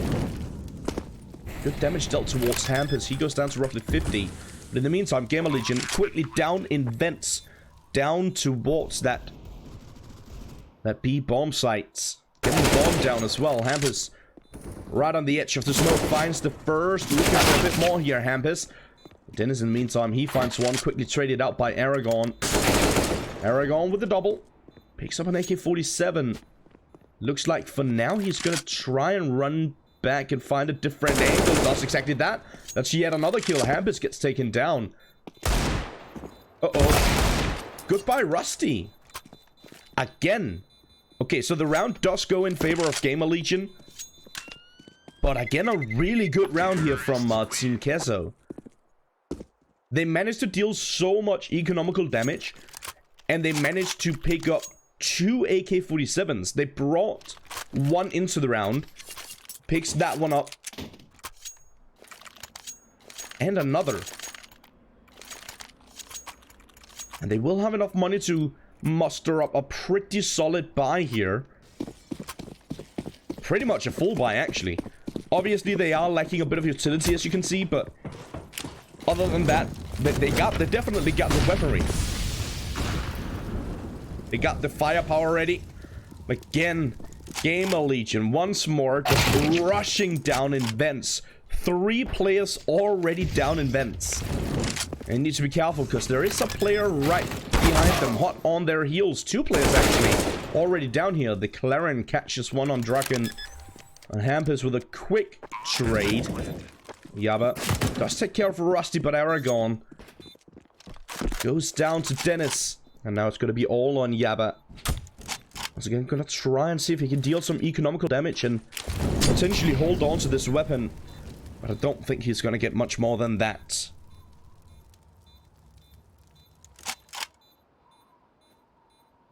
It's going to be the 4th round on the board in favor of Gamer Legion.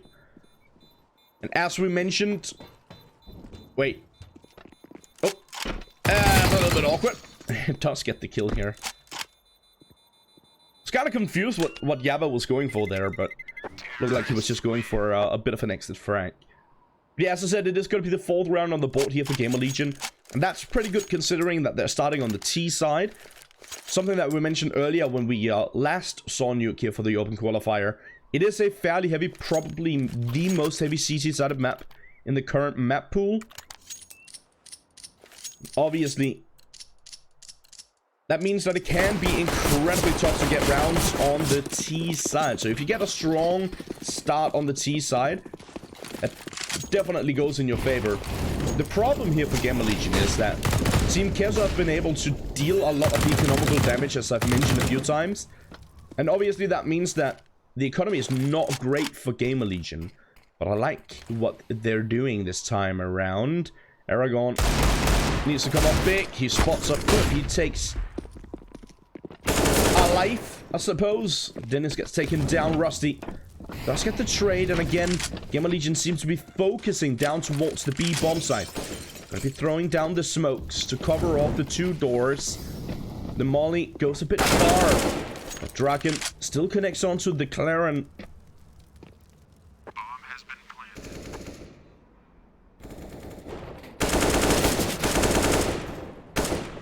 Ready B. Nice double. Varus Mick gets taken down. Yabba does get the trade. This creek that he saved from the previous round finds the double. But he needs a quad to catch this one out, and it's not going to happen. Draken eventually shuts him down. That's going to be the 5th round.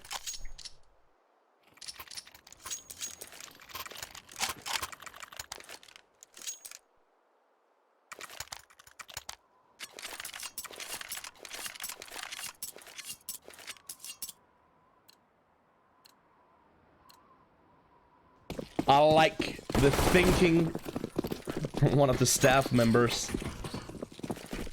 I really like that. Would have been lovely to see the players, at least just for this qualifier, name themselves after different cheeses.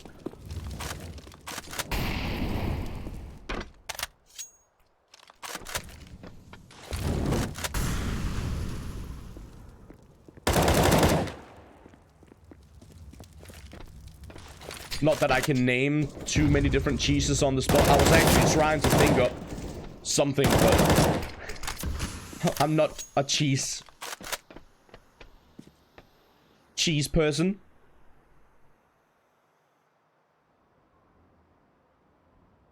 Draken, good. Positioning, not the best spray down, but he does get the job done. It's now going to be all on Mick towards the outside here. Making a move in towards Squeaky Door. Kind of interesting here for Gamer Legion that they decide to push the bomb towards the outside rather than going just straight down on ramp towards the B bomb site. I mean, it seems like it's working out, right? The Mick on the flank, gonna try and make a move up towards Heaven. We do have a player already in good position as Draken, sitting patiently waiting for Mick to make a move, and as soon as he pushes up the ladder, he gets taken down. 6-0, a very solid start here for Gamer Legion. And again, this is, I mean, I mentioned it earlier, I definitely expect Gamer Legion to take a fairly one-sided victory over Team Queso. Obviously, I'm hoping it doesn't turn out too one-sided. I'm not a massive fan of one-sided affairs, and we've had quite a few of them on the stream, unfortunately. At the end of the day, we're doing our best to showcase as many different teams as possible. And obviously as many of the interesting teams as well. The more known teams. I think we've done a decent job at that thus far.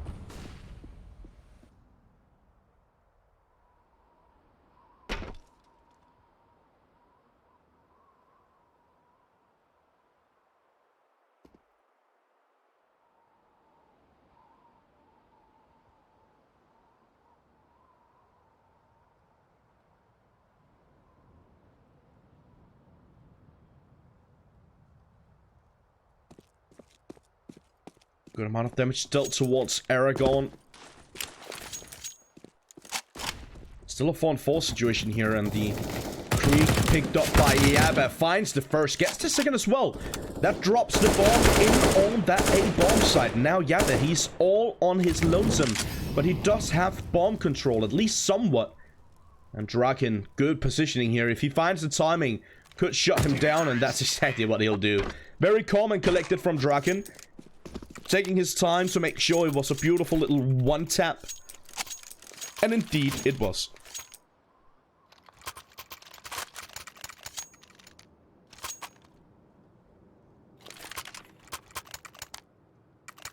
Seven 0.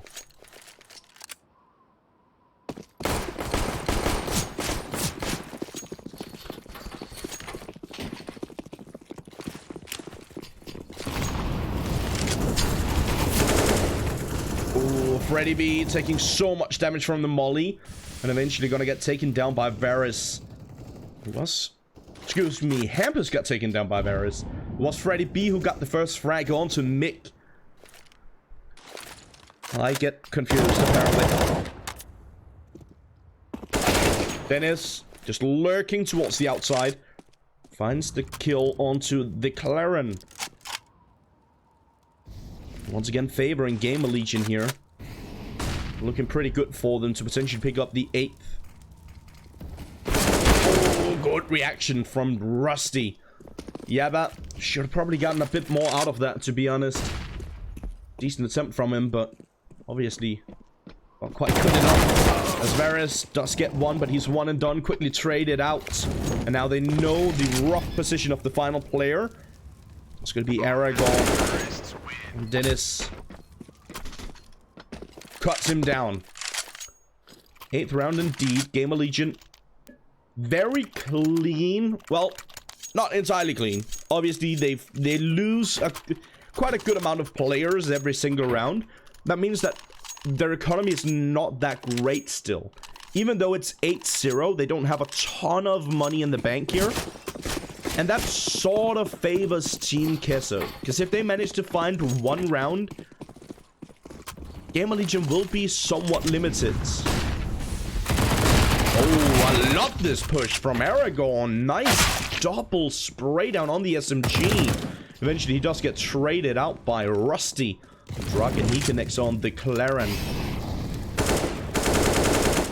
But again, exactly what I just said. Team Queso still manage to deal a lot of economical damage in pretty much every single round.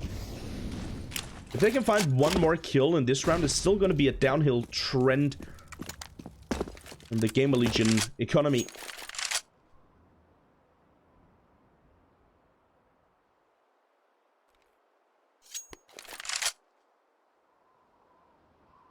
Three on three, we got a couple of CSET 75s, but again, good reaction coming through from Rusty, even though he's flanked.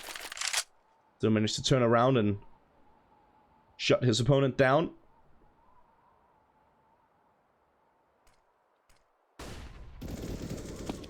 Hampus taking care of Varys. It's gonna be all on Yabba. Does connect on one, so again, does deal more economical damage towards Gamer Legion.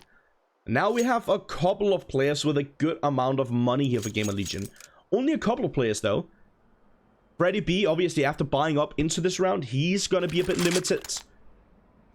Still got enough to buy up, actually, even if they lose this one. Freddy B still got enough money. And obviously, Draken, whatever people want to call him nowadays, he's got enough to drop. Potentially drop for 2 and still buy up for himself, actually.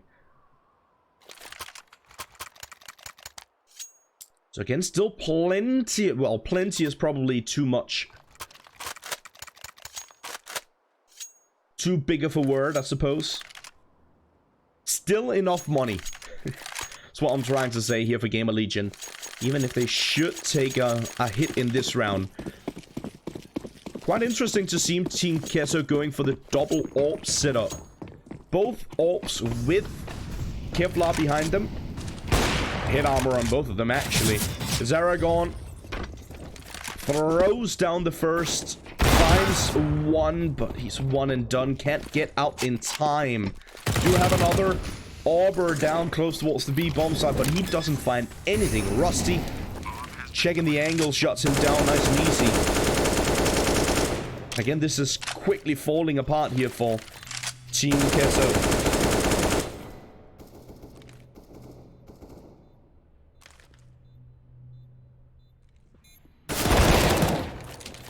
Mick does answer back, but again, they need to get some rounds on the board. And they need to get some rounds on the board rather quickly, and it doesn't look like it's going to happen in this one either. At the very least, Yabba deals damage again. No, Dennis, no. Dennis is just toying with the food at this point. Very fitting, considering the name, and he was trying to get a slice of that. But realized that it probably wasn't going to happen. Still just toying around with him. Shoulder peeking. Baiting out the shots. Every single player dying here for Team Kesso. But again, a good amount of economical damage dealt. Once more, only 2 players holding on to their life in that round. Gamer Legion. 10-0. Are we actually going to get another 16-0 on this stream? Obviously, I don't hope so. But it could be pretty fun. Just for the heck of it. Doesn't look like... Ooh, maybe. Maybe it's still alive. Freddy B throws down the smoke that allows him to sneak up and potentially pick up the bomb. Now he knows the position of the final opponent. And he's going to do exactly that. Sneak up. Pick up the bomb. Try and find the angle. And he does exactly that. Gamer Legion, they keep the dream alive. The dream of a 16-0. They're now on 11. They just need 5 more rounds. Was the last 16-0, was that on Nuke as well? I forgot.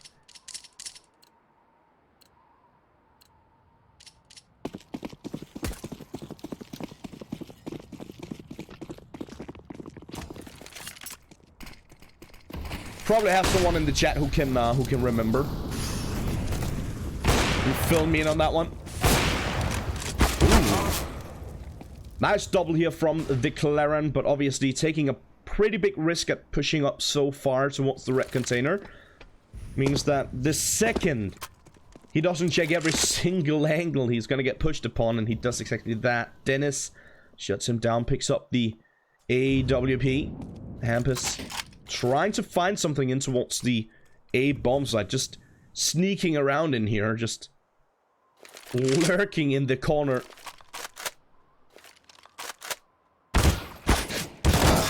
And eventually he does find one. Mick gets taken down.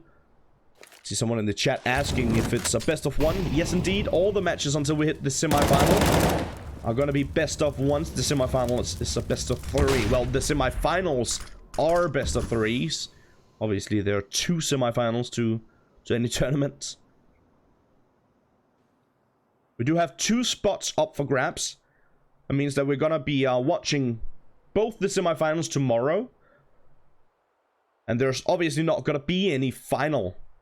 Because we have both teams.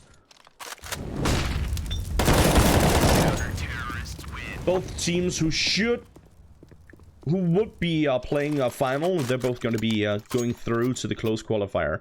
Team Kesso. Finally, they managed to get their first round on the board.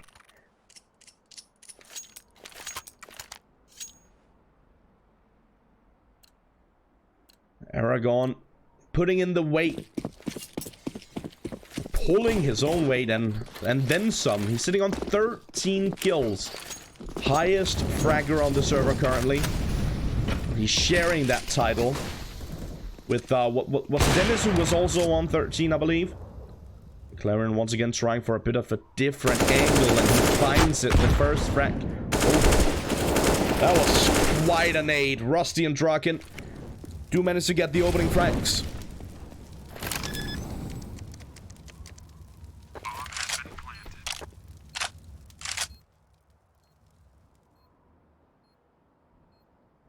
Opening frags in towards the A bomb side here from Gamer Legion. Rusty has taken a ton of damage, down to just 7 HP. But it's a 2-on-3 situation, and obviously Team Kesso, they don't have the same information as I do. They don't know exactly how low these players are. And thus, they are going to fall back and see if they can hold on to the weaponry for the next round. They will be able to do that, as Gamer Legion not going to be hunting them down. Bit unfortunate here for Team Kesso, because again, as I said, they've managed to keep the economy fairly tight on Gamer Legion. We can see that still, like, the economy is still not great here for Gamer Legion, even though it's 12-1. Had Team Kesso picked up 2 rounds in a row, had they picked up that previous round, they would have actually broken the economy, successfully broken the economy of Gamer Legion. Unfortunately, that wasn't going to be the case. The economy is still not great here for Gamer Legion. So if they pick up this round, Team Kesso, they actually still have a pretty decent chance of getting something done. Getting some, or hurting the economy. We're getting close to the final couple of rounds here for the first half. It's the Claren and Aragon. They're going to be opening up the round. The Claren. Beautiful triple here from the Claren. Aragon with a double. And exactly as I said, not that much money now for Gamer Legion. And we're heading into the final round for the first half. It's probably, considering how late Team Kesso actually got their first round on the board, this was probably the best outcome in terms of keeping the economy on their opponents fairly tight the entire way through. Then they have a pretty good chance of finding a third round here.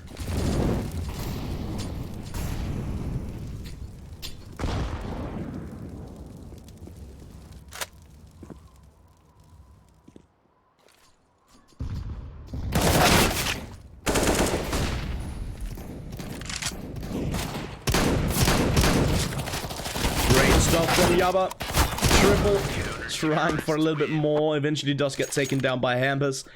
Mick with the final frag for the round and for the half, and the final round of the half does go in favor of Team Kesso. It is going to be 12-3 as we head into halftime. Gamer Legion, obviously the big favorites for this one, as we mentioned, going into the game, and they've certainly proven that on the T side of Nuke.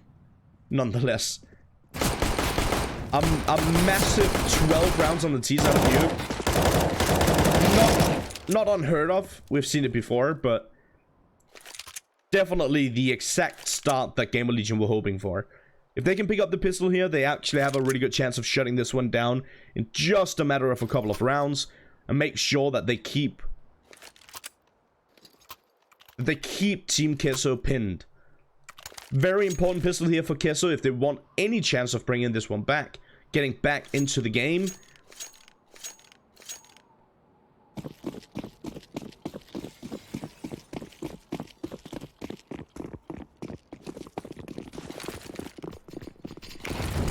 Team Kesso, a bit of a fake. This is such a good read for Gamer Legion though. They got 3 players on ramp, and Dennis. Oh, that's so beautiful. Surgical precision from Dennis. Just tapping away, catching a triple. And as I said, very important pistol for Kesso to win, and they don't.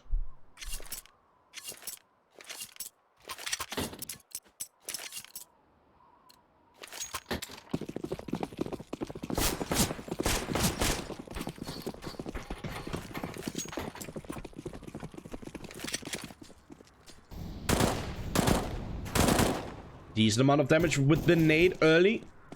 Draken, he taps away and he finds a couple of hits of his own in this round. This is quite interesting. The Claren is actually pushed up, but unfortunately for him, Dennis peeks up with the right timing, shuts him down. Yabba winning a duel against Draken. Draken should have definitely had that kill, but he didn't get it. Yabba, he's now sitting on a triple. The position eventually gets found out, and Hampers will shut him down. But a triple from Yabba is not bad at all, especially considering that this was mostly an eco for Team Kesso. So again, much like what they did in the first half, Kesso, they managed to keep the economy somewhat in check here for Gamer Legion. But I'll agree with you guys in chat.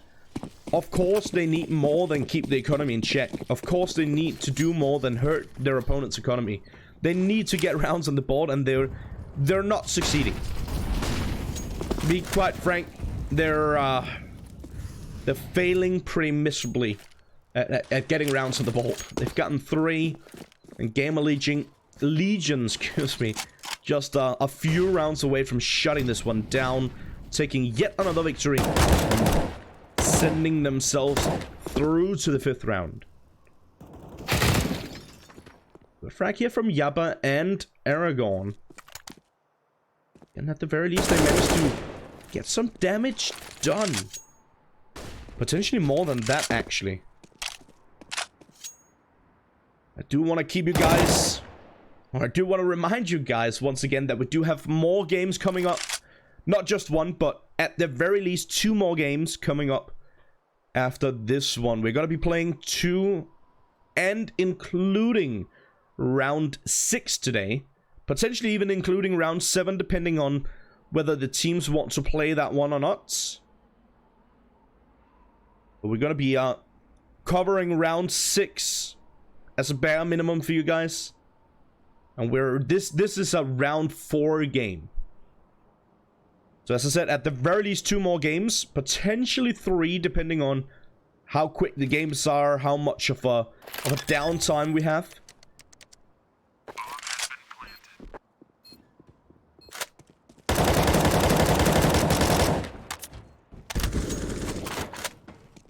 The round does go in the favor of Team Kesso. Very well played here from Aragon. A quad kill.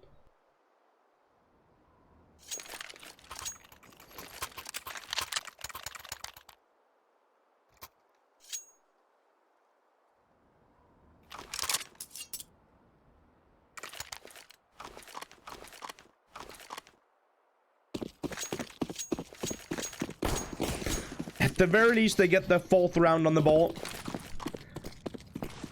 Do have potential of finding a little bit more, considering that... Oh, okay. I was about to say, considering that the, again, economy is quite tight here for Gamer Legion. They've decided to go for a force, 3 Desert Eagles, a shotgun of sorts, and a scout. It's gonna be the scout here from Draken, hitting some gnarly shots. Freddy B did get 1 kill before he got taken down. Already a 4-on-2 situation, favoring Gamer Legion. Already a rough one here for Team Kesso. Draken takes a bit of damage towards the big garage. Still trying to find an angle. Deals damage onto Mick. Yabe has taken a lot of damage as well, and eventually he's gonna get dropped. It's now a 3-on-1. Aragon last round got a quad kill to clutch it out. Mick needs the same for this one.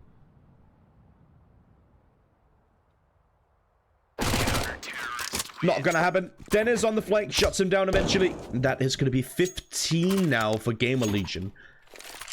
1 more round in the favor of Gamer Legion, and they will take the victory. Quite an interesting question in the chat. How do I decide on what games to show on the stream? It's fairly simple. I decide myself. I go for, typically I go for, I don't want to show the same team multiple times when we have this many interesting teams to watch. So I kind of try and give as many teams a chance to be shown on the stream as possible. And at the same time, I try and pick a team that I believe is going to be interesting and believe will it's a team that a lot of people want to see. And then I'll ask you guys every once in a while what you would prefer to watch. Freddy B. Oh, I like this. Kind of try and bait and switch thingy. Draken, you need to stay up here. Need to shift his focus towards the high ground. He doesn't. The molly could do the trick. It deals a bit of damage, but not enough to take his opponent down. Draken is just tapping away, trying to find the shots. But instead, he gets tapped down to 13. It's Freddy B and Draken in a 2-on-2 against Aragon and Varys. Oh, bad flash. Draken, that's a good kill. Important kill onto Varys. Flashbang on the high ground. Aragon trying to clutch it out, but it's not going to happen. Freddy B shuts him down. Well-placed headshot to finish off the round and essentially finish off the game as well. GG, well played. Gamer Legion take a fairly one-sided victory. Very one-sided victory, actually. Over Team Kesso in round 4. As I said, we do have more Counter-Strike coming up, so don't go too far. And if you haven't already, make sure you hit that follow button right here on twitch.tv/ESL_CSGO. And while you're at it, make sure you head over to our YouTube channel and subscribe to that. But for now, as I said, we are going to head to a short break. We'll see you guys in a bit.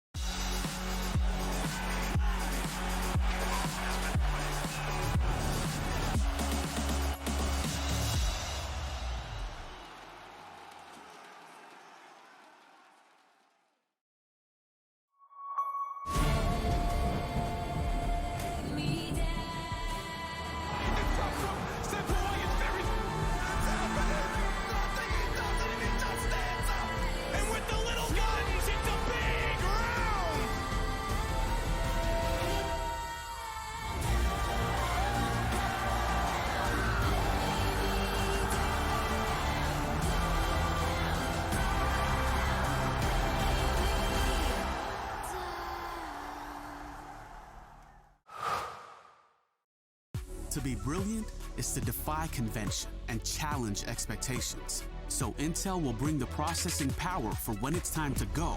Brilliant. Frame rates that keep up with your reflexes. Brilliant. Fast clock speeds for when you're on the clock. Brilliant. It's what we do at Intel, powering you to master your potential. Will you rise? Intel. Unleash your brilliance.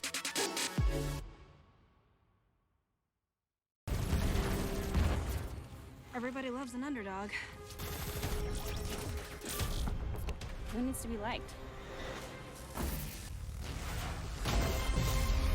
Mountain Dew Amp Game Fuel. Victory in a can. No matter what your passion is, soccer, rugby, racing, or esports, become a part of the experience with the moments we deliver.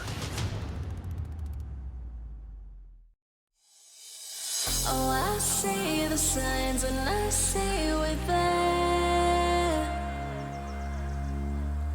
and I feel the lies and I feel the sand. Forever hold, no matter if we cast away, a fire in the dark. I know that you won't be where you will again.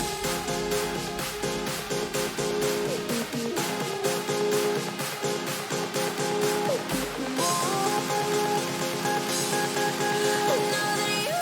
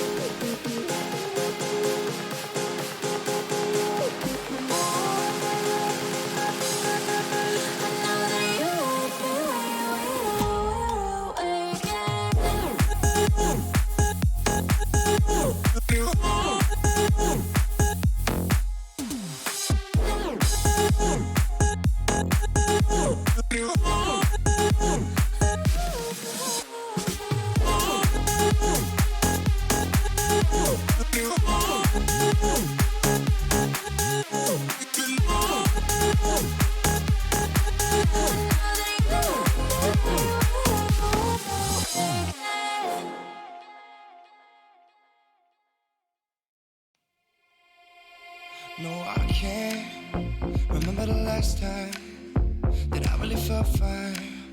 Now I'm trying to rewind. Cause lately I've been feeling kinda hazy, like I'm stuck in a daydream, and you're not here to save me. Down and out, I hit the floor. All is fair in love and war, but I can't do this anymore, no, no. Don't take me to a place I know, somewhere I can feel my soul. Lately I'm skin and bone, so hollow. I've never felt so alone. I need you more than you know, cause baby you feel like home.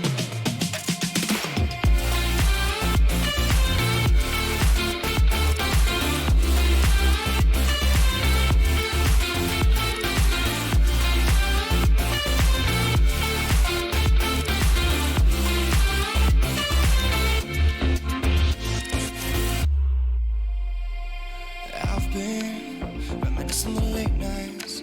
We'd fall in love in the moonlight and wake up at sunrise. Now I'm just singing that we should go back to when we were, hold each other to feel good. Down and out, I hit the floor. All is fair in love and war, but I can't do this anymore, no, no.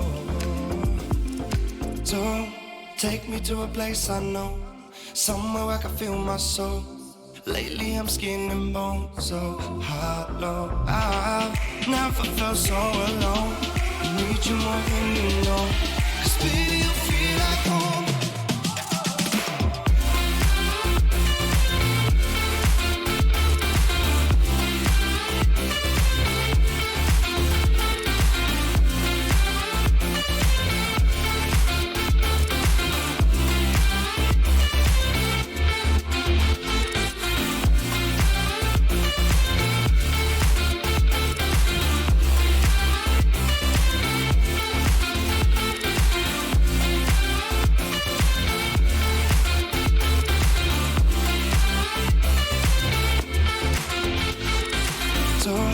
Take me to a place I know, somewhere I can feel my soul.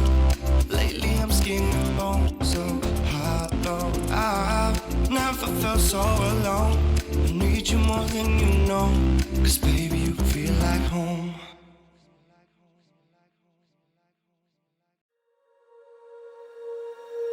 When you feel it's hopeless, when you think that you lost, oh, I will take your hand and we'll rise up from the dust.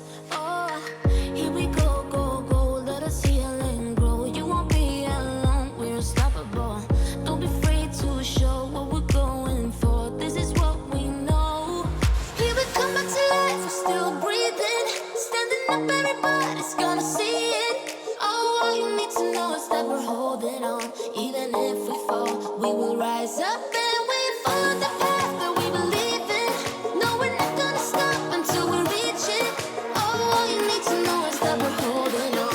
We rise up from the dust and clean my throat.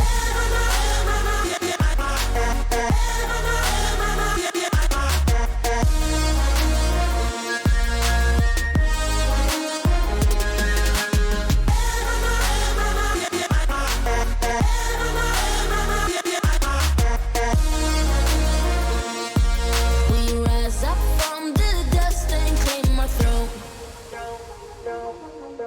We all have our reasons why we are on this track. Oh, we all have our burdens, yeah, but we just keep on fighting and we never look back. Here we go, go, go, let us heal and grow. You won't be alone, we're unstoppable. Don't be afraid to show what we're going for. This is what we know. Here we come back to life, we're still breathing. Standing up, everybody's gonna see it. Oh, all you need to know is that we're holding on. Even if we fall, we will rise up and we follow the path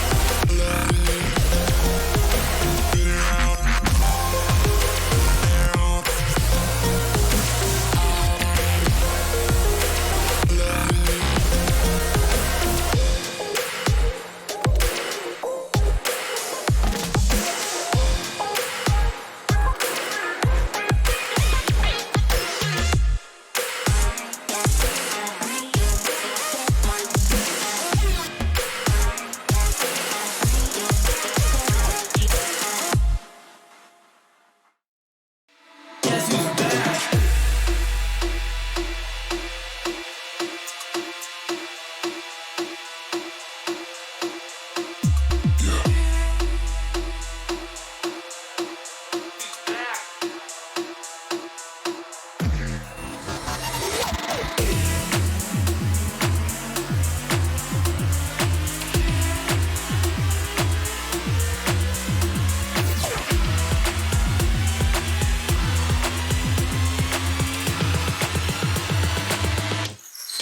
Guess who's back?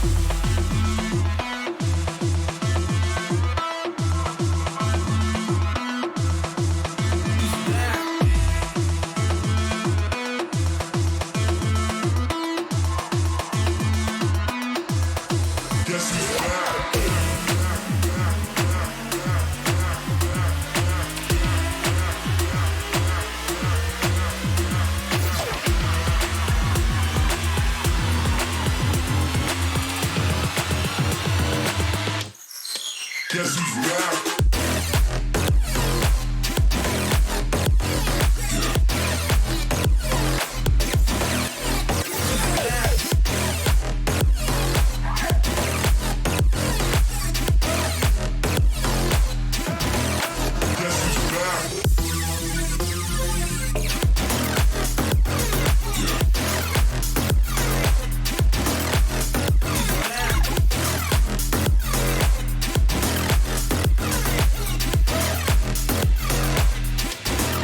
Guess who's back?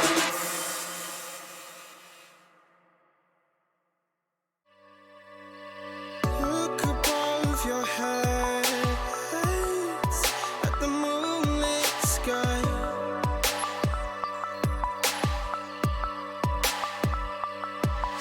The stardust drips and shines brightly in your eye.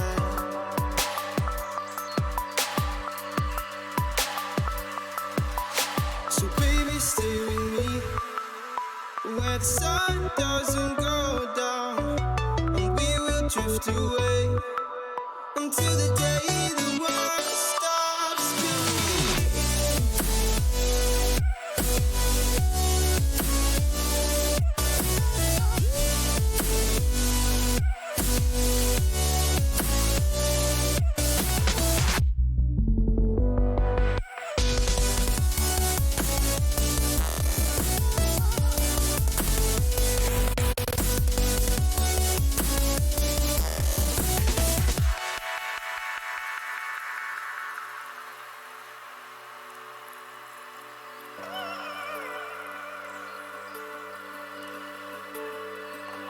Oh, baby.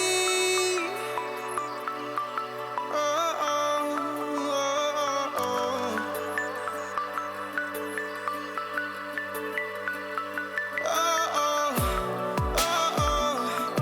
oh, yeah, yeah.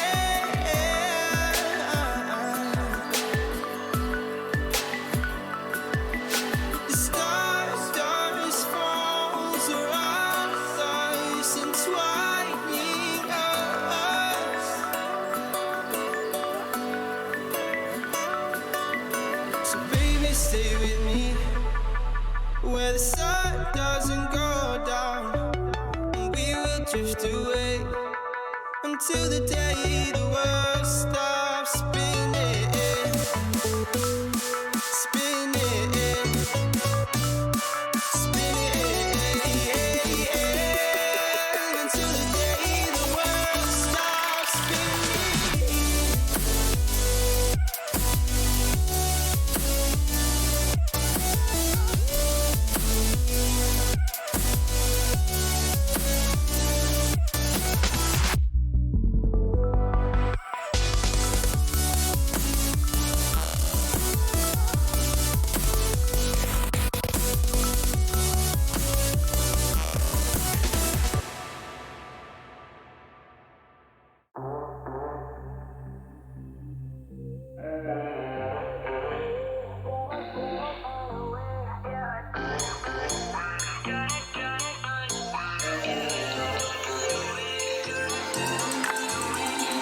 Said I'd find a way to turn my heart into something gold. Knew I sold my soul to the devil long ago. I wrote it all along on your way right before it broke. Time was thrown down the well, so I let you go. What I do right now. What I do right now for you, for you.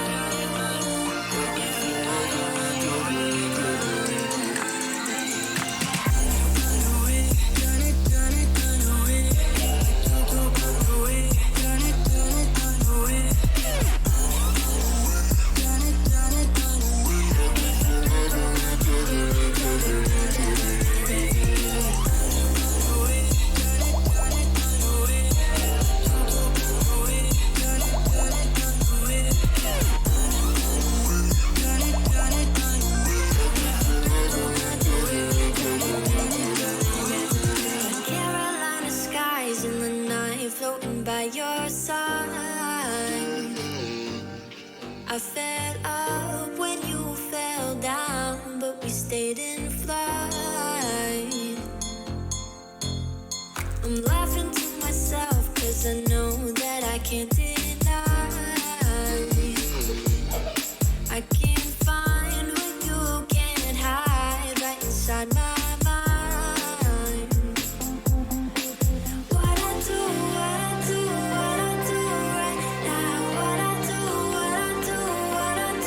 right now for you, for you.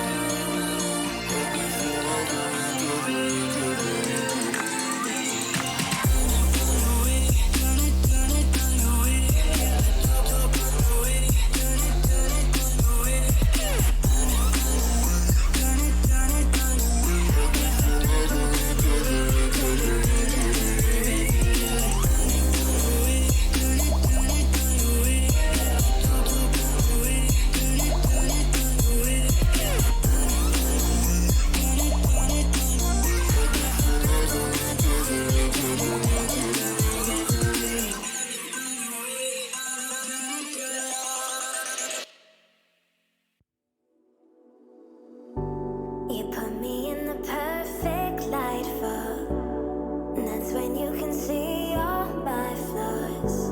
And I could tell you don't mind that, oh no. You said come a little closer, come here and I can show you. So I came a little closer. You said I'll show you how to love you, how to love you.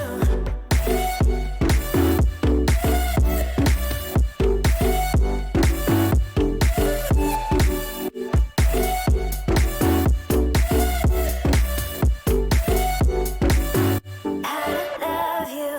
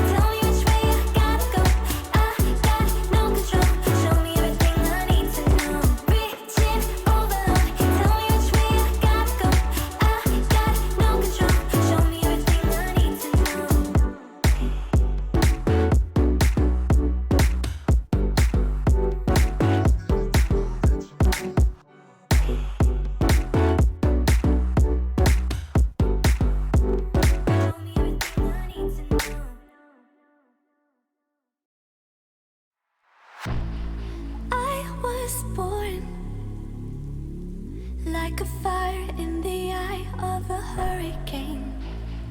Always told, stay in line, be alright, better play it safe. I walk a different path, nothing can hold me back. I've passed the point of no return, something is calling me, it's in the air that I breathe. Bring me back to life again, dancing with my fear, burning with desire. We gon' take it to the edge and come alive. Go to hell and back just to feel the fire. We gon' turn up in this place and come alive.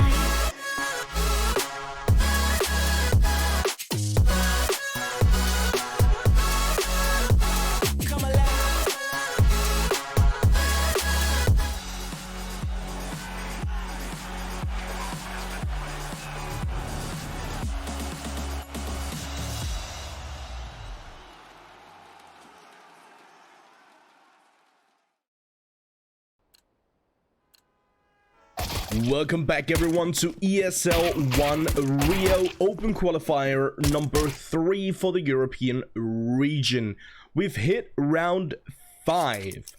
That means that we got this game and one more. Potentially one more after that. Who knows? Depends on how quick these games are. This time around, for round 5, it is gonna be Kova GG, who got a bit of an upset victory in their previous game against Isaka Boas, if you ask me. Kova GG were seated higher than Isaka Boas. I don't know, I feel like Isaka Boas should have been able to get that one, honestly. This time around, as I said, it is going to be Kova GG versus KPI Gaming. And I think most of us can probably agree that KPI Gaming should be able to take a victory in this one. But I do believe it's going to be a very, very close matchup. Let's see how it goes. KPI Gaming going to be starting on the T side here on Train. Again, it is a best of one. All of the matches today are best of ones. This one is no different. Sun gets taken down fairly early. Not the greatest drop into pop, but they get down there eventually.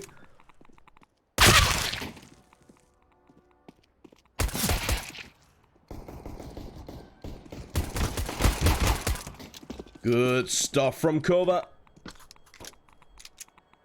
It's gonna be all on Mason to try and bring this one back somehow. Does find the burst, but wielding a Glock in fairly long distance is definitely better to change it up to the USP. I like the angles that Kova GG are playing here. They're playing as close together as possible to make sure that whenever Mason goes for the peak, he's going to be facing multiple opponents. And obviously that's not an easy task. Kovac GG will pick up the pistol here for the first half on their CT side. And much like we mentioned with Nuke, Train is another one of those maps that can be incredibly CT-sided. A lot will actually argue that it's pretty much as, if not more, CT-sided than Nuke. Can be very tough to get rounds on the T side. What a nade. You're on Train. We're gonna see how that pans out. So long distance dink there from Mason. Good timing on the jump and the push from KPI, but Pitola, good positioning and good reaction to that push, and does manage to kill all three. A clean round here for Kovac GG. Not losing a single player, and that's definitely going to help them out with their economy as they move forward. The only problem with that is that now they're all going to be on SMGs and a single scout, where KPI Gaming, they're on a full buy for this round. But obviously Kovac GG, they got some money left over, which means that if they were to lose this round, they will be able to buy up completely for the next still. Early damage dealt with a nade, and ooh, even more damage now, but Mason, he gets a double. Look how low he is, down to just 4 HP. I like to see what Kovac GG were doing here. Just trying to deal some damage, to get a bit aggressive with those SMGs. Pretty much like the only chance they had in this round was to go aggressive with the SMGs. Obviously much unfavorable weaponry and for Kovac GG. KPI definitely with the better equipment for this round. The silver lining here is for Peku and Trixie actually, that 3 out of these 4 players are very low on HP, but it doesn't really matter. Now, beautiful headshot onto Peku. That means it's gonna be all on Twixie. He picks up an AK-47, and he's probably, most likely gonna try and see if he can hold on to that for the next round.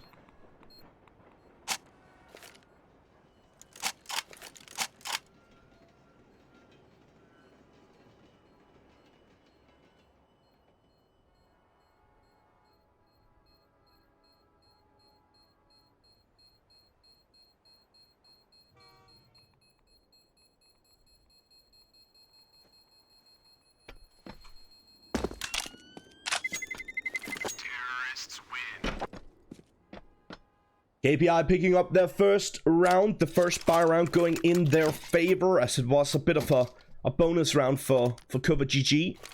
So as said, this is more or less the first actual buy round here, where both teams have a pretty much a full buy. I say pretty much because Peku, he's going to be on a glass cannon AWP, and they are lacking a tiny bit of utility here on Kovac GG. Pretty good round, that previous one for KPI. Fairly one-sided round as well. That's definitely going to help them out as they move forward with their economy as well. As I said, in my opinion, KPI slight favorites for this one, but Kovac GG, definitely a strong team as well. And we'll see that right here, right now. It's Dirkips and Ulip connecting the shots and shutting down the opposition as they try for something quick over towards the B bomb site. Dirkip's taking a decent amount of damage here. And Dunq does manage to find the frag on Twixie on the flank.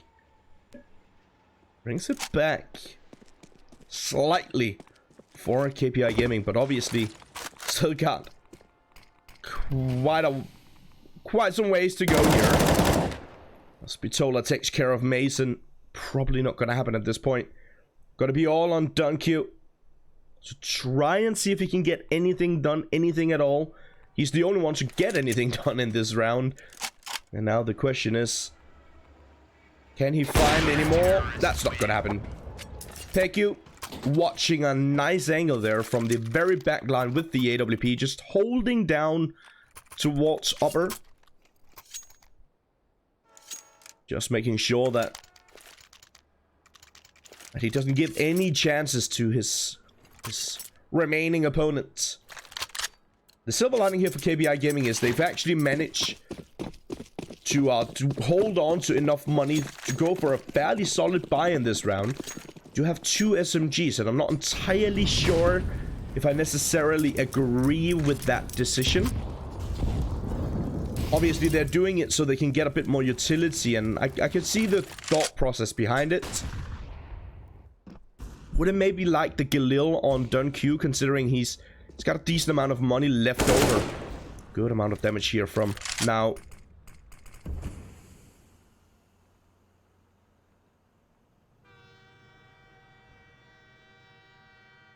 And I want to remind you guys that this is round 5. And from the next round onwards, we're going to have HLTV coverage for the remaining matches of this 3rd open qualifier. It means that you're probably going to see a fairly decent influx of viewers coming up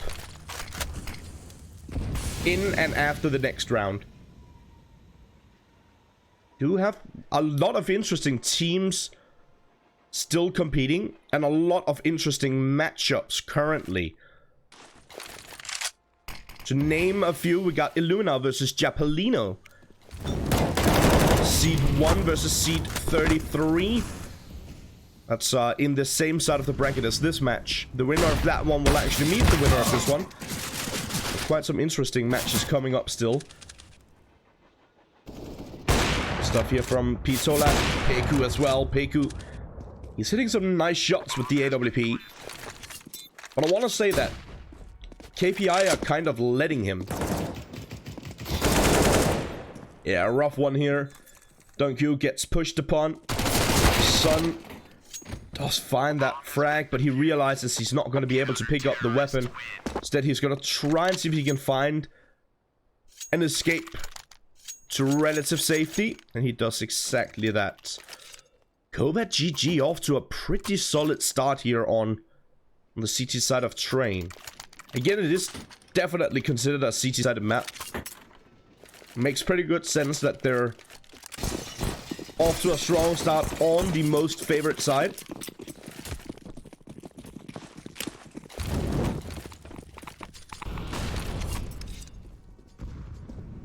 These two teams seeded fairly similar.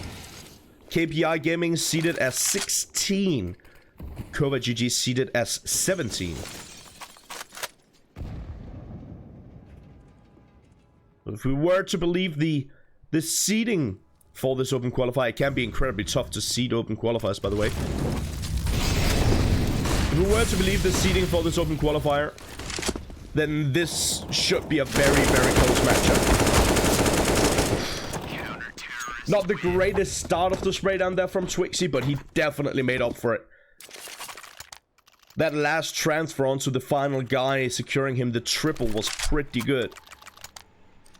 Koba GG not allowing for KPI Gaming to get in towards the B-bomb site. And all they really wanted in that round was to get a bomb plant. Give themselves a bit of extra cash to work with.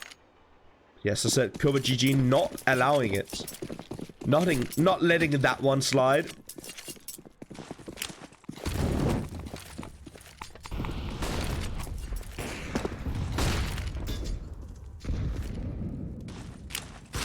Yes, I said we still got tons of interesting matchups going on right now. We got Skate versus AGF Esport. Endpoint versus Alternate Attacks. 9 versus Visla All-In. Gamer Legion are waiting for Ad Hoc Gaming or TKA. Habu versus Lyngby.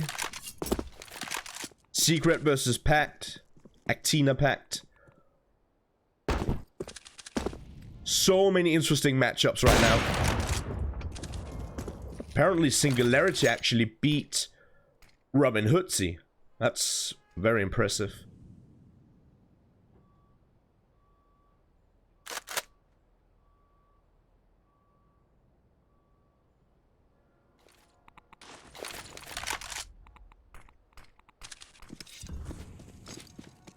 First frag for this round does go in favor of KPI Gaming. About time that they managed to get the opening frag. Now it's to figure out whether or not they can convert that. I'm going to be sitting up for the smokes in towards the A bomb site. But look at this. Twixy, Durkip's pickers. They just slaughtered him. Absolutely slaughtered them. Durkips. I'm going to be messing up their name so much. So just get used to it at this point. Durkips. Beautiful triple kill for that round. And KPI Gaming, even though they get the opening frag, they're not going to be able to convert it into a round on the board. Only one thus far. Cover GG. Really good start to this game.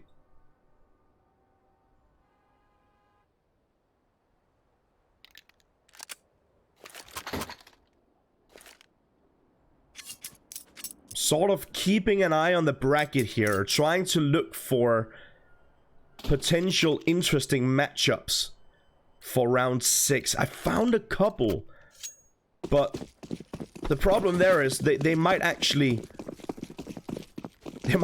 go live with round 6 before this one is done for us.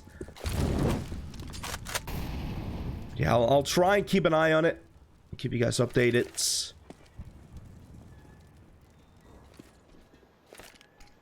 See how that goes. Hoping a little bit that we can cover Habu in the next round, because we haven't covered Habu yet. I would definitely like to showcase Habu as well on the stream here.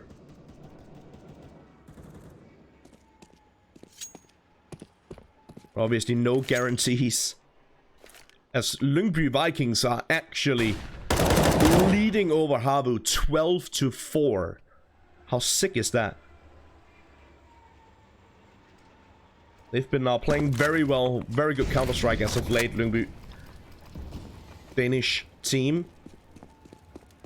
Sponsored by a football club. Partnered with a football club or whatever. Ziggy. Double kill here with the Desert Eagle. Nice headshots. Twixy needs to be careful. Does find the double.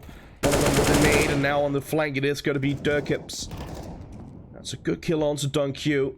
Peku, he deals with Sun. Durkips.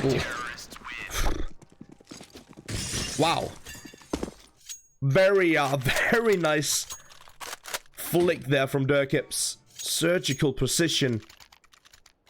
Right on the money.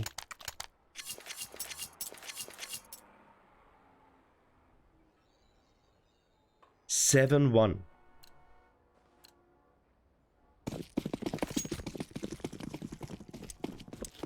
As I mentioned before we went into this one, this definitely has potential of being an incredibly close game.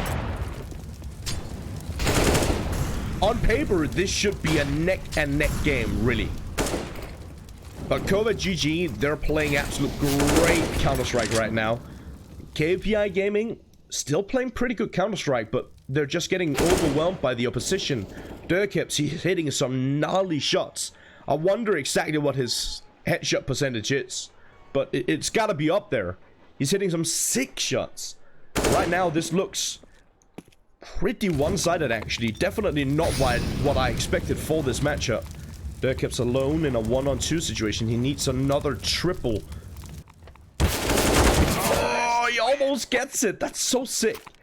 He does find the frag gun now, but Dunkyu finally trades him out. And finally, KPI Gaming do manage to get their second round on the board.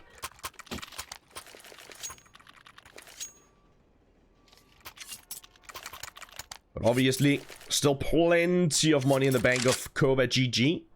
Buying up is not going to be an issue.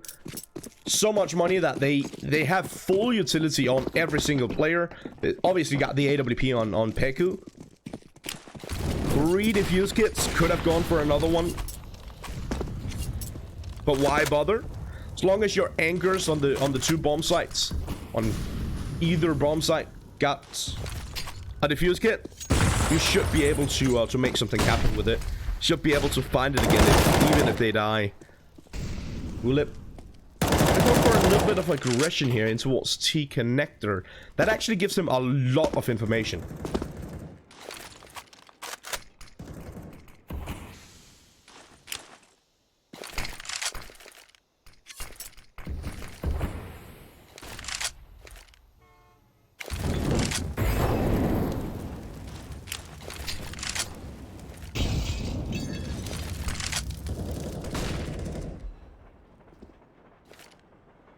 API, a bit of a slow round for them. They are going to be setting up for smokes and mollies and flashes in towards the B-bomb side as Siki tries to find something over at A. His teammates are going to get mowed down over at B as well.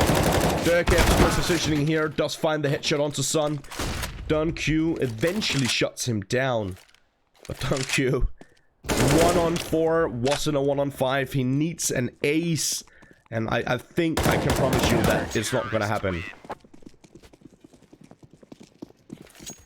Twixie with the final frag. Kova right back. Right back at the top.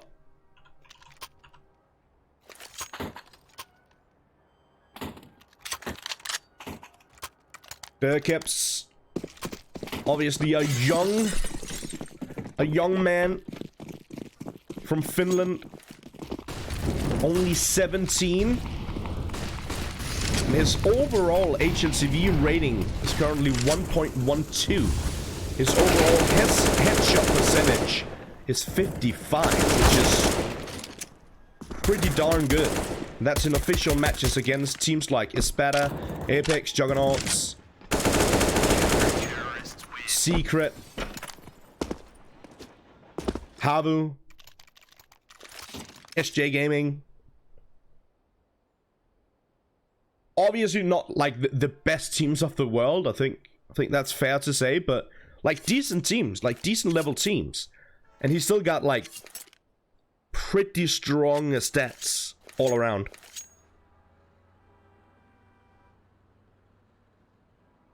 Ninth on the board here for Kova. Kova GG in very comfortable spot. Havu lost now?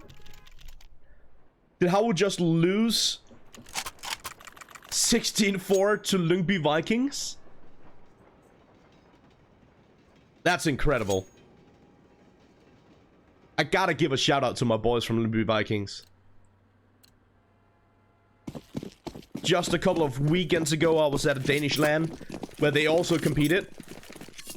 And they looked amazing at that LAN event. Looked really good.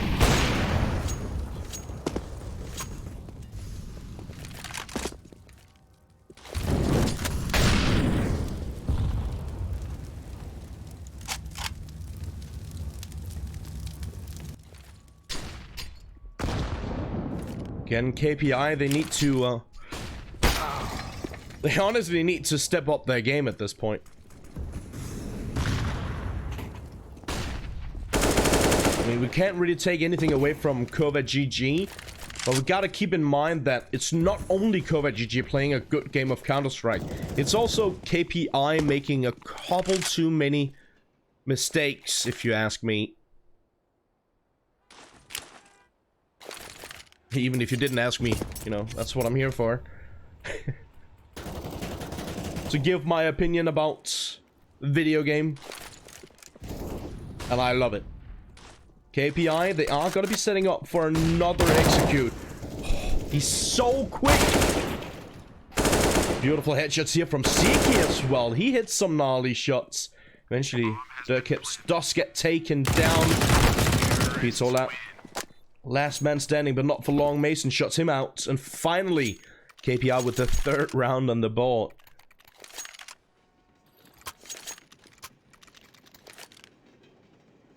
Obviously still in a pretty big deficit here. But there's definitely potential of KPI Gaming to bring this one back at least somewhat. I'll say if they manage to get 5 rounds on the board, that would be pretty good. 6 would be phenomenal. If they manage to get the final 3 rounds, that would be absolutely amazing for KPI Gaming. But even if they quote-unquote just get 5 rounds on the board total for this first half, it wouldn't be awful, actually. Again, it can be very tough on the T side to get rounds on the board here on Train. And I feel like KPI does definitely have potential on that CT side, as long as they get like 1 or 2 more rounds here on the T side. I'll say like the sweet spot is like probably 2 rounds for KPI Gaming.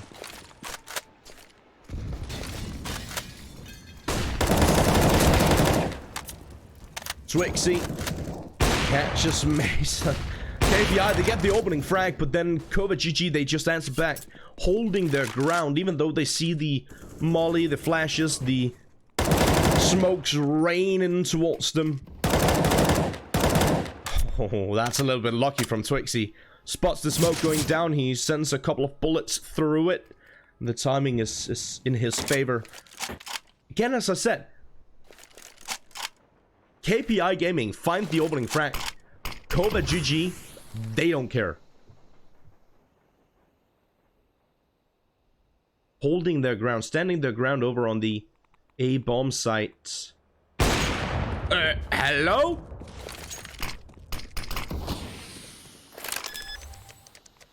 What just happened? Can someone clip that and slow it down and see how that one missed? And send it to me on Twitter, please?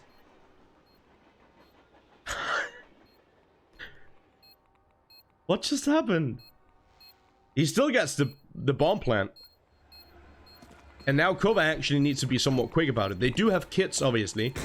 As I said, they need to be somewhat quick about it. The timer is running low, but they will eventually catch him out and shut him down.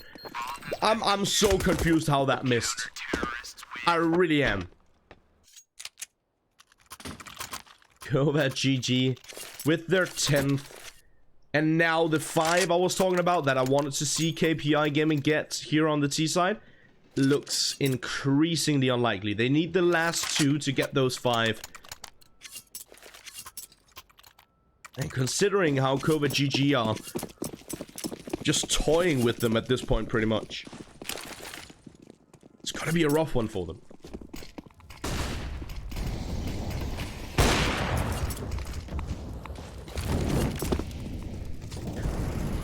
Oh, so much damage from the molly. Berkebs are such a well-placed molly. Look at the damage he dealt. He burns one completely.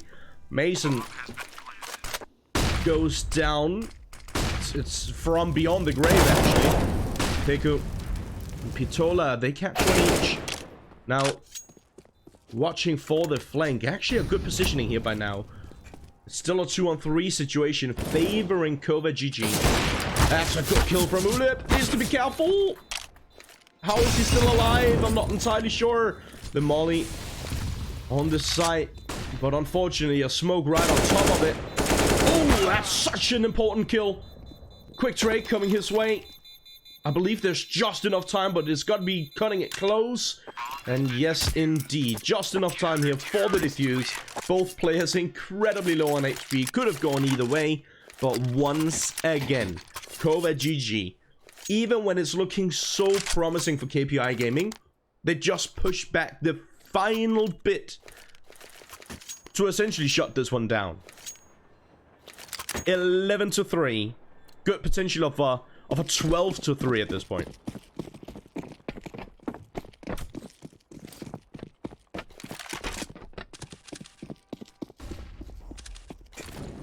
Counter-Strike, it's a funny game.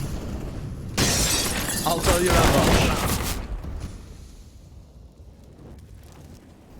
much. A matchup here that should, at least on paper, be incredibly close. Incredibly balanced. But right now looks like it's got potential of being a pretty one-sided affair.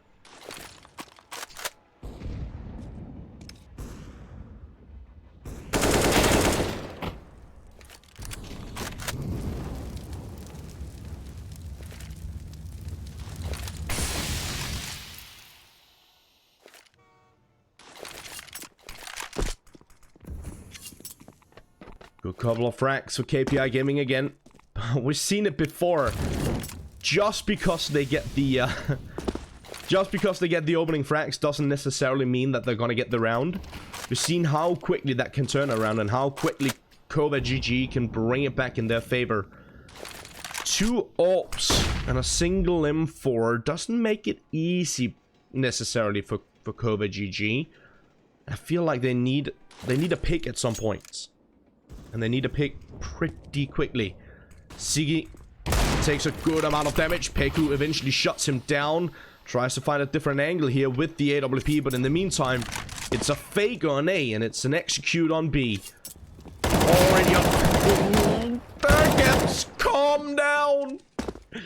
No KPI. Time and time again, it just falls apart at the very last moment. Dirkips, he's shattering the dreams of Cova GG. Oh my god. It's absolutely ridiculous. Sitting on the bomb site, letting his opponents push all the way in, and just lining them up, spraying them down. 1, 2, 3. As easy as ABC or however that song went. Wow. 12-3. How in the world is KPI Gaming supposed to bring this one back? I'm not entirely sure. I don't know what the recipe for success here for KPI Gaming is. I really don't. Like, they've had every single opportunity. They've been in such a good position so many rounds. And then it takes like one player from Cova GG to shut it all down. It's happened like so many times. And I really don't know how they're supposed to change that.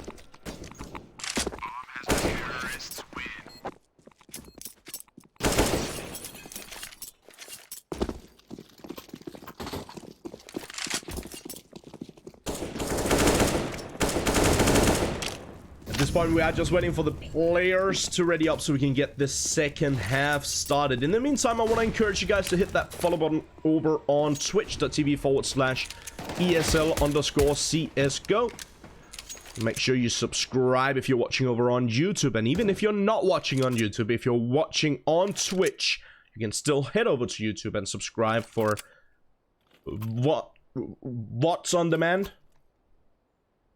Wait. VOD stands for video on demand, so it would be kind of weird to say video on demand on demand. Yikes.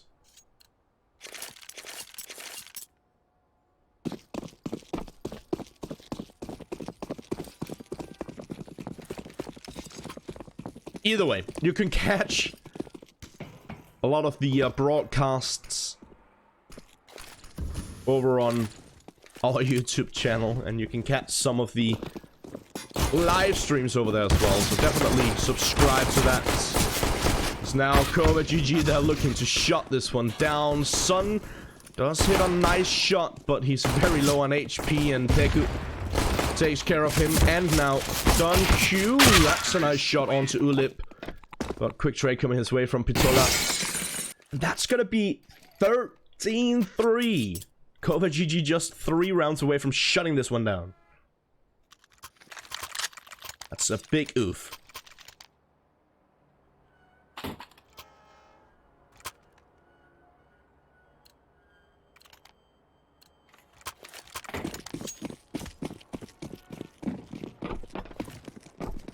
Cova GG looking to end the suffering from KPI Gaming. Again, I really thought this was going to be one of the reasons why I chose this matchup instead of one of the other very potentially interesting matchups. Is because I really thought this was going to be a close and balanced game. I guess I was mistaken. Joke's on me. Aggression down towards the B-bomb site. Cova GG. Again, they just need 3 more to close this one down. And this round looks like it might go in their favor as well. Peku, not the greatest spray down. He does get the first kill on Mason. Quick trade coming this way. Twixie, decent spray down though. Dirkeps takes care of now, and it's gonna be all on Sun. 1-on-4 situation. He's the only one to get anything done in the round. That also means that he needs the ace, of course. Dirkeps, he's just checking all the angles here. You can see Dirkeps, even when he's just checking angles, even when he's just covering corners, his crosshair placement is like mechanical almost. He's always like bang on the head height. Always. Something that's incredibly important. And something you see some players do, some streamers do. I remember, I think first time I saw it was Shroud on his stream. When he plays Counter-Strike. I don't think he plays it anymore, but when he did back in the good old days, when he was leaving spawn, he used to flick between his teammates' heads with his mouse to make sure that he kept his crosshair in the right sort of height for a headshot. It's one of those small things, but it's just... it goes such a long way. Again, a pretty good spray down there from Twixy. Bit of a minimalistic round from KPI Gaming, and bit of a rough one here because they're probably gonna lose this game now.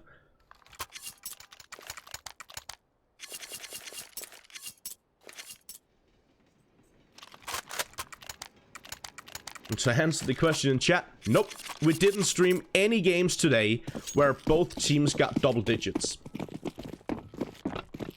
Don't ask me how I did it, because normally I'm pretty decent at... oh, let me toot my own horn here. Pretty decent at choosing like close, balanced matchups, because I don't like one-sided affairs. It's not been a great day for close matchups. A lot of the games actually, like across the qualifier, has been fairly one-sided. It's just not necessarily typical. It's pretty typical for round 1 and 2. But after then it's should become more and more balanced as we progress.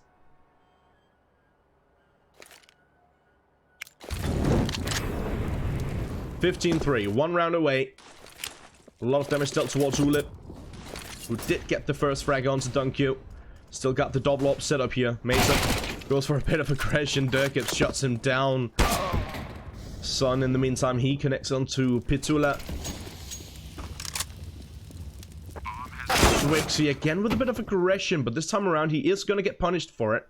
Again, as I said, Ulip, he is very low on HP, and Siki watching for him eventually shuts him down. Bomb has obviously been planted and ticking for a bit at this point. KPI Gaming need to slowly but surely push a bit closer towards the bomb site now. That's a good kill. Sun. Both players actually switching over. Oh, that's unfortunate for Peku. He tried with the molly to make sure that it landed on the bomb site, but it actually didn't. He failed miserably. Both players there at the end we saw, even though they had their double op set up, they decided to switch over to rifles when they were in a 2-on-1 situation to make sure that their opponent didn't have much of a chance. So if you're playing the AWP, even if you're holding the angle with the AWP,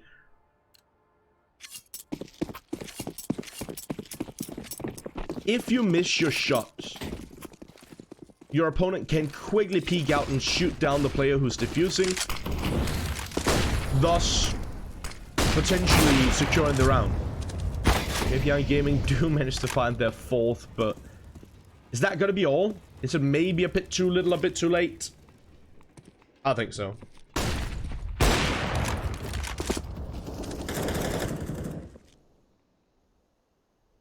Once again, I want to remind you guys that we do have another game coming up after this one. One more game to rule them all. We got round 6 coming up next. Potential of playing round 7 as well, but we don't know that yet. We won't know that until round 6 has completed. Back and forth it goes in this round. Pitola looking to clutch, or yeah, I guess clutch this one out and take the victory. Oh, thank you. Spots just the tiniest tiniest pixel off his opponent as he leaves in towards Pop Dog. Vitola changing up his position, rushing closer towards that B-bomb site. Unfortunately for him, Dunq is already there to greet him. Dunq does take care of Vitola. Does secure another round on the board here for KPI Gaming. And this is something I really love about Counter-Strike. Even if you're super far behind and you know there's pretty much no chance of winning. I don't think I've ever seen any team with a notable name actually throw a game. Even if they have no chance of winning, they're still fighting with everything they got. Trying their absolute greatest to bring this one back. And I love it. The integrity in Counter-Strike is, in my opinion, absolutely great.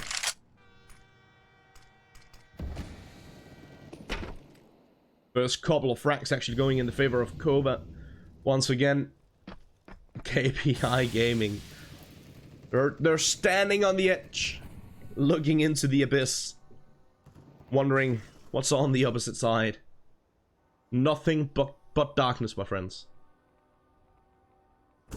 Now does answer back with one, but Vitola, there it goes. And now Ulip shuts it down, takes the victory over KPI Gaming. GG, well played, very well played by Kova. GG.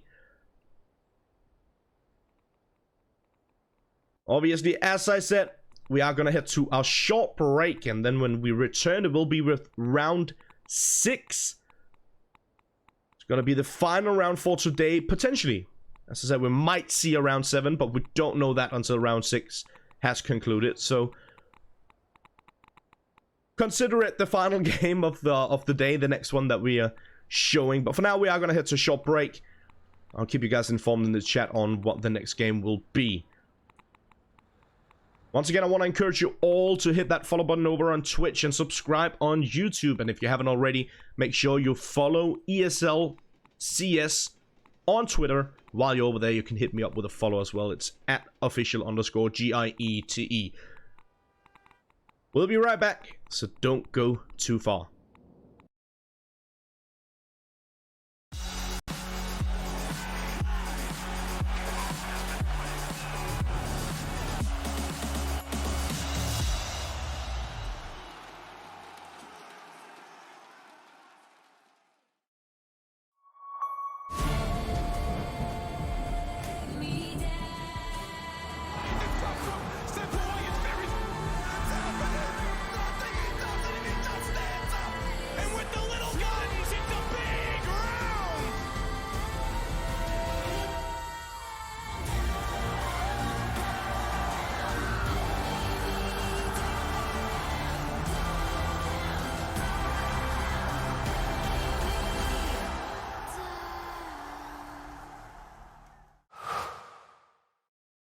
To be brilliant is to defy convention and challenge expectations. So Intel will bring the processing power for when it's time to go.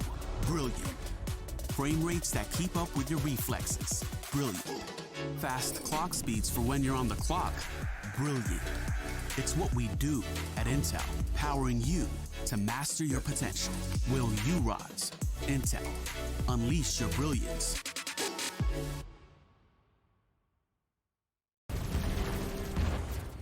Everybody loves an underdog. Who needs to be liked? Mountain Dew Amp Game Fuel. Victory in a can.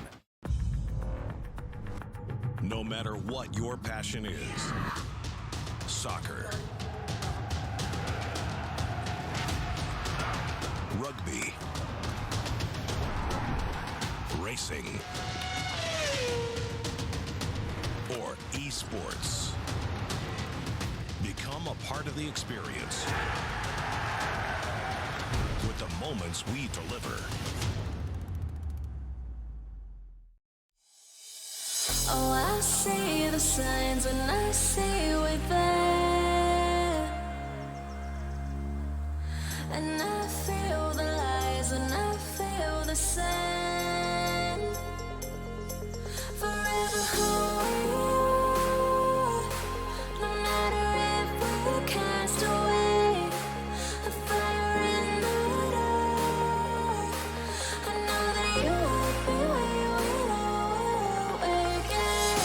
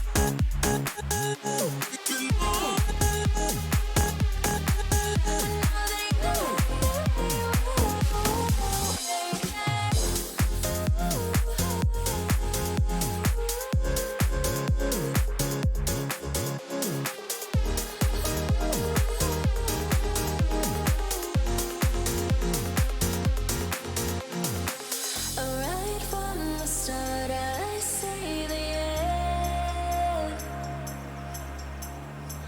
A world torn apart, but I know we're meant. Forever hold, no matter if we're cast away. A fire in the dark. I know that you won't be waiting again.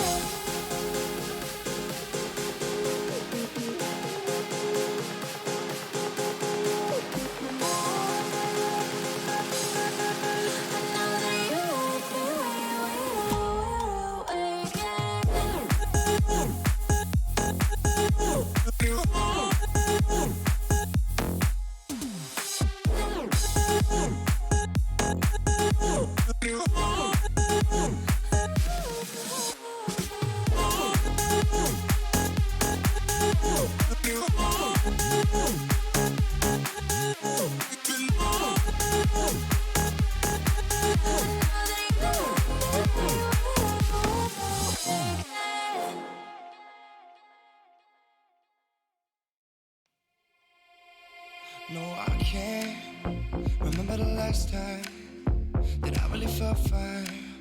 Now I'm trying to rewind. Cause lately I've been feeling kinda hazy, like I'm stuck in a daydream, and you're not here to save me. Down and out, I hit the floor. All is fair in love and war, but I can't do this anymore. No, no. Don't take me to a place I know, somewhere I can feel my soul. Lately I'm skin and bone, so hollow. I've never felt so alone. I need you more than you know, 'cause baby, you feel like home.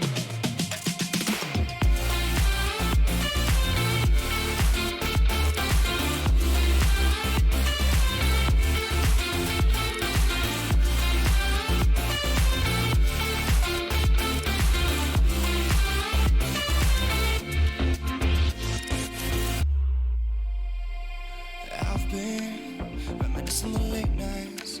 We'd fall in love in the moonlight and wake up at sunrise.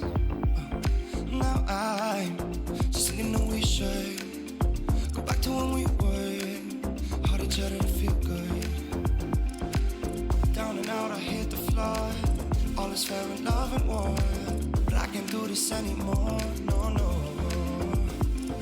Don't take me to a place I know, somewhere I can feel my soul. Lately I'm skin and bone, so hollow. I've never felt so alone. I need you more than you know, 'cause baby, you feel like home.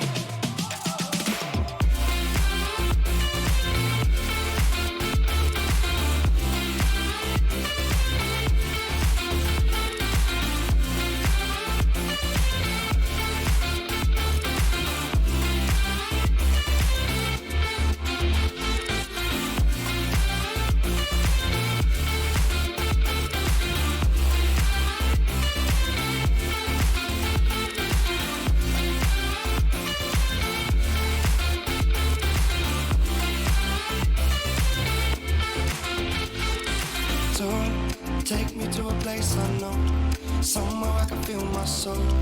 Lately I'm skin and bone, so hollow. I've never felt so alone. I need you more than you know, 'cause baby you feel like home.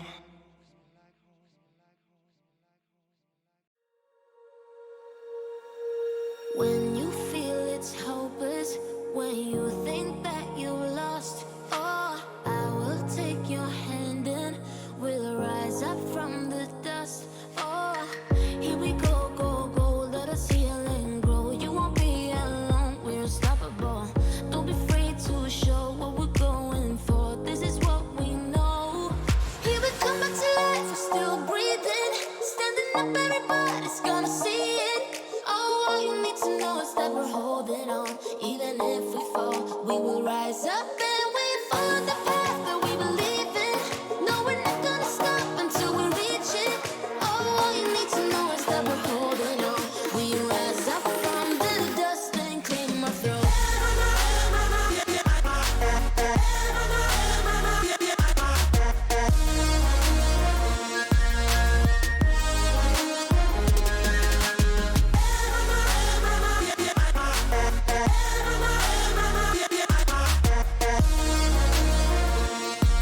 We rise up from the dust and clean my throat. We all have our reasons why we are on this track. Oh, we all have our burdens, yeah, but we just keep on fighting and we never look back. Here we go, go, go, let us heal and grow. You won't be alone, we're unstoppable. Don't be afraid to show what we're going for. This is what we know. Here we come back to life, we're still breathing. Standing up, everybody's gonna see it. Oh, all you need to know is that we're holding on. Even if we fall, we will rise up and we follow the path that we believe in. No, we're not gonna stop until we reach it. Oh, all you need to know is that we're holding on. We rise up from the dust and clear my throat.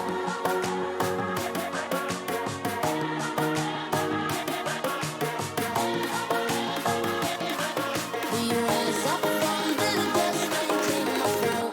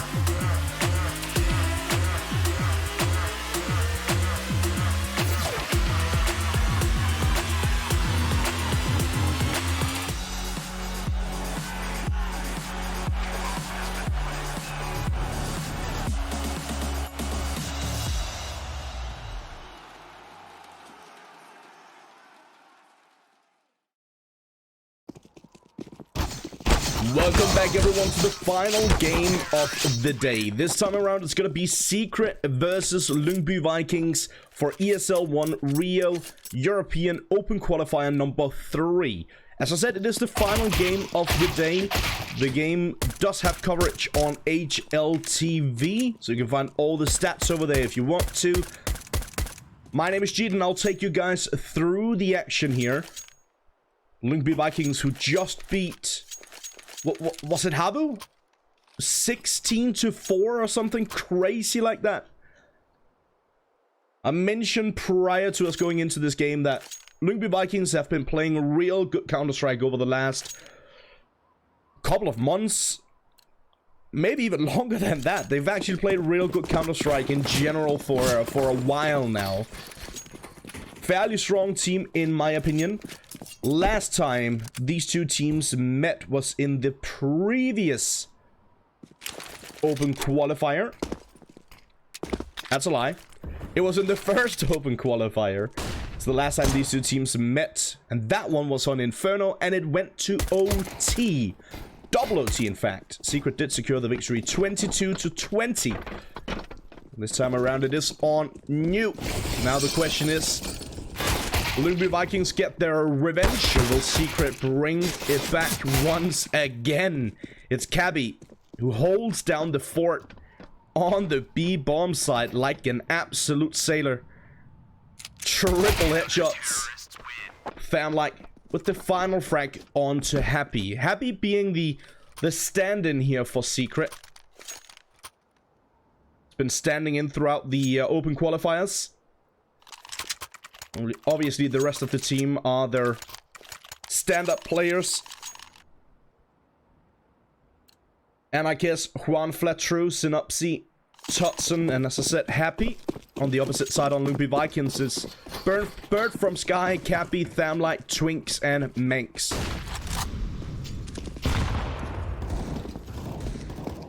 On paper, Secret are the favorites for this one, should be able to take a victory. But as I just mentioned, the previous game these two teams played against each other on Inferno was incredibly close. And Nuke, commonly known as a really good map for Danish teams. So I wouldn't put it past them. Nice job here from Twinks. Good triple. Whew, that's a nice shot from Synopsy. Manx gets taken down. A 3-on-1 situation though. Synopsy needs a pretty magical moment to get this one done.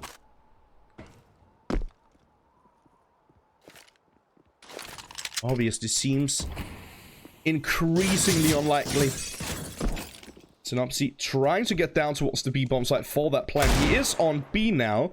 Does find yet another shot. A beautiful one at that. Twinks gets taken out. Oh! Was that a 360? Boy, are you mad? What was that? Synopsy, what are you doing? I said he needed a quad kill. In a 1-on-3 situation. He just did a 360 Quandique. I'm like against Synopsy. Nate. Oh, almost. Oh, that's gonna do the trick. Oh, he gets out of touch just in time. I'm like, he's not sticking it. Pros don't fake. Synopsy, really? Oh my god, Synopsy. Is he gonna get it? Oh, that's gonna be close. He doesn't have it. Oh. Hello? Synopsy, how do you clutch that? Oh my god. What an absolute champion. What a mad man. Holy. Okay then. And here I was thinking that Juan Fletru was gonna be the next big thing and probably the best player on Secret, even including Happy. Synopsy just decided, you know what? I'll show you different. Oh my god. I can't believe it. At a loss of words.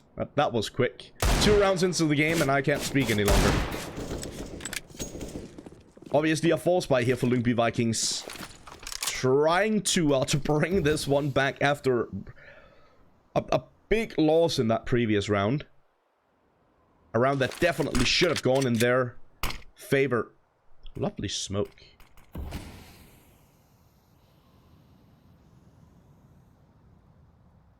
I'm a sucker for when players use math to line up their smokes. Basically ghetto smokes. This is why you should stay in school. Happy. Good kill on Bert from Sky. Damn, like, does catch one, but he's the only one to get anything done. A Secret just shut them down. Very confident round here for Secret. 4 players staying alive as well. That means that they can start to work on their economy fairly early into the game here. And that's very good, especially considering they're starting on the T side, which is undoubtedly... Well, can't say undoubtedly and probably in the same senses. That doesn't really work. Yeah, I would say it's probably the most difficult side in any map here on Kowloon. Oh, that's so pretty. What I'm trying to say is T side on Nuke is incredibly difficult. Secret seem fairly confident pretty early on here against Lyngby Vikings. As I mentioned earlier, this is a pretty good map for Lyngby Vikings.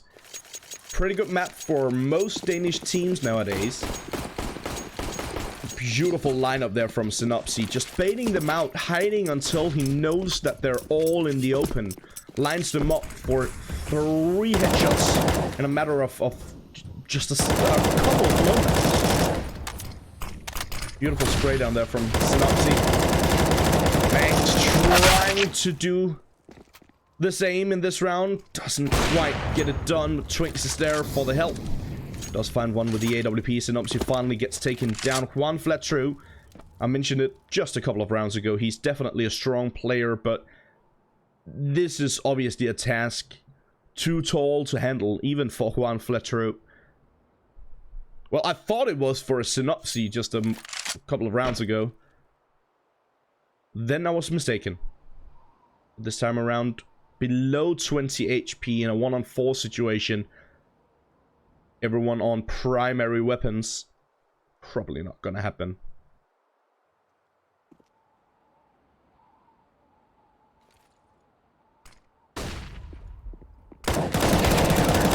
Yeah, there you have it. Famlike, good positioning. Bit of an off angle there from Famlike. Lyngby Vikings do manage to pick up the second round.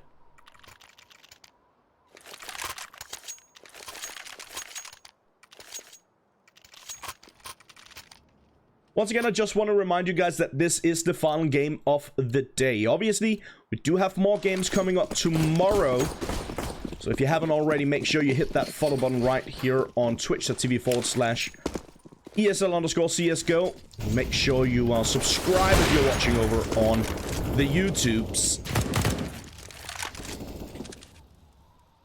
Tomorrow we have 4 matches total, I believe.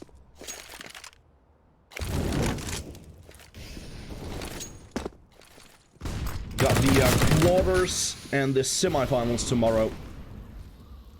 So make sure you tune into that. Lyngby Vikings, pretty good start to the round here, and they're looking to finish up the round in strong fashion as well. It's going to be all unhappy now. 1-on-4 situation for Happy. Does have the Krieg. That does give him potential. We know that this is a powerful weapon, but obviously, again, 1-on-4 situation is incredibly difficult. When the bomb has been dropped in the open like it is, it's not going to be an easy test for him, sure. Oh, info from the... ooh, okay. Let me get back to that in just a moment here, Louis. Happy does pick up the bomb. And does make his way down in vents. I'm going to try and see if he can... He can brain his opponents. That's not going to happen. Famlike just watching the angle, just watching the vents. As his teammates were already down on the B bomb side and they didn't see anything. But they had a pretty good inkling that he was going to try and play smart with Lyngby Vikings and push back up towards the A bomb site. Good positioning there by Lyngby Vikings. Yes, as Louis, our lovely moderator and friend, I suppose, of the stream. I don't know what I'm saying anymore. As Louis is saying, North American Qualifier is now live over at ESL_CSGO B, so make sure you check that out. It's my good friend and colleague Eternal J taking you guys through the action for the North American Qualifier. Pretty good start to the round here for Lyngby Vikings. Ground flat true did get the opening frag, and it was a pretty strong opening frag. Nice, fairly long distance deagle shot in towards Big Garage. From Sky. Let's try and see if he can find an angle here. It's gonna be Manx. Catches another. Eventually he gets taken down by Happy Anarchist. Falls to Bird from Sky. It's gonna be all on Happy. Happy. I'll say probably his best clip of all time was with the Deagle on Inferno. If you haven't seen it, just search Happy Deagle Inferno. That simple. It's the naughtiest stuff ever. But not this time around. This time around, he does catch one. Quickly trade it out, though. Lyngby Vikings. Decent situation at this point. Bit of a rough one to start off with. Couple of good rounds from Synopsy. But now it seems like Lyngby Vikings, they found their footing. They already have a decent economy built up behind them. Got roughly 5,000 on Twinks, 5.5 on Famlike, 4,000 on Cappy. But it is going to be Happy to find the opening frag. Good timing on that molly here, incendiary from Manx. And they jump right through the smoke. They thought the smoke extinguished the molly, but it didn't. That's the bomb as well. That's so massive for Lyngby Vikings. You never want to send the bomb in first. Big mistake for Secret. Ooh. And a bit of luck to make up for that mistake. Tutson tapping away through. The smoke connects. I'm like just watching the angle over towards the A-bomb side, making sure that no one is trying to sneak around. Cabby is in a good spot as well, and he's checking the angles here. Could potentially find Happy, but it seems like the timing might be wrong for Cabby. Happy has already snuck past him.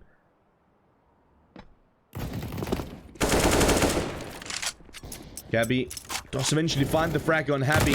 Swings gets taken down. Cabby yet another one, but he's traded by Tutson. It's all on them, like a 1-on-2 situation. And he thinks that his opponents might try and brain him once again, but it's not happening this time around. They are gonna make the move down towards the B-bomb side for that bomb plant. And Famlight already rushing down and missing his flashbang. It's a little bit awkward. Anarchus. Beautiful positioning. So watching a fairly tight angle there. Takes care of Famlight, no problem at all. As I said, decent amount of money in the bank of the Lyngby Vikings. They are going to be buying up for this round, of course. They are lacking a tiny amount of utility. We only have 2 diffuse kits in play. As you can see, Famlight and Manx both playing on a FAMAS. FAMAS was buffed not super long ago, but only the spray pattern of it, which was probably one of the worst things about the FAMAS before, so the Glil for that matter. But now, in my opinion, a decent weapon. Tutson does find a frag fairly early. Takes a lot of damage in the process. He's down to just 3. But from Sky with 1 as well onto Happy, but now he's taken care of. Xanakis, who deals with Bird from Sky. Happy. The spray and the pray almost pays off. Tries to find a different angle. They line up on Happy. He finds the triple now. And he's dealt so much damage to Synopsy. Synopsy down to just 2 HP. Had Synopsy had the timing right. If he peeked out as his teammates were taking aggro over from Mini, he could have potentially gotten something done. He does eventually deal with Cappy, but a quick trade coming his way from Upper. There you have it. 5th round on the board for Lyngby Vikings. 5-4. 1 round lead here for Lyngby Vikings. As I said, this matchup definitely has potential of being a close one, because on paper, Secret are the better team, and they should be able to take a victory here. But on paper, this map is pretty strong for Lyngby Vikings, which is why this is sort of a toss-up. This could honestly go either way.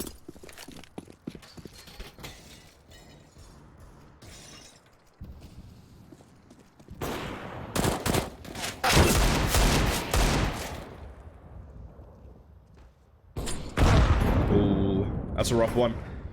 Good nade from Bert from Sky. Connects on to Happy. Anarchist has taken a decent amount of damage. Twinks. It's a good shot. Finds yet another. Tutson falls as well. 1 flat true and Synopsy now.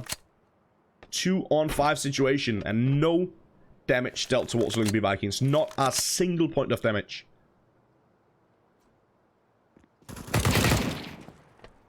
Not gonna remain like that. The Bird from Sky does take a bit of damage now, but 1 flat true. Swiftly dealt with. It's gonna be all on Synopsy. What amount of damage towards Bird from Sky here from Synopsy, actually? Yeah, Manx eventually shuts him down, and a fairly clean round here for Lyngby Vikings. They don't lose any players, so that means that their economy is gonna trend upwards. And obviously, they do use a bit of their utility, but they definitely didn't use all of it. And a lot of the money we see spent here is actually rebuying armor. It's a bit interesting, because I don't think Cappy took that much damage. I think Cappy actually upgraded his armor, if I'm not completely mistaken. Makes better sense. Bit of a timeout there. As you can see, Secret on an eco for this one, or mostly an eco. Do have upgraded pistols, but that's it. Hit armor per 1, flat true.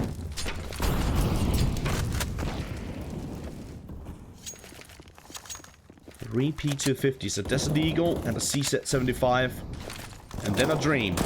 The dream is to make it work in towards the A-bomb site. Good position here from Bird, from Sky. One flat true does manage to find one. Quickly trade coming his way though. And now Lyngby Vikings are slowly but surely taking off.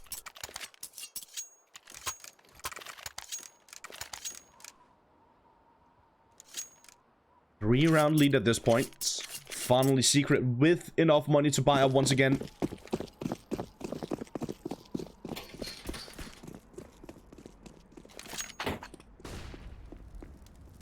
Do have an orb in play on both sides of the aisle. It's Anarchist and it's Twinks. By the way, Twinks not just a good Counter-Strike player. He's also a rapper.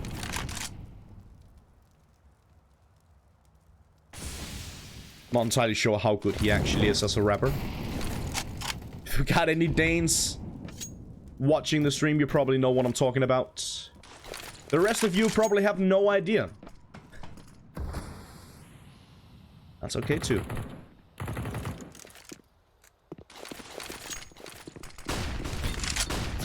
Secret, a lot of flashes over towards the ramp area and beautiful entries as well. It's Synopsy and it's Totson connecting on the two defenders over towards the ramp area. Oh, one flat through, sneaking up towards Heaven, deals with Cabby. Tham-like does get the trade on Juan. Now it's going to be a 2-on-4 situation here for Tham-like and Bird from Sky. Not a whole lot they can do in this one. Obviously still got plenty of money behind them.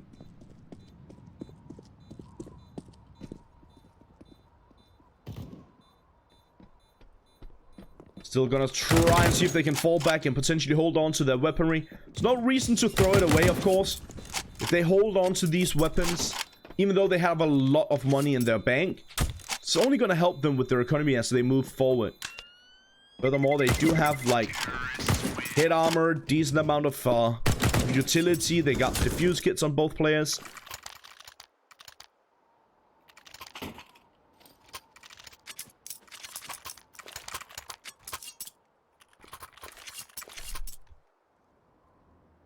Seven to 5. Secret does manage to find their 5th round on the board.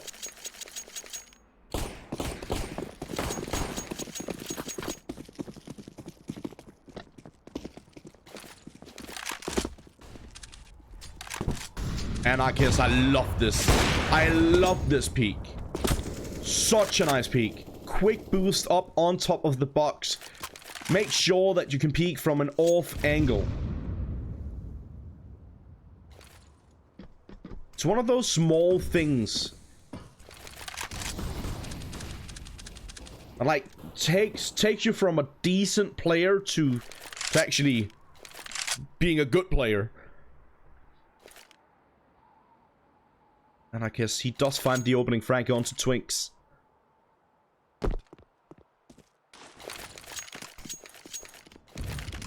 See, we got a decent amount of Secret fans in the chat. Don't we have any Lyngby Vikings supporters out there? Are you all for Team Secret?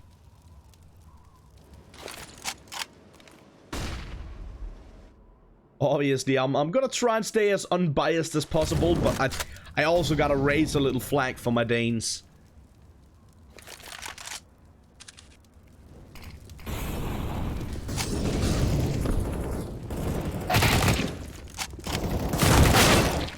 Manx, Cabby and Tham-like, Birds from Sky, every single player charming in except for Twinks, who got dealt with very early. One flat through, up close towards the back of the site. He does find the frag here on Bird from Sky. He's fairly low on HP here, Juan Fletcher. Gonna go for the plant, but through the smoke. Thamlike deals with him. And there you have it, Lyngby Vikings, yet another round on the board. That's going to be their 8th. Only one player surviving here for Lyngby Vikings. But again, they got a decent amount of... of money in the bank, so buying up is still not going to be that big of an issue.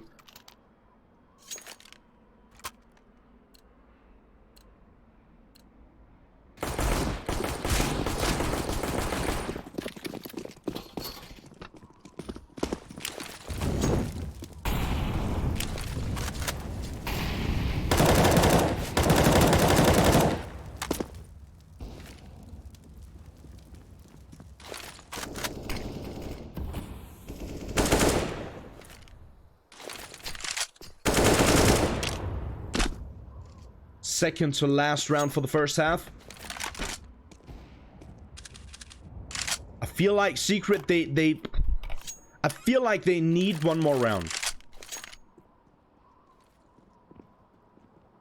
If they can get any more than just one more round, that would just be icing on the cake. But one more round is sort of... I feel like, in my opinion, at the very least, the bare minimum for them to have a pretty good shot in the second half. The good thing about Counter-Strike is anything can happen.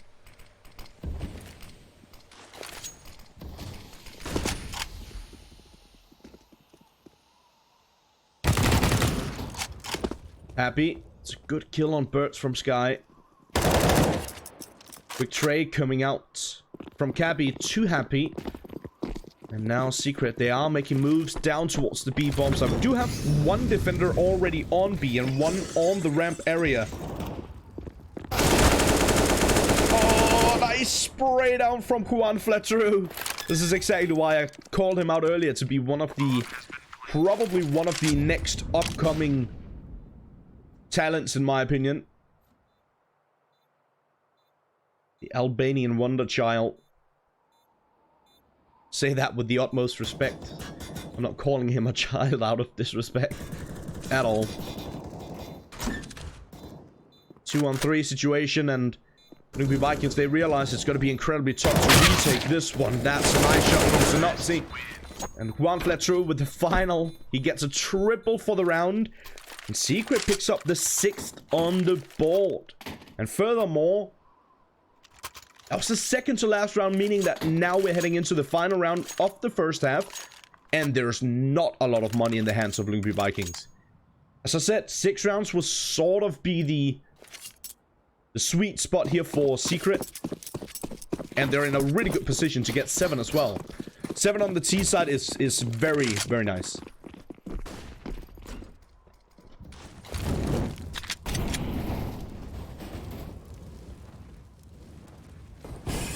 I saw someone in the chat just moments ago asking about whether or not we're nearing the end of the night, and yes, we are. This is the final round for today, round 6. Then we got quarters and semis tomorrow. So obviously make sure you tune in for that. Totson. Reactional shot on Cabby. Looking real good here for Secret. Not that amazing for Lyngby Vikings currently. It's a good tap work here for Thamlike at least. Totson does get taken down. It's back to a 3-on-3 situation, and obviously weaponry heavily favoring Secret. It's been a long day. It's been a long day. My apologies. Good trade on to Happy from Twix. You have the AWP here on Thamlike. Twix is normally the AWPer for Lyngby Vikings, but Thamlike is going to be swinging it for the retake. Good positioning from Synopsy. He almost connects that spray down as well, but it is going to be Juan Fletcher with the final frag on Thamlike. And it is going to be the 7th round on the board here for Team Secret. What a first half. So many highlight-worthy plays in that first half. Absolutely brilliant work all around. I must admit, Secret definitely had the most highlight-worthy plays in that first half. We saw it from Synopsy 2 rounds. He created magic. One was a force buy with the Desert Eagle. Winning, clutching a 1-on-3 situation like it was nothing. Getting a 360. Deagle headshot. Again, like it was nothing. Don't remember. No, not the round after. A couple of rounds after. He lined them up for a spray down over by the door. Caught a quad kill in that round as well. Sure, someone clipped it. So if you miss it, check out the clip section here over on Twitch. One flat truth does catch one, but it's mostly going in the favor of Lyngby Vikings here for the pistol. And it's fairly important for them to pick up the pistol here. Good shots coming through from Bird from Sky. Happy he goes down. Gotta be all on Tutson. Tutson left alone in a 1-on-4 situation. Again, it's gonna be an important pistol here for Lyngby Vikings. It does look like they're gonna get it.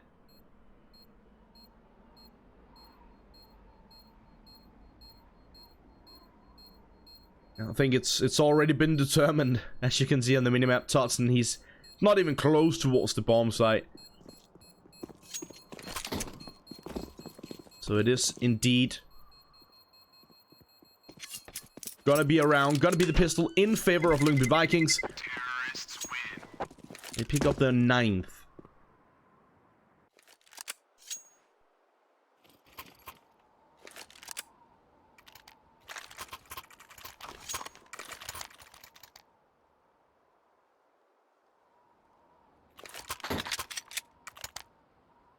Secret.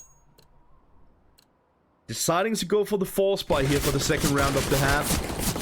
We got the scout on Anarchist. 2 CZ-75s and 2 Desert Eagles. Lobbing the flashes up towards the A-bomb side. It's got to be a quick, aggressive pull down towards vents and down towards the B-bomb site. Manx takes care of the first. Good aerial movement here by Manx. Try and get out of dodge. He needs to be careful though. There is a player fairly close behind him. That's going to be Synopsy. As I said, he needs to be careful, but Cabby, he's got it under control. Takes him down. The bomb, obviously, it's been planted, and it's been ticking for a bit already. Is it just me, or does Happy look, like, nervous?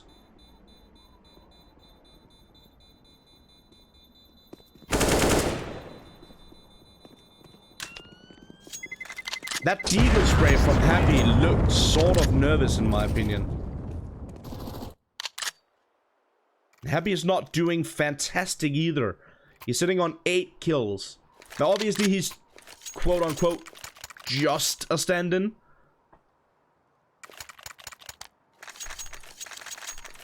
And it can be incredibly difficult to be a stand-in, because then you need to worry about all the strats you gotta keep in mind. Gotta make sure you don't, like, get in the way of any of your teammates. It actually takes quite a bit to be a stand-in on any team. Still, Happy, he should be on a different caliber in my opinion. At least he used to be. Good first frag from Manx. Synopsy gets taken down. It's gonna be mostly an eco in this round here for Secrets. Happy does find one on Manx eventually. Cabby, good double here. Anarchist, he deals with Bird from Sky. It's now a 3-on-2 situation. Fam like, beautiful peek onto Anarchist. One flat through, does find the frag on Cabby.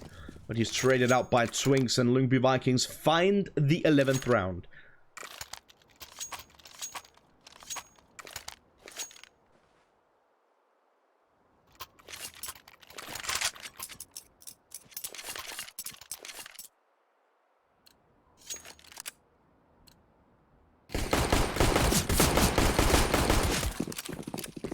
Now, finally, Secret. They got the money. They got the weaponry.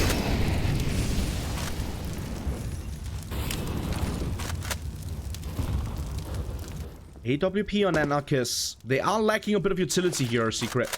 And as you can see, they don't have any defuse kits. And obviously, that could be an issue if Lyngby Vikings manage to take one of the 2 bomb sites and get a plant. The jury is still out on that one, of course. Lyngby Vikings setting up for the smoke wall towards the outside. The deep smoke wall. This allows them to sneak up all the way and push in towards Mini if they choose to do so.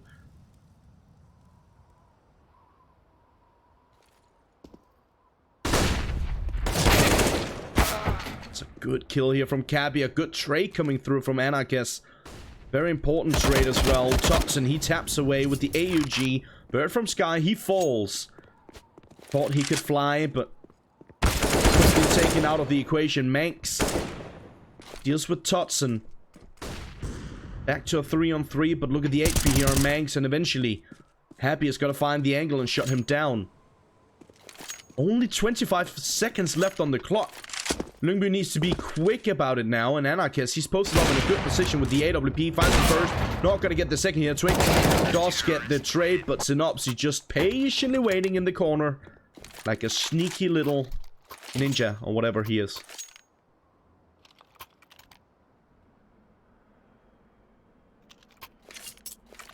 Secret taking the first gun round. Definitely gonna help them as they move forward here. But they need to secure this one as well. It is a force buy for Lyngby Vikings. They got 3 AK-47s. They got the Desert Eagle on Twinks, and they got the SMG on Manx. Do have a decent amount of utility, all things considered here, Lyngby Vikings.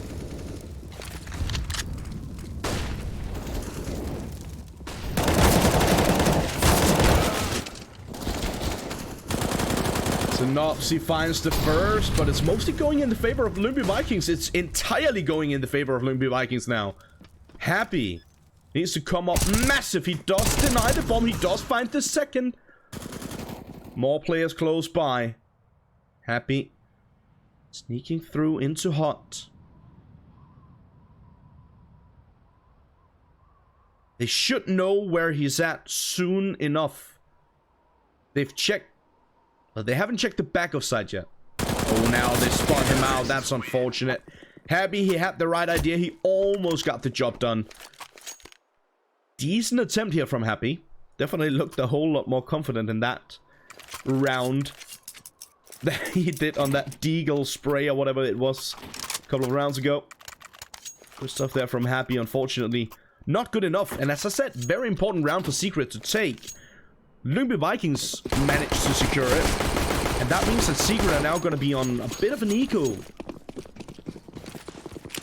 This gives a brilliant opportunity here for Lyngby Vikings to take full control of this game at this point. And then they definitely intend to do so.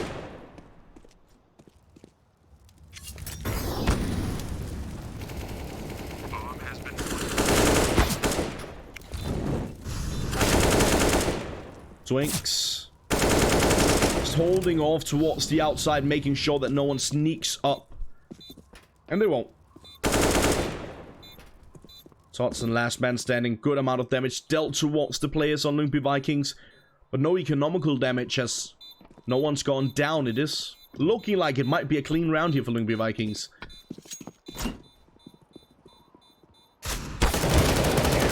And it will.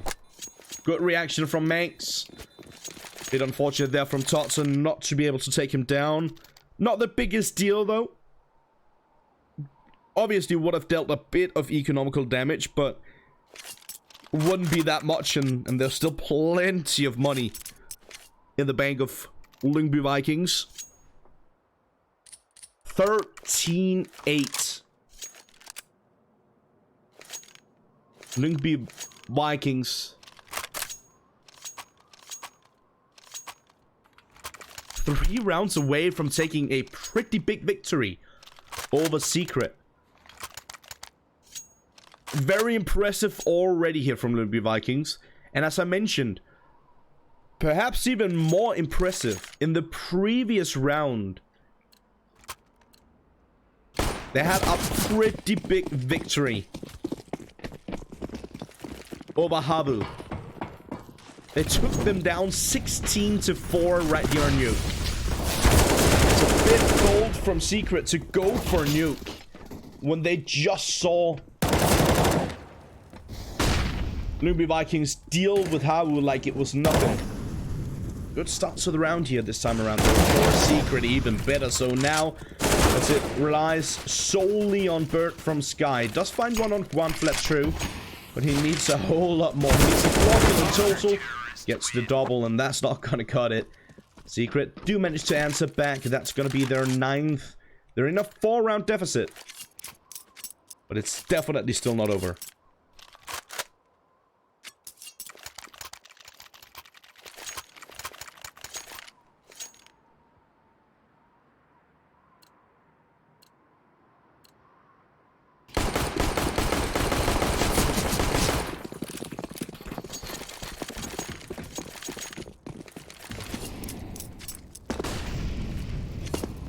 Still enough money here for Lyngby Vikings to buy up once more. Decide not to go for an AWP. Rather want to go for something a bit more traditional. Perhaps the smoke wall towards the outside. That's what they've lined up for and thrown down. That doesn't always mean that that's what they're going for. It doesn't always mean that they're going to be pushing down towards Secret. But that is what they're going for this time around. 3 players in Secret, 2 players waiting for the potential flankers. No one coming their way just yet. And now it's sort of a waiting game. They need to join up again at some point. And it does look like it is going to be a bit of a fake, perhaps, towards the A bomb side. And then eventually a push down towards B. Oh, I like this quite a bit. They catch out Happy completely. He thought for sure that was going to be an A hit. That's a very important kill here from Totson. He is going to get pushed upon from Bert from Sky. Bert from Sky does take him down. Totson almost connecting that 180. Not quite. Bert from Sky deals with him. Gets the bomb down.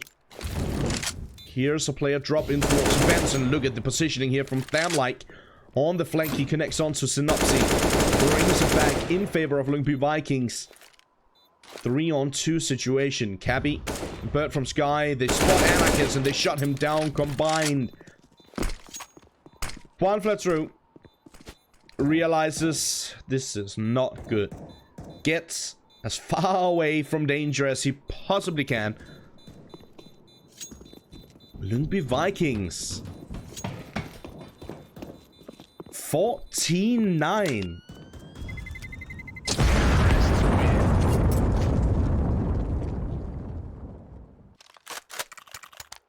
As I said,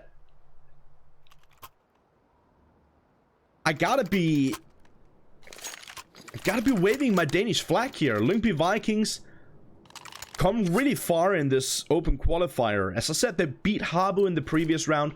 Now they're looking very strong against Secret. 2 teams that, on paper, are better than Lyngby Vikings. Lyngby Vikings, I mentioned it before the game started, they've definitely become a pretty well-rounded team over the last couple of months. They're playing good Counter-Strike. Happy does get the trade here on Happy. Bird from Sky. Bit lucky on his peak here.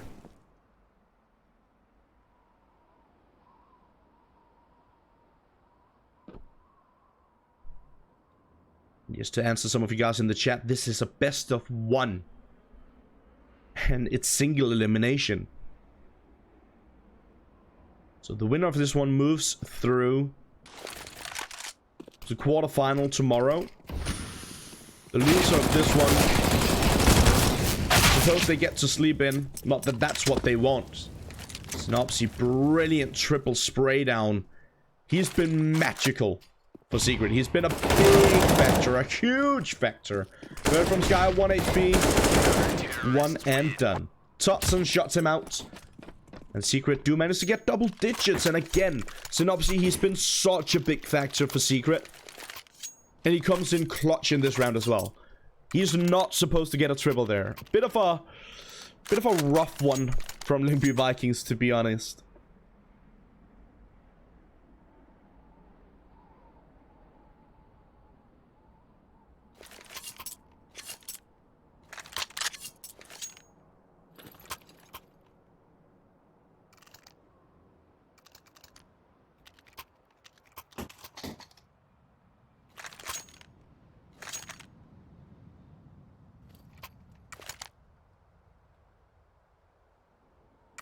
Bit of a pause there. I can only suspect it's from Lyngby Vikings.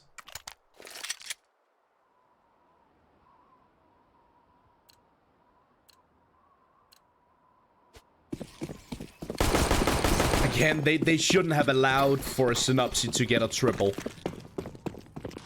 The first, sure. The second, maybe. Third, absolutely not. Ooh, this is quite interesting from Lyngby Vikings, just rushing straight in towards the A-bomb site. And Secret, they get caught completely off guard. They weren't ready whatsoever. Still a 3-on-2 situation favoring Lyngby Vikings here. They are, once again, trying to find the angle, trying to find the opening. They decide to make a move down towards the B-bomb side. Anarchist. Such good aerial movement. Honestly, that kill should have gone in the favor of Lyngby Vikings, but it didn't. Now Bird from Sky against Anarchist. The smoke out. And Anarchist, he catches a triple for the round. Very important stuff, but way too close for comfort. That was mostly an eco here for Lyngby Vikings. Sure, they had a couple of SMGs, but that was mostly an eco. That shouldn't have been that close. Another pause coming into play.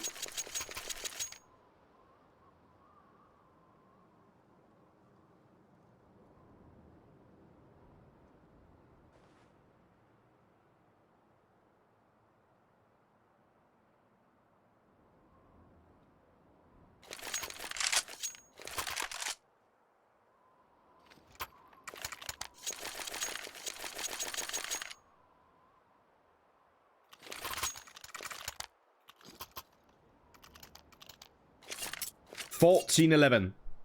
3-round lead for Lyngby Vikings. 3-round deficit for Secret. Secret. If they want to win this one in regulation, they need 5 rounds in a row. As I said, it's been a long day, but we're not quite done yet. Last time these two teams met was in the first European qualifier. That ended in double overtime. That was on Inferno. Secret did take the victory. 22-20 in that one. Question is, can Secret actually bring this one back? Potentially throw it into another OT? Can they even take the victory in regulation? That would be quite something. Lyngby Vikings played good Counter-Strike so far. Made a couple of mistakes here and there. That happens. I'll have to say the most name-worthy, I guess notable clips have definitely come from Secret. Synopsy. How many sick clips has he got in this matchup already? How many times has he more or less saved Secret already?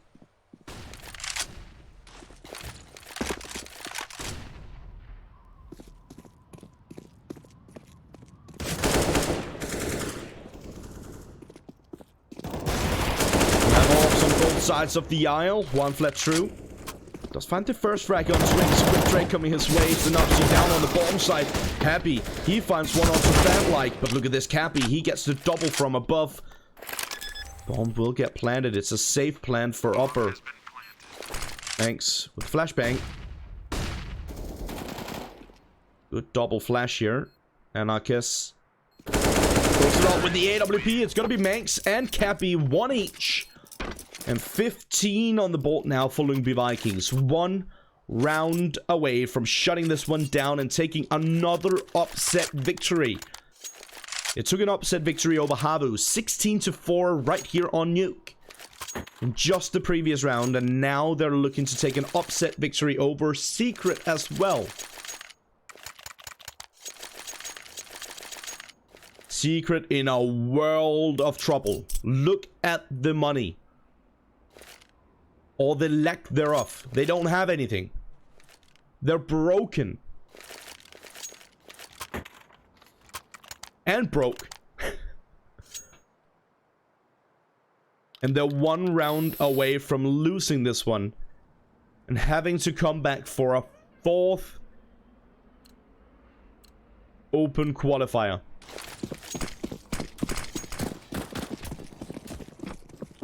Again, I gotta say, the veto, definitely not catering to Secret's advantage.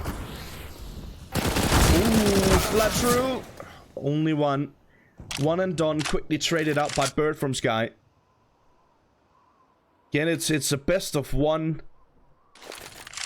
This is not looking great. For Secret, I think that's a bit of an understatement, actually.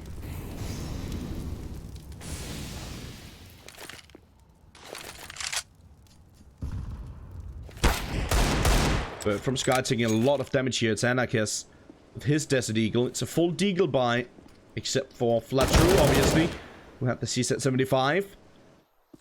I'm like just watching for the flank. Oh, that's a nice shot from Anarchist. Manx gets taken down, but Cabby is there for the trade. It's a 3-on-2. It's 2 opponents between Lyngby Vikings and a victory over Team Secret. Lyngby Vikings making moves down towards the B-bomb site. That's a good kill from Synopsis. Synopsis, shall he be the savior for Secret once again? How many times? Not this time around, as he does get taken down. Tutson against 2. So we can find the angle of Tutson here as he taps away. Does deal damage. Takes a bit as well. Bird from Sky fairly close on the ram barrier here. Now making moves down towards Emo. Tutson inching his way forward.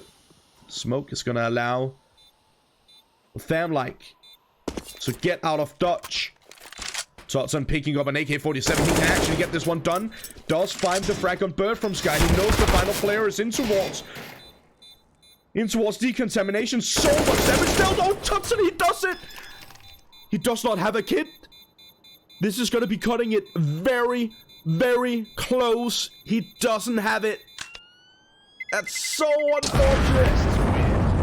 Oh my god. What a way to end this game. What an absolute insane game to end the day. Lyngby Vikings does take the victory. Wow. Those clips from this matchup are going to be highest on the list of clips from the ESL CSGO channel for today. I can promise you that much. What a remarkable game. Thank you guys so much for watching. That was the final game of the day. Hope you guys have enjoyed. It's been a long day. I've definitely enjoyed it. But I'm about ready to get some shut-eye. Well, before that, quickly, I want to remind you guys to hit that follow button over on twitch.tv/ESL_CSGO. I want to encourage you guys to subscribe to ESL on YouTube, to follow them on Twitter at ESLCS. While you're over there, you can follow me as well. That's at official_GIETE. I've been Jeet. You've been lovely. Thank you guys so much for tuning in. Hope to see you back here tomorrow for more Counter-Strike action as we take you guys through the final couple of games, final couple of rounds for this 3rd European Open Qualifier for ESL 1 Rio 2020. Thank you so much for tuning in. Until next time, have a good one.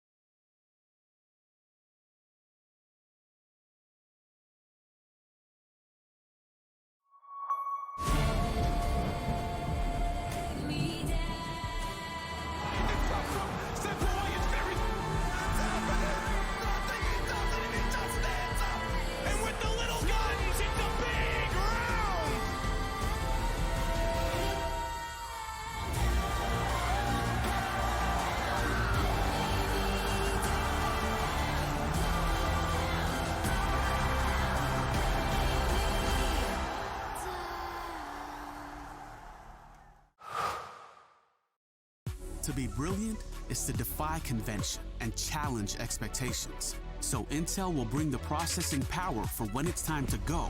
Brilliant. Frame rates that keep up with your reflexes. Brilliant. Fast clock speeds for when you're on the clock. Brilliant. It's what we do at Intel, powering you to master your potential. Will you rise? Intel.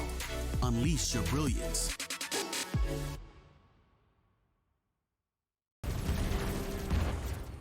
Everybody loves an underdog. Who needs to be liked?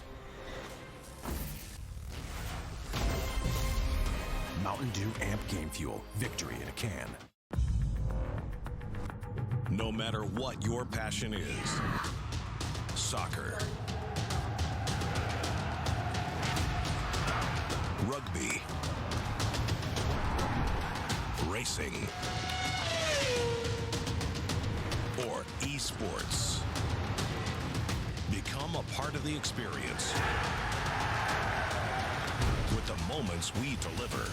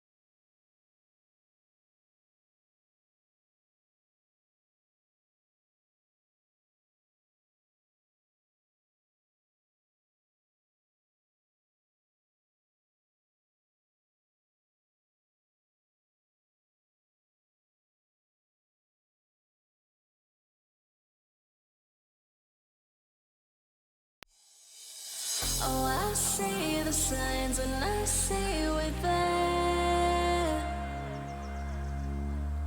And I feel the lies and I feel the same.